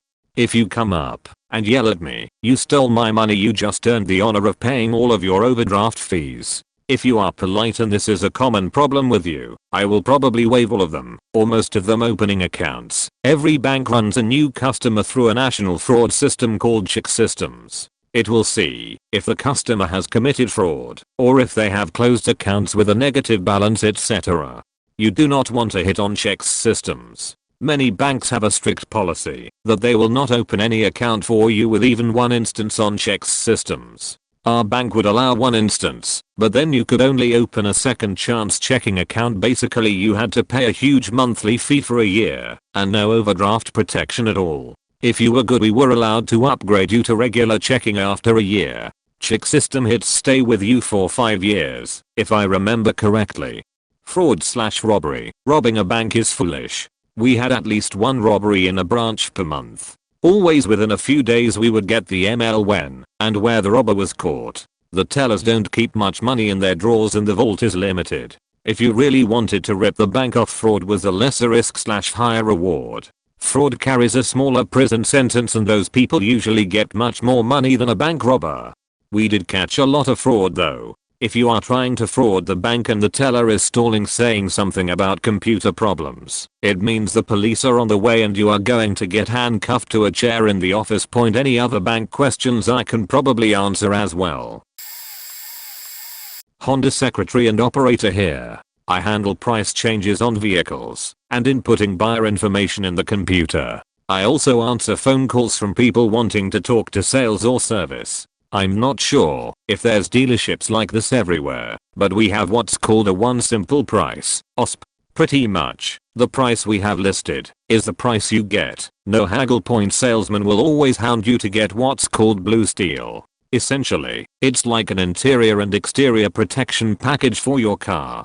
Dump water on your seats, and supposedly the drops roll right off. Well, it's only actually a temporary wax. You're only paying for the warranty on it. The only reason the water demonstration works so well is because they spray the wax sheet on it every day. Not only that, but it doesn't even cover basic common damage like bird pup stains, hail, and paint fading. Point handling prices for 7 months. I realized that the MSRP, manufacturer suggested retail price, is actually fake on every price tag. We make the MSRP look super expensive, so that the OSP list sounds like a badass deal, when in fact, you're still getting upsold. Lesson learned, always do your research for the real MSRP as opposed to taking a salesman's word for it. Point finance managers are commission. All those bogus warranties that somehow never end up covering your ass, straight on their paycheck. Also, fun fact, you're actually faking them over by paying for a car in cash. Why? Because that means you only have the amount for the vehicle at hand, and not for warranties, which is what they get paid off of. If they are being extremely pushy, it probably means it's been a slow day and people haven't been buying. Point. If you're working with a salesman, make sure you only work with them. You fuck the salesman over by coming in on their days off and buying from someone else. The salesman at my dealership go by the amount of cars they've sold and not the money they sell them for, so they're actually making less than normal dealerships. And even more so when they have to split the deal with someone else. I can't count the amount of times that customers come in and the first thing their salesman tells me they were supposed to call me. No, we won't kick you out after we close. But you're keeping your salesman, a finance manager, a sales manager, and the secretary there late by staying after hours. All those people are only waiting on you. So to the assholes that keep me there until midnight, when we close at 7, then decide to not purchase the vehicle, fuck you. 6. Beach to the general manager, bam, free oil change. Point edited for spelling. I worked for Wendy's back in high school. Definitely saw some things that made me rethink the healthy options now. I'm not one wasting food, but the beef in the chili always grossed me out. Any burgers that were left on the grill too long and got burnt, got thrown in a pan inside one of the heated drawers above the grill. The drawer was supposed to be emptied after each shift, but if you were getting slammed sometimes it wouldn't be until the night crew was cleaning. This burnt meat was put into plastic bags and tossed in the walk-in cooler. The following morning, openers would put this meat in the chili pot with water and boil it. The smell was awful. The boiling was supposed to remove the fat, which made the chili healthy, but I doubt customers would agree after knowing it was burnt meat. Also, the salads. The morning crew would clean and chop up all the lettuce and put it in giant brute garbage cans on wheels. This is usually not a problem unless you go to about 80% of the stores where they don't let the lettuce run out before refilling the cans, thus leaving old lettuce in the bottom to get mixed in. Gross. The part that bothered me more than anything was the ice. The ice bin connected to the soda taps were clean. It was how the ice got there that made it dirty. 2 metal buckets would hang on the outside of a huge ice maker. To fill them, you had to set them on the dirty floor and use a scoop to transfer the ice from the maker. When you were done, the metal buckets were stacked and hung for the next time they were needed. Therefore, dirty bottom of one bucket would ultimately go inside the other bucket, making the inside of the buckets just as dirty as the floor. I had a manager who would constantly chew the ice despite knowing how nasty it was. Moral of the story, never get ice. I work for a debt collection agency for a state in the US. I'm not a collector FWIW. My agency collects for state debts like unemployment fraud and overpayments, bad checks written to state entities, unpaid debts at state community colleges and universities, parking tickets, and even criminal restitution. We often call debtors on debts that are 10+ years old, and these types of debts are not dischargeable by bankruptcy and pretty much never go away. Also, the statute of limitations is kind of slippery.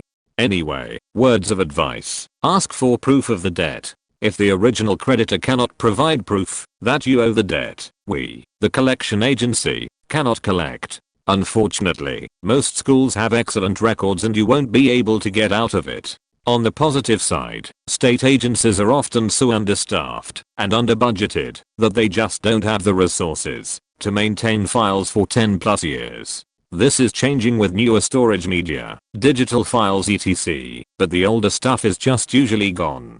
Also, pay for school with cash if you can. Student loans are for life, so if something happens and you have to drop mid-semester, you basically already spent the money and then you have to pay it back. Even worse are those fantastic Pell Grants. If you drop that free money the government gave to you and your school suddenly becomes not free at all and you have to give it back. I've seen collectors in my office making calls on Pell Grants from 1999, 1992, and once from a lady who was in college in 1987. When you pay as you go, you can usually negotiate, and if you're lucky even get a partial refund. If not, you can put it in a bankruptcy and feel bad for all the people who got grants or loans. Most of the collectors in my office are amazingly nice people and will work with debtors to set up reasonable payment plans. However, if you are a dick or hang up on them, you can pretty much count on a 25% garnishment. Nothing too juicy, but I thought I'd share some of my experience from working at Ross stores, basically a cheaper version of Mars halls, and with the clientele to prove it. I worked at this hellhole for an entire year and I look back and still can't believe I lasted that long. I absolutely loathed our customers. 99% of the people who came through that door were pure trash. Either some loud ghetto girl with a few little brats running around out of control, or some fat white trash bitch who looks like she just rolled out of bed. I guess this comes with the territory from working at an off-price store. I'm honestly surprised I was never complained on, because I shot these people some nasty looks when they started making demands. Nobody ever got into it with me or yelled at me. I think it's because I'm a man, because I worked almost all women and they got beached out on a daily basis, and it's a good thing nobody ever did, because I would have gave it right back. Toward the end of my tenure I almost wished someone would fuck with me, because I was ready to release a year's worth of frustration on some poor soul. Along with scumbag clientele comes shoplifting. As others have said, we can't do a damn thing to you. Nothing. All we can do is call the police and hope they get there on time. In my year of working there, I never once witnessed anyone catch a shoplifter. I saw people on multiple occasions stuff merchandise in their purses or bags and alerted my mod, who pretty much just said, oh well, guess they got a free. I will say that some stores have an LP guy on the floor. Shoplifting may be handled differently at those stores, but mine didn't have one. So if you don't see a little guy wearing a black vest that says loss prevention, you can pretty much walk out the door with a furniture set, and we can't do anything. We are not even allowed to step off the curb while on the clock, for liability reasons anyways. Another thing that always pissed me off is people's insistence that I check the back for something. We don't have a back. Everything is out on the floor, and if there's ever anything in the stockroom, it's stuff that hasn't been processed and thus cannot be sold, but people still insist I go check. So I usually just went back to the fitting rooms and made some conversation, trash talking the idiot customer with my coworker for a few minutes, then came back and said exactly what I said before, which was that we don't have anything back there. So if anyone ever tells you that everything we have is on the floor, they are telling the truth. And you can return absolutely anything if you make a fuss. We are not allowed to return anything if the tags have been detached and or you don't have a receipt, but all you have to do is ask to speak with the manager and he/she will gladly refund your money just this once, then just demos the merchandise and send it back. So many people attempted to return things that were so blatantly worn, then they throw a hissy fit. The manager comes up and makes me look like an idiot and takes the merchandise anyway. Oh, and something else, though not exactly related to policy, they treat us like slaves. Literally. I've never worked anywhere who forces their employees to micromanage so much. You have an impossible amount of tasks to do at once, and you get reamed at the end of the day if you didn't complete them. They don't give a shit about their employees. They are more concerned with meeting payroll than anything else. They will schedule the bare minimum employees on the busiest nights. There were times where I'd have to close on a Friday or Saturday night with one manager and 3 associates, including myself. One associate has the fitting room, so the other 2 have to ring up customers, which is not enough registers, leaving nobody to clean up the floor, which means we have to stay 2 hours after closing because the store is a faking train wreck. Then get beached by the ASM or SM the following day because we stayed too late and they don't have the payroll. TLDR version. Ross stores suck as. You can shoplift risk-free and return worn merchandise because the slaves, workers, can't do a thing to stop you faking terrible job, even for a college student only working part-time. Here are some secrets to office maximum in our district. Not sure about others. Buying the extended warranty on printers is not a bad deal if it's cheap. You can use up the ink inside the printer and bring the printer in and say it's broken, and we give you a brand new one out of the box for no extra fee/cost. G. If a printer is $99 and you get a warranty for a year for about $12, the ink will probably cost just as much as the printer itself. So if you bring the printer in, you get a new one with new ink. Just say it doesn't work.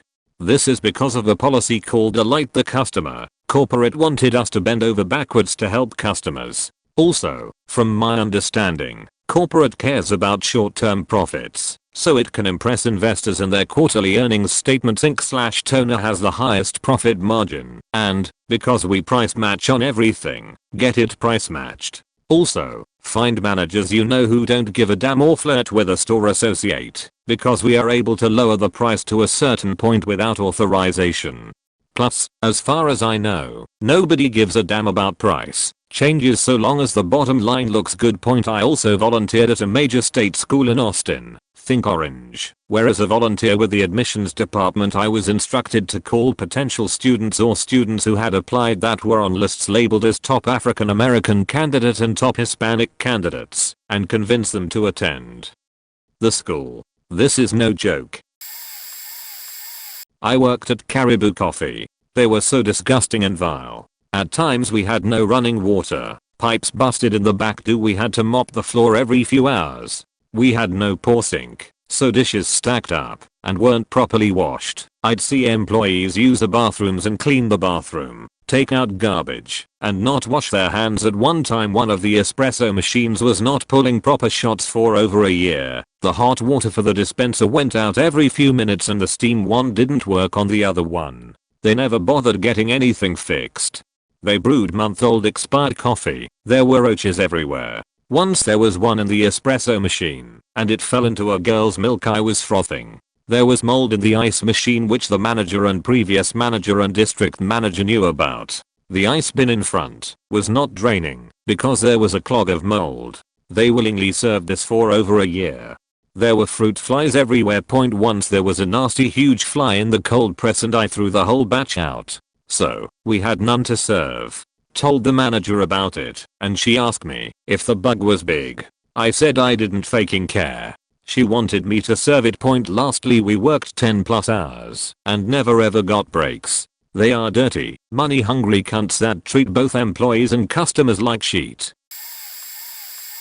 I worked at a locally grocery store for 5 years. We didn't do too much shady shit. Our meat department was very clean and professional. On the other hand, our deli was infested with cockroaches. My manager wrote clean me in the floor with a mop, and it sat there for a month like that. We probably would have been shut down by OSHA as they saw what we did in the warehouse. I didn't have anyone to help me put a list for sale items to fill on the shelves on certain nights, so I would have to put a pallet on the forklift and lift it up to level 3 of the steel pallet bracket things. Then I would have to climb the forklift from its roof to the pallet about 15 feet up along the back of it, swivel around to the pallet, pull the sheet I need and climb down. I about fell to my death a few times. When you ask for something that is out of stock and isn't on sale, we won't even go look for it. Chances are if we have it, it's buried in a random mixed box at the bottom of a pallet. On Friday and Saturday nights, we spied on anyone in the liquor department 1984 style. I know because I was a dude on cameras. One particular manager of mine racial profiled and told me to watch certain people. I felt bad because of it. FYI. If you stole something, we'd tackle you as you walked out of the store, and if you resisted in any way we would pretty much fight you until the cops showed up. My manager went to the hospital twice doing this. Worked for Gap when my company was bought out by them. Miss you, athleta. Don't go to an outlet, it's a waste of money. What you really want is a clearance center. When I left the company there are only 2 in the country. One is somewhere in California and the other is in Hebron, Kentucky. What's the difference between an outlet and a clearance center, you ask? The quality of the clothing and the price. Gap stocks its outlets with lower quality items that are typically made with a surplus of material. So let's say they order enough fabric for 5,000 long sleeve button down shirts and then receive 7,000 shirts worth of fabric. Rather than making 2,000 extra shirts, they'll take that material and maybe make short sleeve shirts or dresses or some other item. Then they'll stock that item in an outlet and sell it at a 5-10% discount. In rare cases the discounts will go up to 30%. Thing is, these clothes aren't made as well. Seams and buttons might not be reinforced. These jobs are faster and generally just lower in quality. Note, there's no change in quality with Old Navy because those clothes are already cheaply made. Now a clearance center will actually get clothes out, overstock, returned, and affected items. It is buyer beware, though. These items could be there simply because a stack of blue jeans got buried in the stockroom without anyone noticing until the season was already over, or they could be there because a stack of blue jeans didn't have the zipper sewn in. But if you're willing to take a few minutes to inspect your clothes before you buy them, you can pick up blue jeans for $10. That's not a starting at price. Also, if you have a friend that works for Gap, bring them along and use their 30% discount. $7 jeans. You're welcome.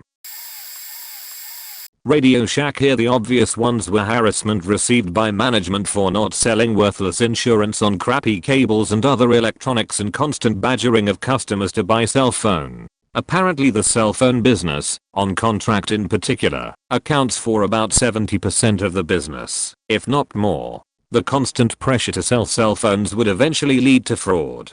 The first store I worked at was generally okay on this end due to the fact that my manager there was extremely paranoid of having anything come back to him. The second store I worked at though wouldn't even ask for proper identification. Policy states that you need 2 forms of valid ID in order to even run their application. The first is usually a driver license, and the second the physical social security number card, but other things could be used as well. I never saw any of my coworkers ask for a second ID, and would run applications sometimes without even asking for a primary ID. When the iPhone 5 launched, my manager started a waiting list, but sold at least 20 phones to one customer. That was his friend who would later resell them elsewhere for a profit. He would leave the store for a drink and come back, hired an assistant manager who had never worked retail in his life, just because he was his friend, bully the younger employees by calling them motherfuckers and other things of the sort and other things that I can't remember. I'm surprised the company as a whole is still in business, but I guess when they disregard policies to maintain their selling goals it's possible. I used to work at Mario's restaurant, an Italian steakhouse, in Rochester, New York. All the pasta that is told to customers is made fresh as Barilla pasta out of a box. Their sauce is also made in a factory and just heated. We tell all customers all dishes are made fresh, and using fresh ingredients. There is a massive health problem due to food prep and an ongoing cockroach infestation that the owners not only know about, but choose to ignore. I have seen a customer pull a cockroach out of her mouth after sipping a drink. Employees are paid to go on rating sites like Yelp to give great reviews, since customers have listed information that is bad for business. Their former chef had a wife wrongfully fired, and she was threatened by the owner that if she contacted a lawyer he would be fired. They have a reputation for trying to pay outside companies in gift cards to the restaurant instead of a check. This way they lose less money. When the companies say it's bullshit, the owner is a county legislator, so they feel they would never get anywhere in court. Example, owner had a pool built in his yard and gave one of the payments owed in a few $100s worth of gift cards. One of the owners, originally their father's business and is now run by his 2 sons, sexually harassed an employee by groping her at a bar where he invited employees after a shift, and when they arrived he was drunk and eventually asked to leave and almost arrested for DUI. The owners have held meetings saying fuck you and cursing, usually not a big deal, and told many employees how they are expendable, while some woman's children were in the room, since it was a mandatory meeting during the day, and had to leave, since they were being cursed at, and told how their parents can lose their jobs anytime. Possibly the oddest and completely fake place I have worked. It was insane how much they lied to customers, and how many health rules they purposely avoided. They also own 2 other restaurants in the area. I work at a large national wine/liquor store here in California.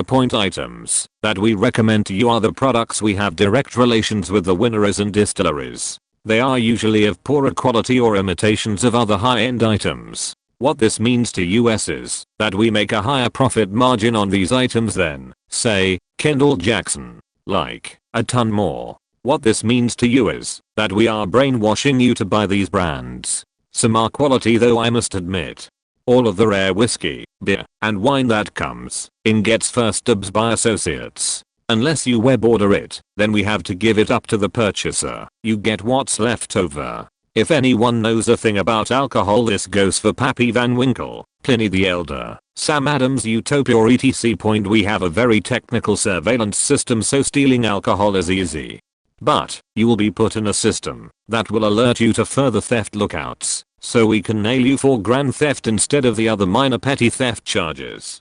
If you are shopping for a wedding, we will open up bottles of wine for you to try. This is sort of an unspoken gift to our customers, but it has not been uncommon to open 8 to 9 wines for a couple to sample in the store for free. Even though we are not allowed to take tips for anything, please throw us something under the table when we carry the 50-pound keg out to your car along with your 12-30-pack cause. It's only nice.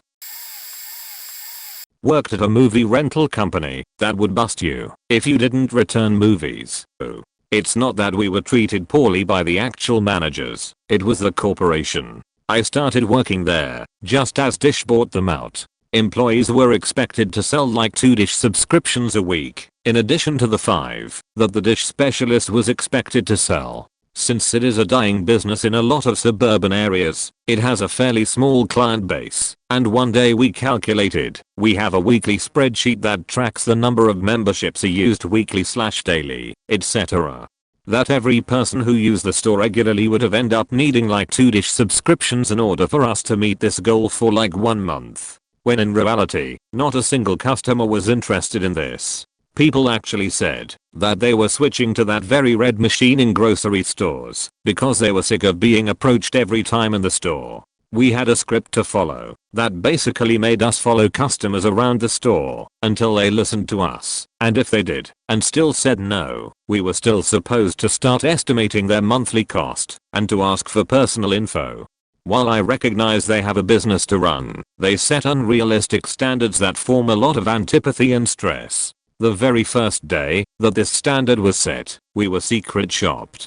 A girl who had been with the company for years and was one of the best was put on probation for not forcing a subscription onto a woman who was in the store for the 3rd time that day. She had the rental pass and a sick child who didn't really have time at the moment. We knew she had heard it, knew she was busy, but the corporate preferred a distance so that we didn't feel guilty about being annoying. Of course, that is the nature of big businesses. We tended to know and have good relationships with the majority of our customers until the takeover. Also, the reason we need a license for a membership is because it will affect your credit if you constantly move is late. Thankfully, I only took this job to supplement my nanny income, to furnish my first college apartment, and left fairly shortly after the takeover, as did most employees. Being a nanny is the way to go. I do it now after school and the pay is great, the kids are great, and while I do have some stories from it, I think it is the best job in the world for someone with my skill set. Restaurant hiring practices are shallow as fuck, and this is coming from a guy that's worked at franchises, locals, and a corporate chain. It's actually hilariously cliched, and maybe it's my Indiana location, but it's ridiculous shit. The first question I get asked is if they're black. They pass that test. Is she cute? I know it's a necessary shallowness to have decent women around, but it's rough when the hires are dumb bitches that can't tell a pose from a iPad. I feel so bad for conventionally ugly people that come in and apply.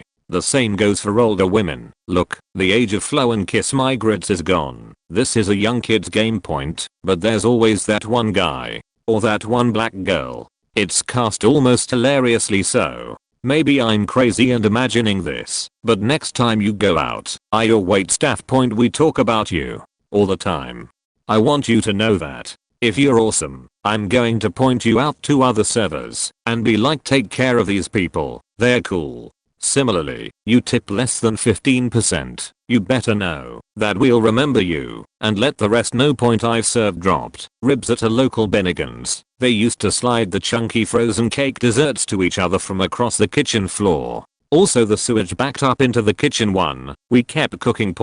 When you're dining out to eat, you're dining out for the service and the experience, not the cleanliness. This is someone with 6 years of industry work.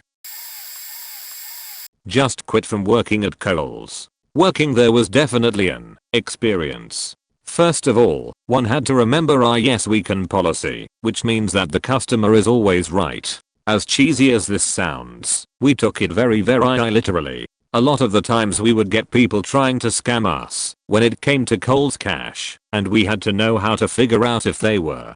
However, because of our yes we can policy, most of the customers scamming us got to carry on with whatever they had planned. Also, we had to make sure that all the pricing signs were updated correctly, because if a customer were to tell us that an item was $10 less than it really was, and we checked the sign and there wasn't a correct price, we had to honor the customer's claim. And I'm sure this goes for most retail department stores such as Mass's, Kohl's, etc. But we as employees were pressured almost every week to apply for a Kohl's card, even if it was to meet the quota. They said that we didn't have to, but it really made me uncomfortable the way that my own managers would try to sell me credit, especially since I had already applied 3 times and was declined each time.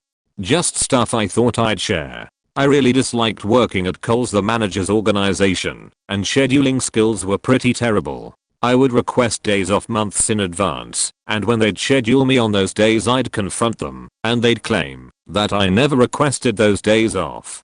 We were also always low on payroll, and they wouldn't schedule a lot of girls to work the departments, leaving us recovering and doing go backs for more than one department. Point for those of you who have worked in retail, you can probably share my pain, and I'm sure that Kohl's isn't the only one that does this. Corporate catering company, homemade eggs that were advertised were actually powdered mixed with water, same as mashed potatoes, etc. A very well operated grocery supermarket. A lot of us were asked to white out expiration dates, mostly on chocolates and powdered stuff. Pest control. We were very okay with rats dying in your walls. We could always blame the smell on them dying before you called, and made you feel bad for not calling us sooner. Laptop repair company. I did about 15 minutes of work and charged $50 to $60 and would always say there are a bunch of viruses if I wanted more time or money. A cleaning service. We used a bunch of vinegar to clean most things and advertise them as quality products that have no chemicals. It saddened me that so many people fell for that. Small grocery store. We purchased a lot of small items from a store a few blocks away and sold them at double price. Construction. We had people working with us at large companies that would fake invoices, so we would make more money. In return we would just buy stuff from them at a normal price. At a bar, most shots were cheaper than the one you wanted, plus watered down. We had a system of that. The drunker the customer, the cheaper and more watered down sheet we could serve. I've only been fired twice, by the way. Oh, also my friend had a thing going of picking up the drunkest people from a bar and overcharging the shit out of them by simply acting friendly as fuck and lying to them in bars. He would usually bank at least $200, and if someone refused to pay he had his big Russian buddy act as a bodyguard. Craft food / Nabisco. Point. Almost every product is rotated on the shelf, but only at slow stores. Kraft / Nabisco almost owns the entire snack aisle at Walmart. Keebler is probably the second most popular snack, and then Walmart brands. The reason they don't rotate at Walmart is because of how fast everything sells. However, sometimes stuff doesn't sell and isn't rotated because of time doesn't sell, as in there is still more product than normal on the shelf when we visit the store next. Fortunately, snack food items last a long time. Still, it's always best to check the dates on anything you buy. We are only allowed to be at stores for like 2 hours. Allowed in the sense that the company wants you to get everything done as fast as possible. They don't like you lingering, working in the stores any longer than they think it should be done. Oftentimes, managers and full-time merchandisers, basically stock people, will have multiple stores throughout the day. Of course, they don't want to pay overtime, so it's rush. However, full-time employees get paid no matter what, so they have weird budget and scheduling issues. They try to find stuff for a full-time guy to do, while giving the part-time guy nothing. A usual full day would be going to 5-7 stores starting at 4:30 AM or before 8 usually. Point. They encouraged me to skip lunches because everyone else does and are very loose with break time. I was told during orientation, people don't really take lunches.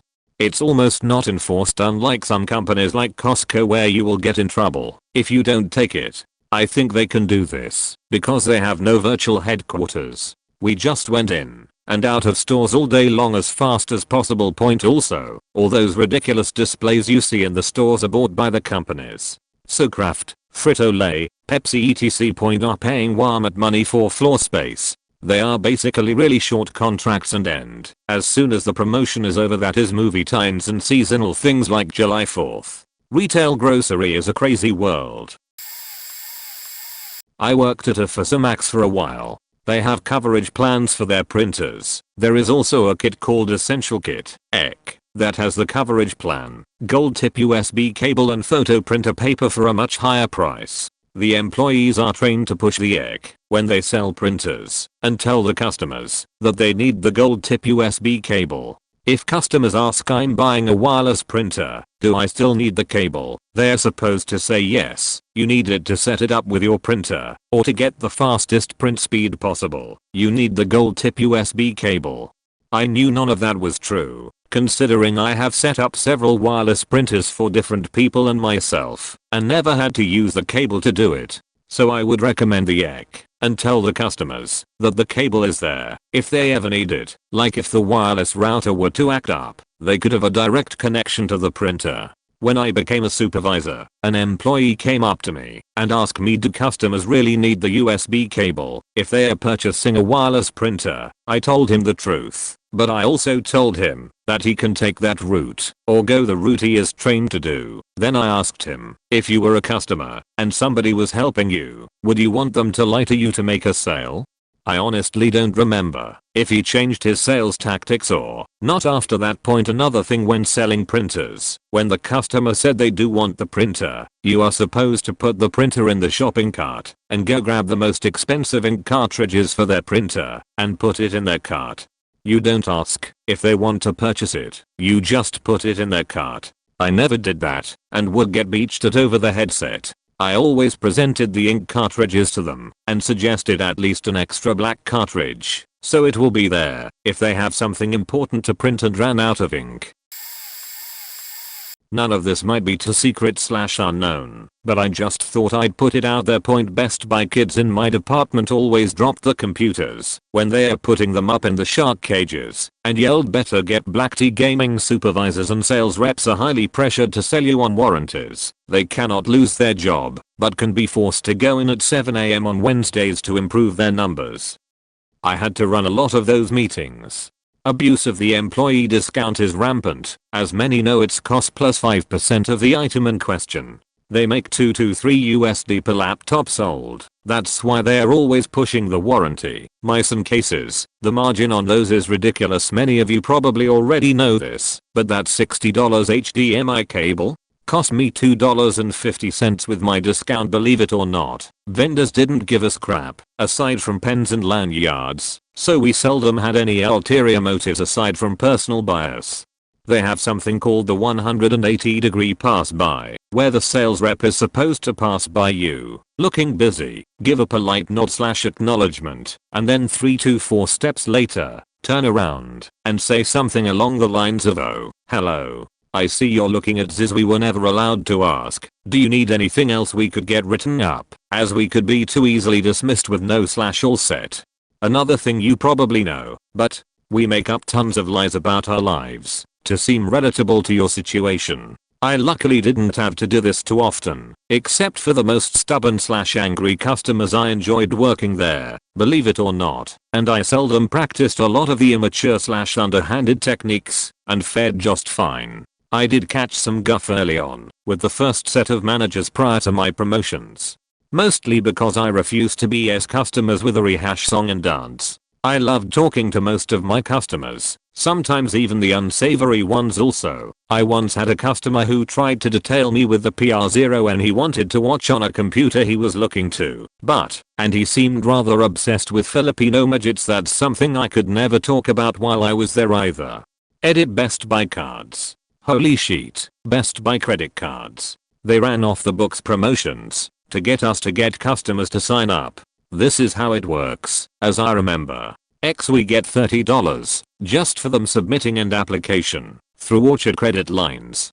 We get a further $90 if they are accepted. If you get Account Shield Plus, it's another $30. Whoever signed you up had $150 of pure margin on their numbers, and margin was king in the numbers battle for recognition/not coming in for extra training.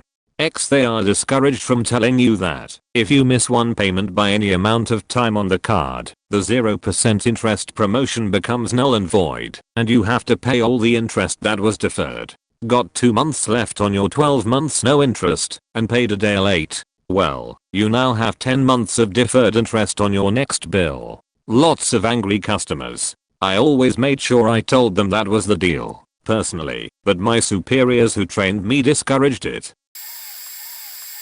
Chili's Bar and Grill Food. There is no longer a grill in the kitchen. All of the grill marks on chicken and different items are put on by a baking pan through an oven. Most employees call this oven the robot. They also have the same holding pans as MC Donald's for holding burgers cooked at different temperatures. Very rare you will get an item cooked to order bar. If you are a table guest and order a signature drink, i.e. President, El Nino, Tropical Sunrise, you get a pre-made concoction that the AM bartender makes. As a PM bartender you get the glass, fill it with ice and pour this mix in. My store uses an outside company to deliver food to customers. This company's food is placed with store. Their drivers comes in and picks up the food, who either the to-go person or bartender has to put together, and leaves without leaving a tip, because the driver isn't paying for the food. It's going on an house account, delivers the food and gets tipped.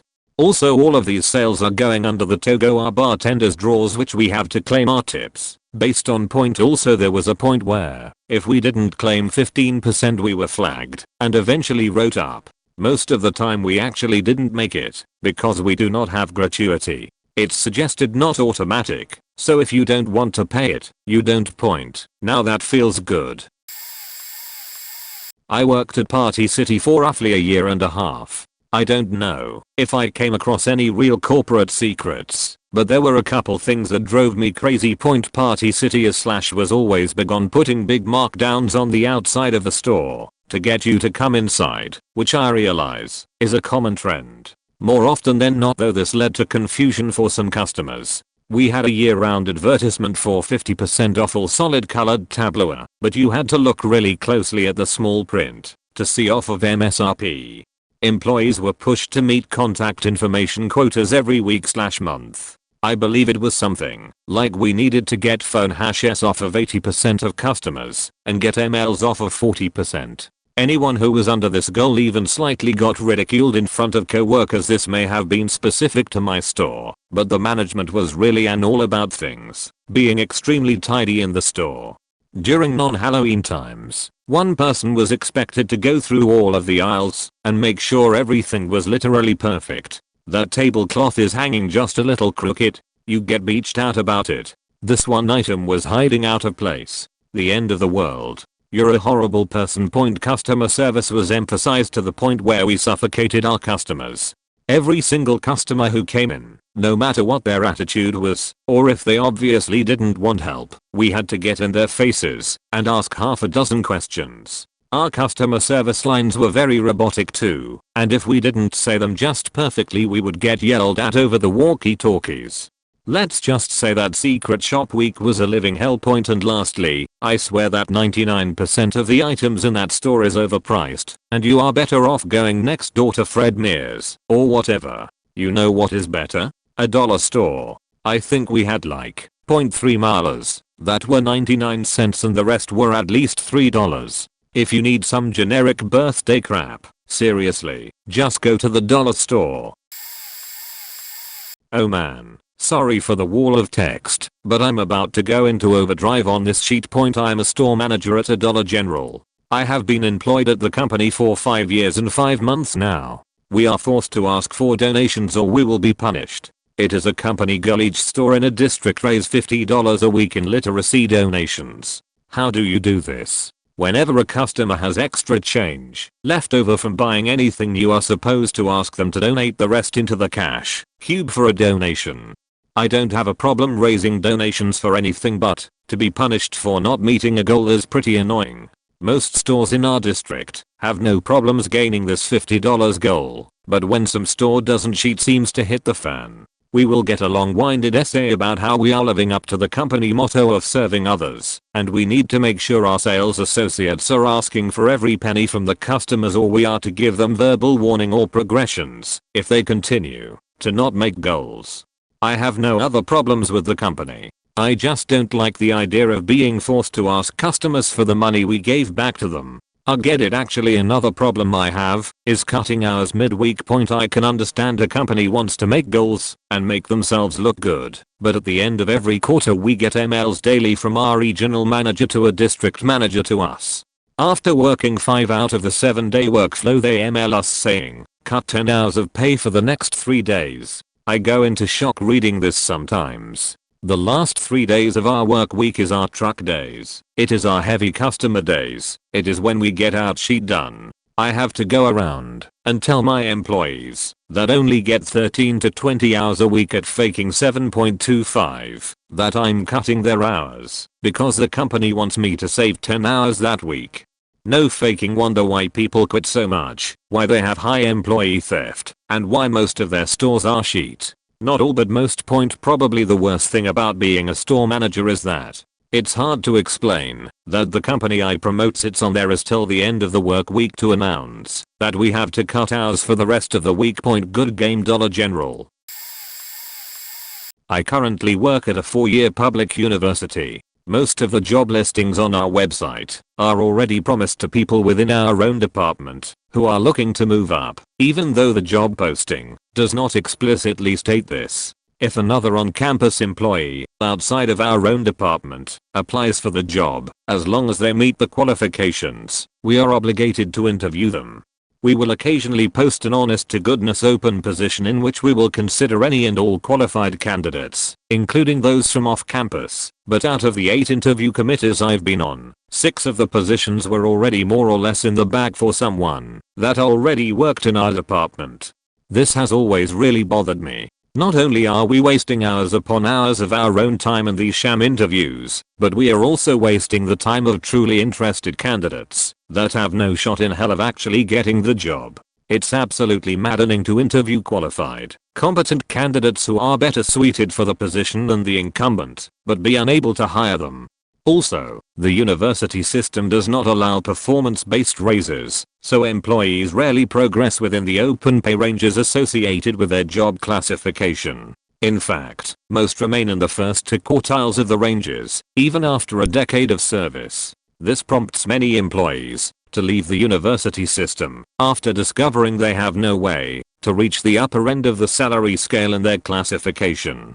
It also promotes bitterness and low morale among employees. I have one colleague that is chronically absent, makes frequent and substantial mistakes in her work, and more or less does student assistant level tasks because all of the more complex tasks had to be taken away from her. Yet she makes the same salary as another one of my colleagues who has been with the company years longer, successfully and competently juggles a crazy amount of high level work, etc. Makes it extremely hard to remain motivated to do a good job when it's not going to get us anywhere, and b, Sally McFurquid over here is on Facebook and painting her nails, but pulling in the same paycheck as the rest of us. Seriously, we have a metric sheet ton of horrible employees that have somehow passed their first year of probation, so we are pretty much stuck with them, no matter how badly they fuck up. Short of stealing or threatening physical harm to someone, we never fire anyone. Ever.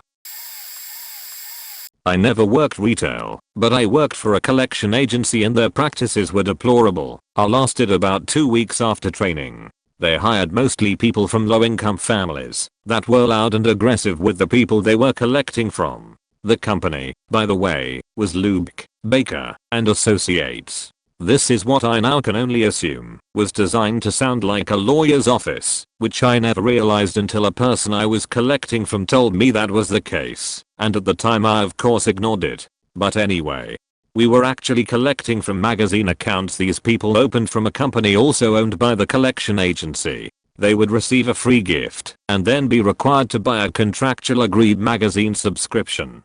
By accepting the cheap gift they were accepting the contract, but most of them were too stupid to realize it, even though it was stated on these calls.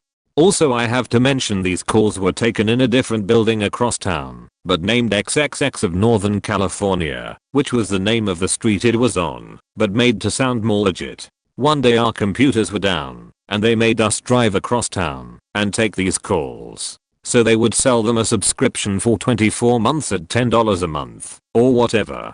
So now they're locked into $240. If they stopped paying, they would send it over to us who would collect on the $240. We could never tell them it would go on their credit and we could never tell them we would garnish their wages, but we could knock it down to $80 no questions asked, no matter how much it was. This company would harass these people to no end until they were practically crying, or most of the time cursing, at me, and most of the employees were desperate to meet their quota, so most collectors would tell people it would go on their credit and threaten them anyway with nobody punishing them.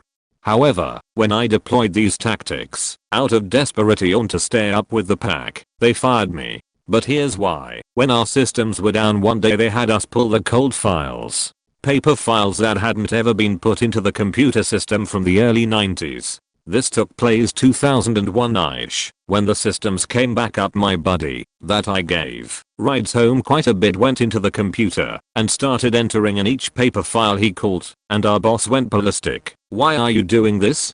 Get on the phones and collect more. He explained he was legally obligated. His first job was in a lawyer's office and he actually asked the guy to send out a letter to anyone he calls, and he didn't want to be sued along with the company because they could easily name him as a defendant as well. They kept trying to make him get on the phone and he refused, so they fired him, and he sued them. I was fired shortly thereafter. However, the state did run them out a few years later. Now they are in another state. After drudging up these poor memories, I did Google it while typing this and found this Owen Shopko. I worked there for many years, and it's been many years since I left. But while I worked there, they would cut up sneakers and other clothing items that were out of season and left over after many clearance sales. I was shocked at the pile of clothing in the garbage room. I approached the store manager about the waste and suggested that he could have donated it to the Salvation Army or Operation Bootstrap. He got miffed and said that the store already donated plenty of stuff to charity. Oh, yeah. And how did that make use of the sheet ton of clothing you threw away when there are people who have nothing? And they had the gall to cut the clothes up and make sure that no one could use it, even if they wanted to. Disgusting. Also, Shopko, if an employee were injured on the job and the injury left him/her with problems that required repeated doctor's visits and time off, the loss prevention people were ordered to find something that could be used as grounds for firing that person. Again, Shopko, if the manager wanted to fire a handicapped employee, to raise the bottom line a bit, he had to be careful how he did it. After all, the employee was protected by the Americans with Disabilities Act. The solution: tell the worker that his/her position has been eliminated and offer him/her another position that he can't physically do and a schedule he can't work. I used to work at Toys R Us as whatever they needed me, cashier/cart/back of house/bike builder. Bikes' frames and wheels were bent from being shoved in the truck 50% of the time. We just bent them back as best we could, or used spare parts from scrapped bikes. If you were nice in asking us to look in the back for an item, we would very much try our best, but even the slightest attitude we would blow it off and act like we looked. Stock is always off point. The cameras are real, but aren't monitored or viewed unless something obvious happens. Game consoles weren't treated with any more care than a box of stuffed animals, meaning they are tossed, slammed, or stacked on top of point. Employees do hide rare and hard to find toys. I was guilty of this a few times. Those damn ZHU pets my little sister had to have. Suspected shoplifters will speak to every employee as we all come up and ask if you need help one after another. Most of the people I worked with showed up high point. If you shook the shelves, you could possibly create an avalanche and get free stuff/lawsuits. Just in general, the items are treated like shit from the time they get off the truck until they get to the shelf point. If I think of more, I'll edit. As a bike builder, I would often give out free replacement reflectors, tubes, tires, and sometimes even rims if the customer needed them and asked nicely and respected me. That's one thing true employees never got: respect. If you mention a certain associate did good in assisting you to a manager, they get a little gift pat on the back. That'll do, pig, or what have you. In general, a little respect goes a long way at Toys R Us. Probably gonna get buried, but here it goes. I worked for a chain of theaters known in the upstate area of New York a few years back.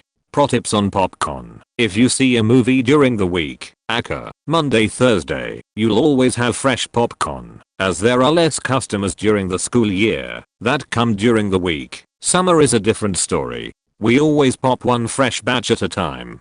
You know, the popcorn that you consume during a Sunday afternoon matinee? Yeah, it was popped Thursday night and has been stored in 50-gallon garbage bags for the duration of the weekend. The popcorn popper is only for show/smell on the weekends. There is an additive in the oil that makes it smell really good that gets piped through the climate control system into every theater. There are 2 vents right above the popper, one for exhaust and one for pumping smell into the theaters. Look above the popper sometime in any theater.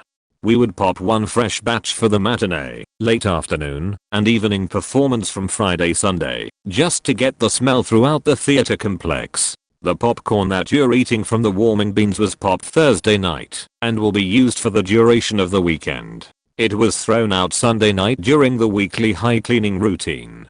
That's how it was done in this particular chain of theaters, so I can't comment on other chains. I was appalled at the lack of quality in the products they were making us sell, and I got tired of getting screamed at by the 16-year-old supervisor Beach. I was 25 at the time, and was just looking for something to do in between jobs, who got promoted because she was giving BJs to the manager, a 37-year-old man. So I quit after 3 months. T-Mobile has to honor any promise made by a previous CSR, as long as there are notes on your account proving the promise was made.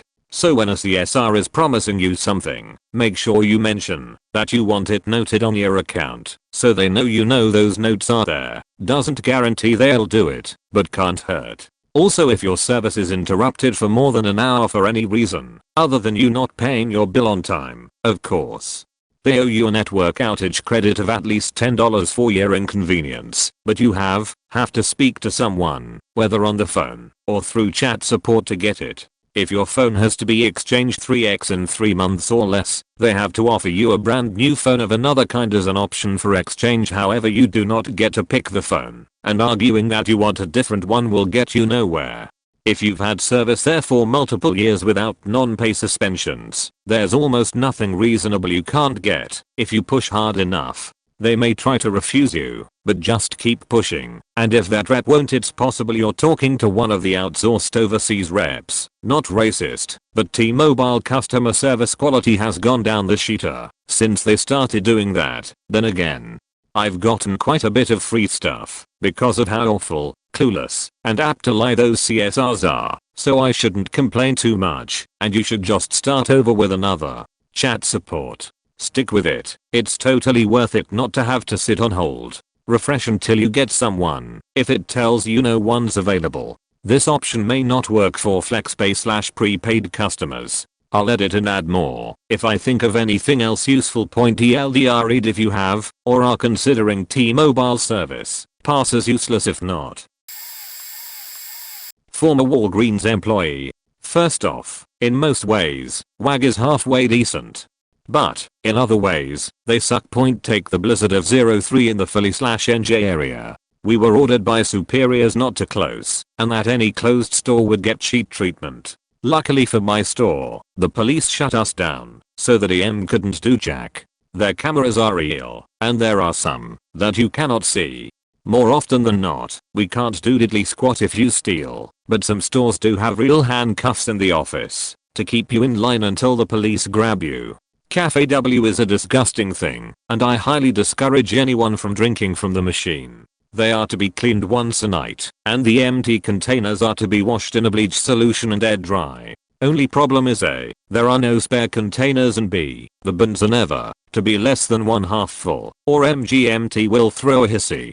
That's if anyone actually cleans any part of the machine. The spigot that your drink comes out of is disgusting as hell. The photo department is required to look at every picture you want printed. If you are a hot guy/gal, especially near a college, rest assured that any slutty pics you took were ogled, possibly printed for their private collection, and you might not even get a copy, cause it's potentially offensive material.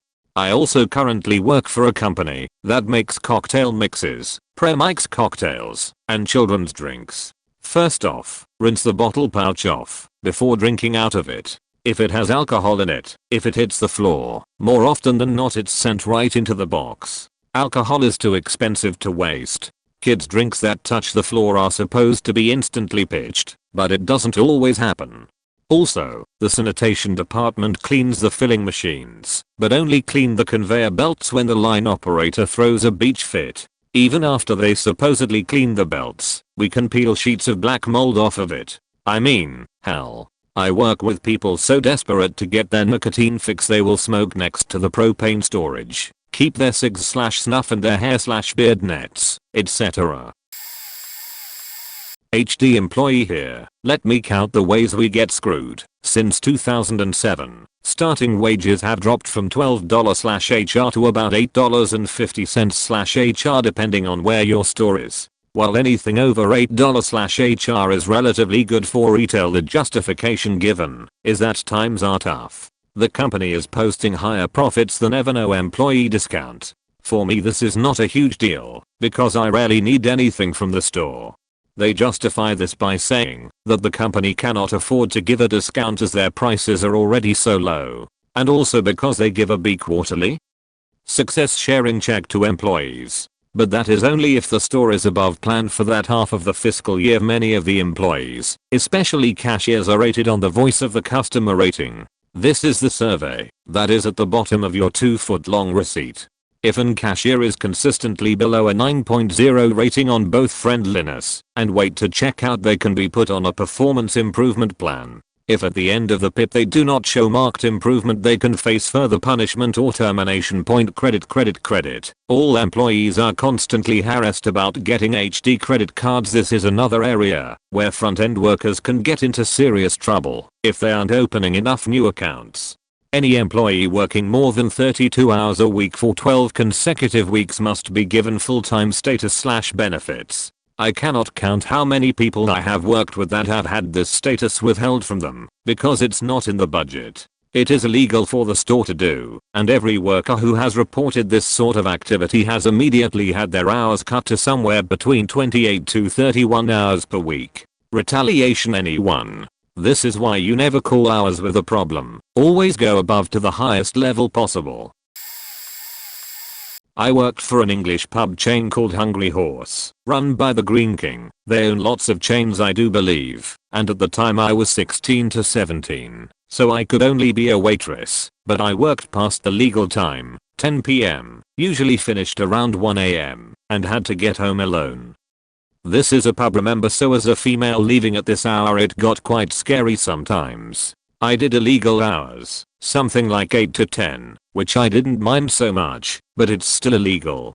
I was given a 15-minute break toward the end of my shift. The law states you have to have 15 minutes every 4 hours, and I wasn't paid for any overtime, which I did a lot. Then they fired me because we got a bad secret shopper review. Every person that had worked there for under 6 months was fired, and people over that got a final warning. I could have been on break when the shopper came in for all they knew. Funny thing is, my dad's pretty high up in a union, so when he slammed them in the meeting you could see the shock and fear in their eyes. We couldn't be fussed with anything legal, although it would have been easy, but I did get 2 months pay on the day, which no one else got. Luckily when I got a new job at a pub in London they were really good to me. This was a Wetherspoons, and because I was a few months off being 18 the same rules applied, and they even said I could get in trouble if I tried to stay till late or didn't take a break. When I turned 18 they still let me do a lot of the same, but now I could stay and drink after some of my shifts. Woo. Check this sheet out. I've worked at many jobs, and that includes Target. Third shift, the worst piece of sheet job I've ever had, with the most ragtag collection of dead inside white trash and a dick redneck manager, and they actually had corporate jobs in the United States such as Target and PetSmart. Get this, expect regular employees making faking 8.00 an hour to give a faking sheet about profits and corporate bottom end. I've had so many jobs where they sit there and get everyone together and talk about how, hey, we increases sales X%, or hey, the company does X billion in sales and X profit, etc. Oh, but by the way, don't think that means you'll get a bonus for anything or a raise. Actually, we've been meaning to talk to you. We are actually cutting hours across the board because sales are down 0.01%. Not to mention having multiple jobs where I'd hear a district manager / regional director, whatever stupid faking name they give them, wherever, a person making probably a minimum of 80k and upwards, tell a store manager making generally 40, 50k average, to tell the assistant manager making about half that, to tell the people making 8 or 9 an hour that they are cutting into labor costs. which generally means that for the benefit of being salaried the as manager works about 70 hours a week, though if they were smart, they'd realize that means that 30k salary is closer to 20k at one 40-hour a week job, and a second 40-hour for 10k. TLDR generally, as a regular worker in the US, you're faked. Salvation Army. I worked there quite a few years ago as a volunteer. I will just say up front I have no idea how widespread the SAG is, but at least in my part of Canada it was all over. For anyone who wonders what it is a non-profit organization that thrives on donations to make an income and help people. So, my story. I was a volunteer for over a year as an appliance/electronics repair guy. Volunteer means no pay, but I had nothing else going at the time. Anything truly valuable sent to the SAG is kept in the vault like jewelry and antiques, etc. We never see it. We can't touch it or anything. Let's get to the rest. Where we worked on the floor, everything comes through there, from baby clothes to high-end entertainment systems. So let's say a real nice and expensive stereo system is donated along with a pile of other regular stuff.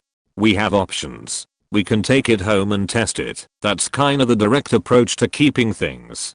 Or, we can pass it through and put it on the floor. Now at the time, there was a policy that employees had to wait 24 hours before they could purchase anything from the floor to give the public a chance. However, we were also the ones in charge of the hold stickers, meaning no one could buy it because someone else had claimed it. So, we get what we want. Not to mention the people in charge would just take sheet right out of the back and into their cars. Bear in mind these were donations for the good of the less fortunate. I was a party to this as well. I got my fair share of stuff too. Am I sorry? A little. Yep, I was an ass. But overall it was like a corporate culture thing and 80% of the people there indulged. Now, I see it for what it is. One of many places where things are not handled properly just out of human nature. I wish it was really different, but I suspect, even though I'm over 10 years removed from it, these things still happen. Farmers Insurance. Here I used to work at Farmers Insurance as a claims adjuster. Our main job is to take care of the injured third-party claimant's medical expenses. We have a small window of 15 days to throw cash at you without supporting documents, medical bills. If you can claim it, and it makes sense, we can write a check for you there, and then at your house if it takes. Each adjuster has different $sign limit. After 15 days, you would need to provide medical documents for everything you do. However, if it makes sense, we can still write a check for you. However, after 60 days, claims adjuster will make your life a living hell. After 60 days, the claim is no longer counted towards the claims adjuster's point system, which means you are no longer usable. At any time you submit medical expenses after 60 days, the claims adjuster will adjust or deny any medical expenses that you submit. If he doesn't see fit due to let's say, gap in treatment, waited too long to treat, or you decided to stop treatment and start back again 3 weeks later. Because farmers work on a point system and claims adjusters are constantly pushed to have the claim resolved within 60 days, we sometimes have to create third-party injury cases, even if the other party is not injured. The reason we get points and get to keep our job point. This is how the point system works. Injury cases/all cases equals X. If a claim is over 60 days, that case would be an additional point under all cases, which lowers your score. However, if we make injury cases easy to cash people out, then our score would increase. Moral of the story: don't get farmers, because they will pay out to the other party when they are not injured, and that just means higher premium on your part. Well, I won't disclose where I work, because I still work there, but at my auto dealership, most customers don't know how long it actually takes to complete some jobs. Also, when it comes to warranty work, we are held to dollars per repair order averages by corporate, and if our numbers are too high they will audit us for fraudulent claims. This is a good part of the reason that we cannot just put parts on cars for customers, even when they have researched the problem and come in for a certain problem. On another note, when customers come in with printed off information from an online forum, or believe that a certain bulletin they found on the internet applies to their vehicle when it doesn't, the staff will often talk badly about the customer, and we will often throw away whatever the customer printed off immediately. We are there to fix your car, and for a customer to come in thinking that they know more than we do about what is going on with their vehicle and how we should fix it makes us less likely to want to do a good job fixing their car. The moral of this story is 1. Allow shops to have adequate enough time to perform a repair. 2. Don't show up with online information thinking that we are going to pay attention to it. You are wasting your time and our time, and in the end your car may not get repaired thoroughly or properly. Edit. So what I've determined by the votes my post is getting is that people are upset with what I had to say. If you don't like it, then think about how you would react if I were to come into your work and tell you how to do your job. For example, if I went to a hospital and told the doctor that I needed my appendix taken out because I have a pain in my side and the internet said it was my appendix, do you think he would listen to me and immediately do surgery without checking out the concern?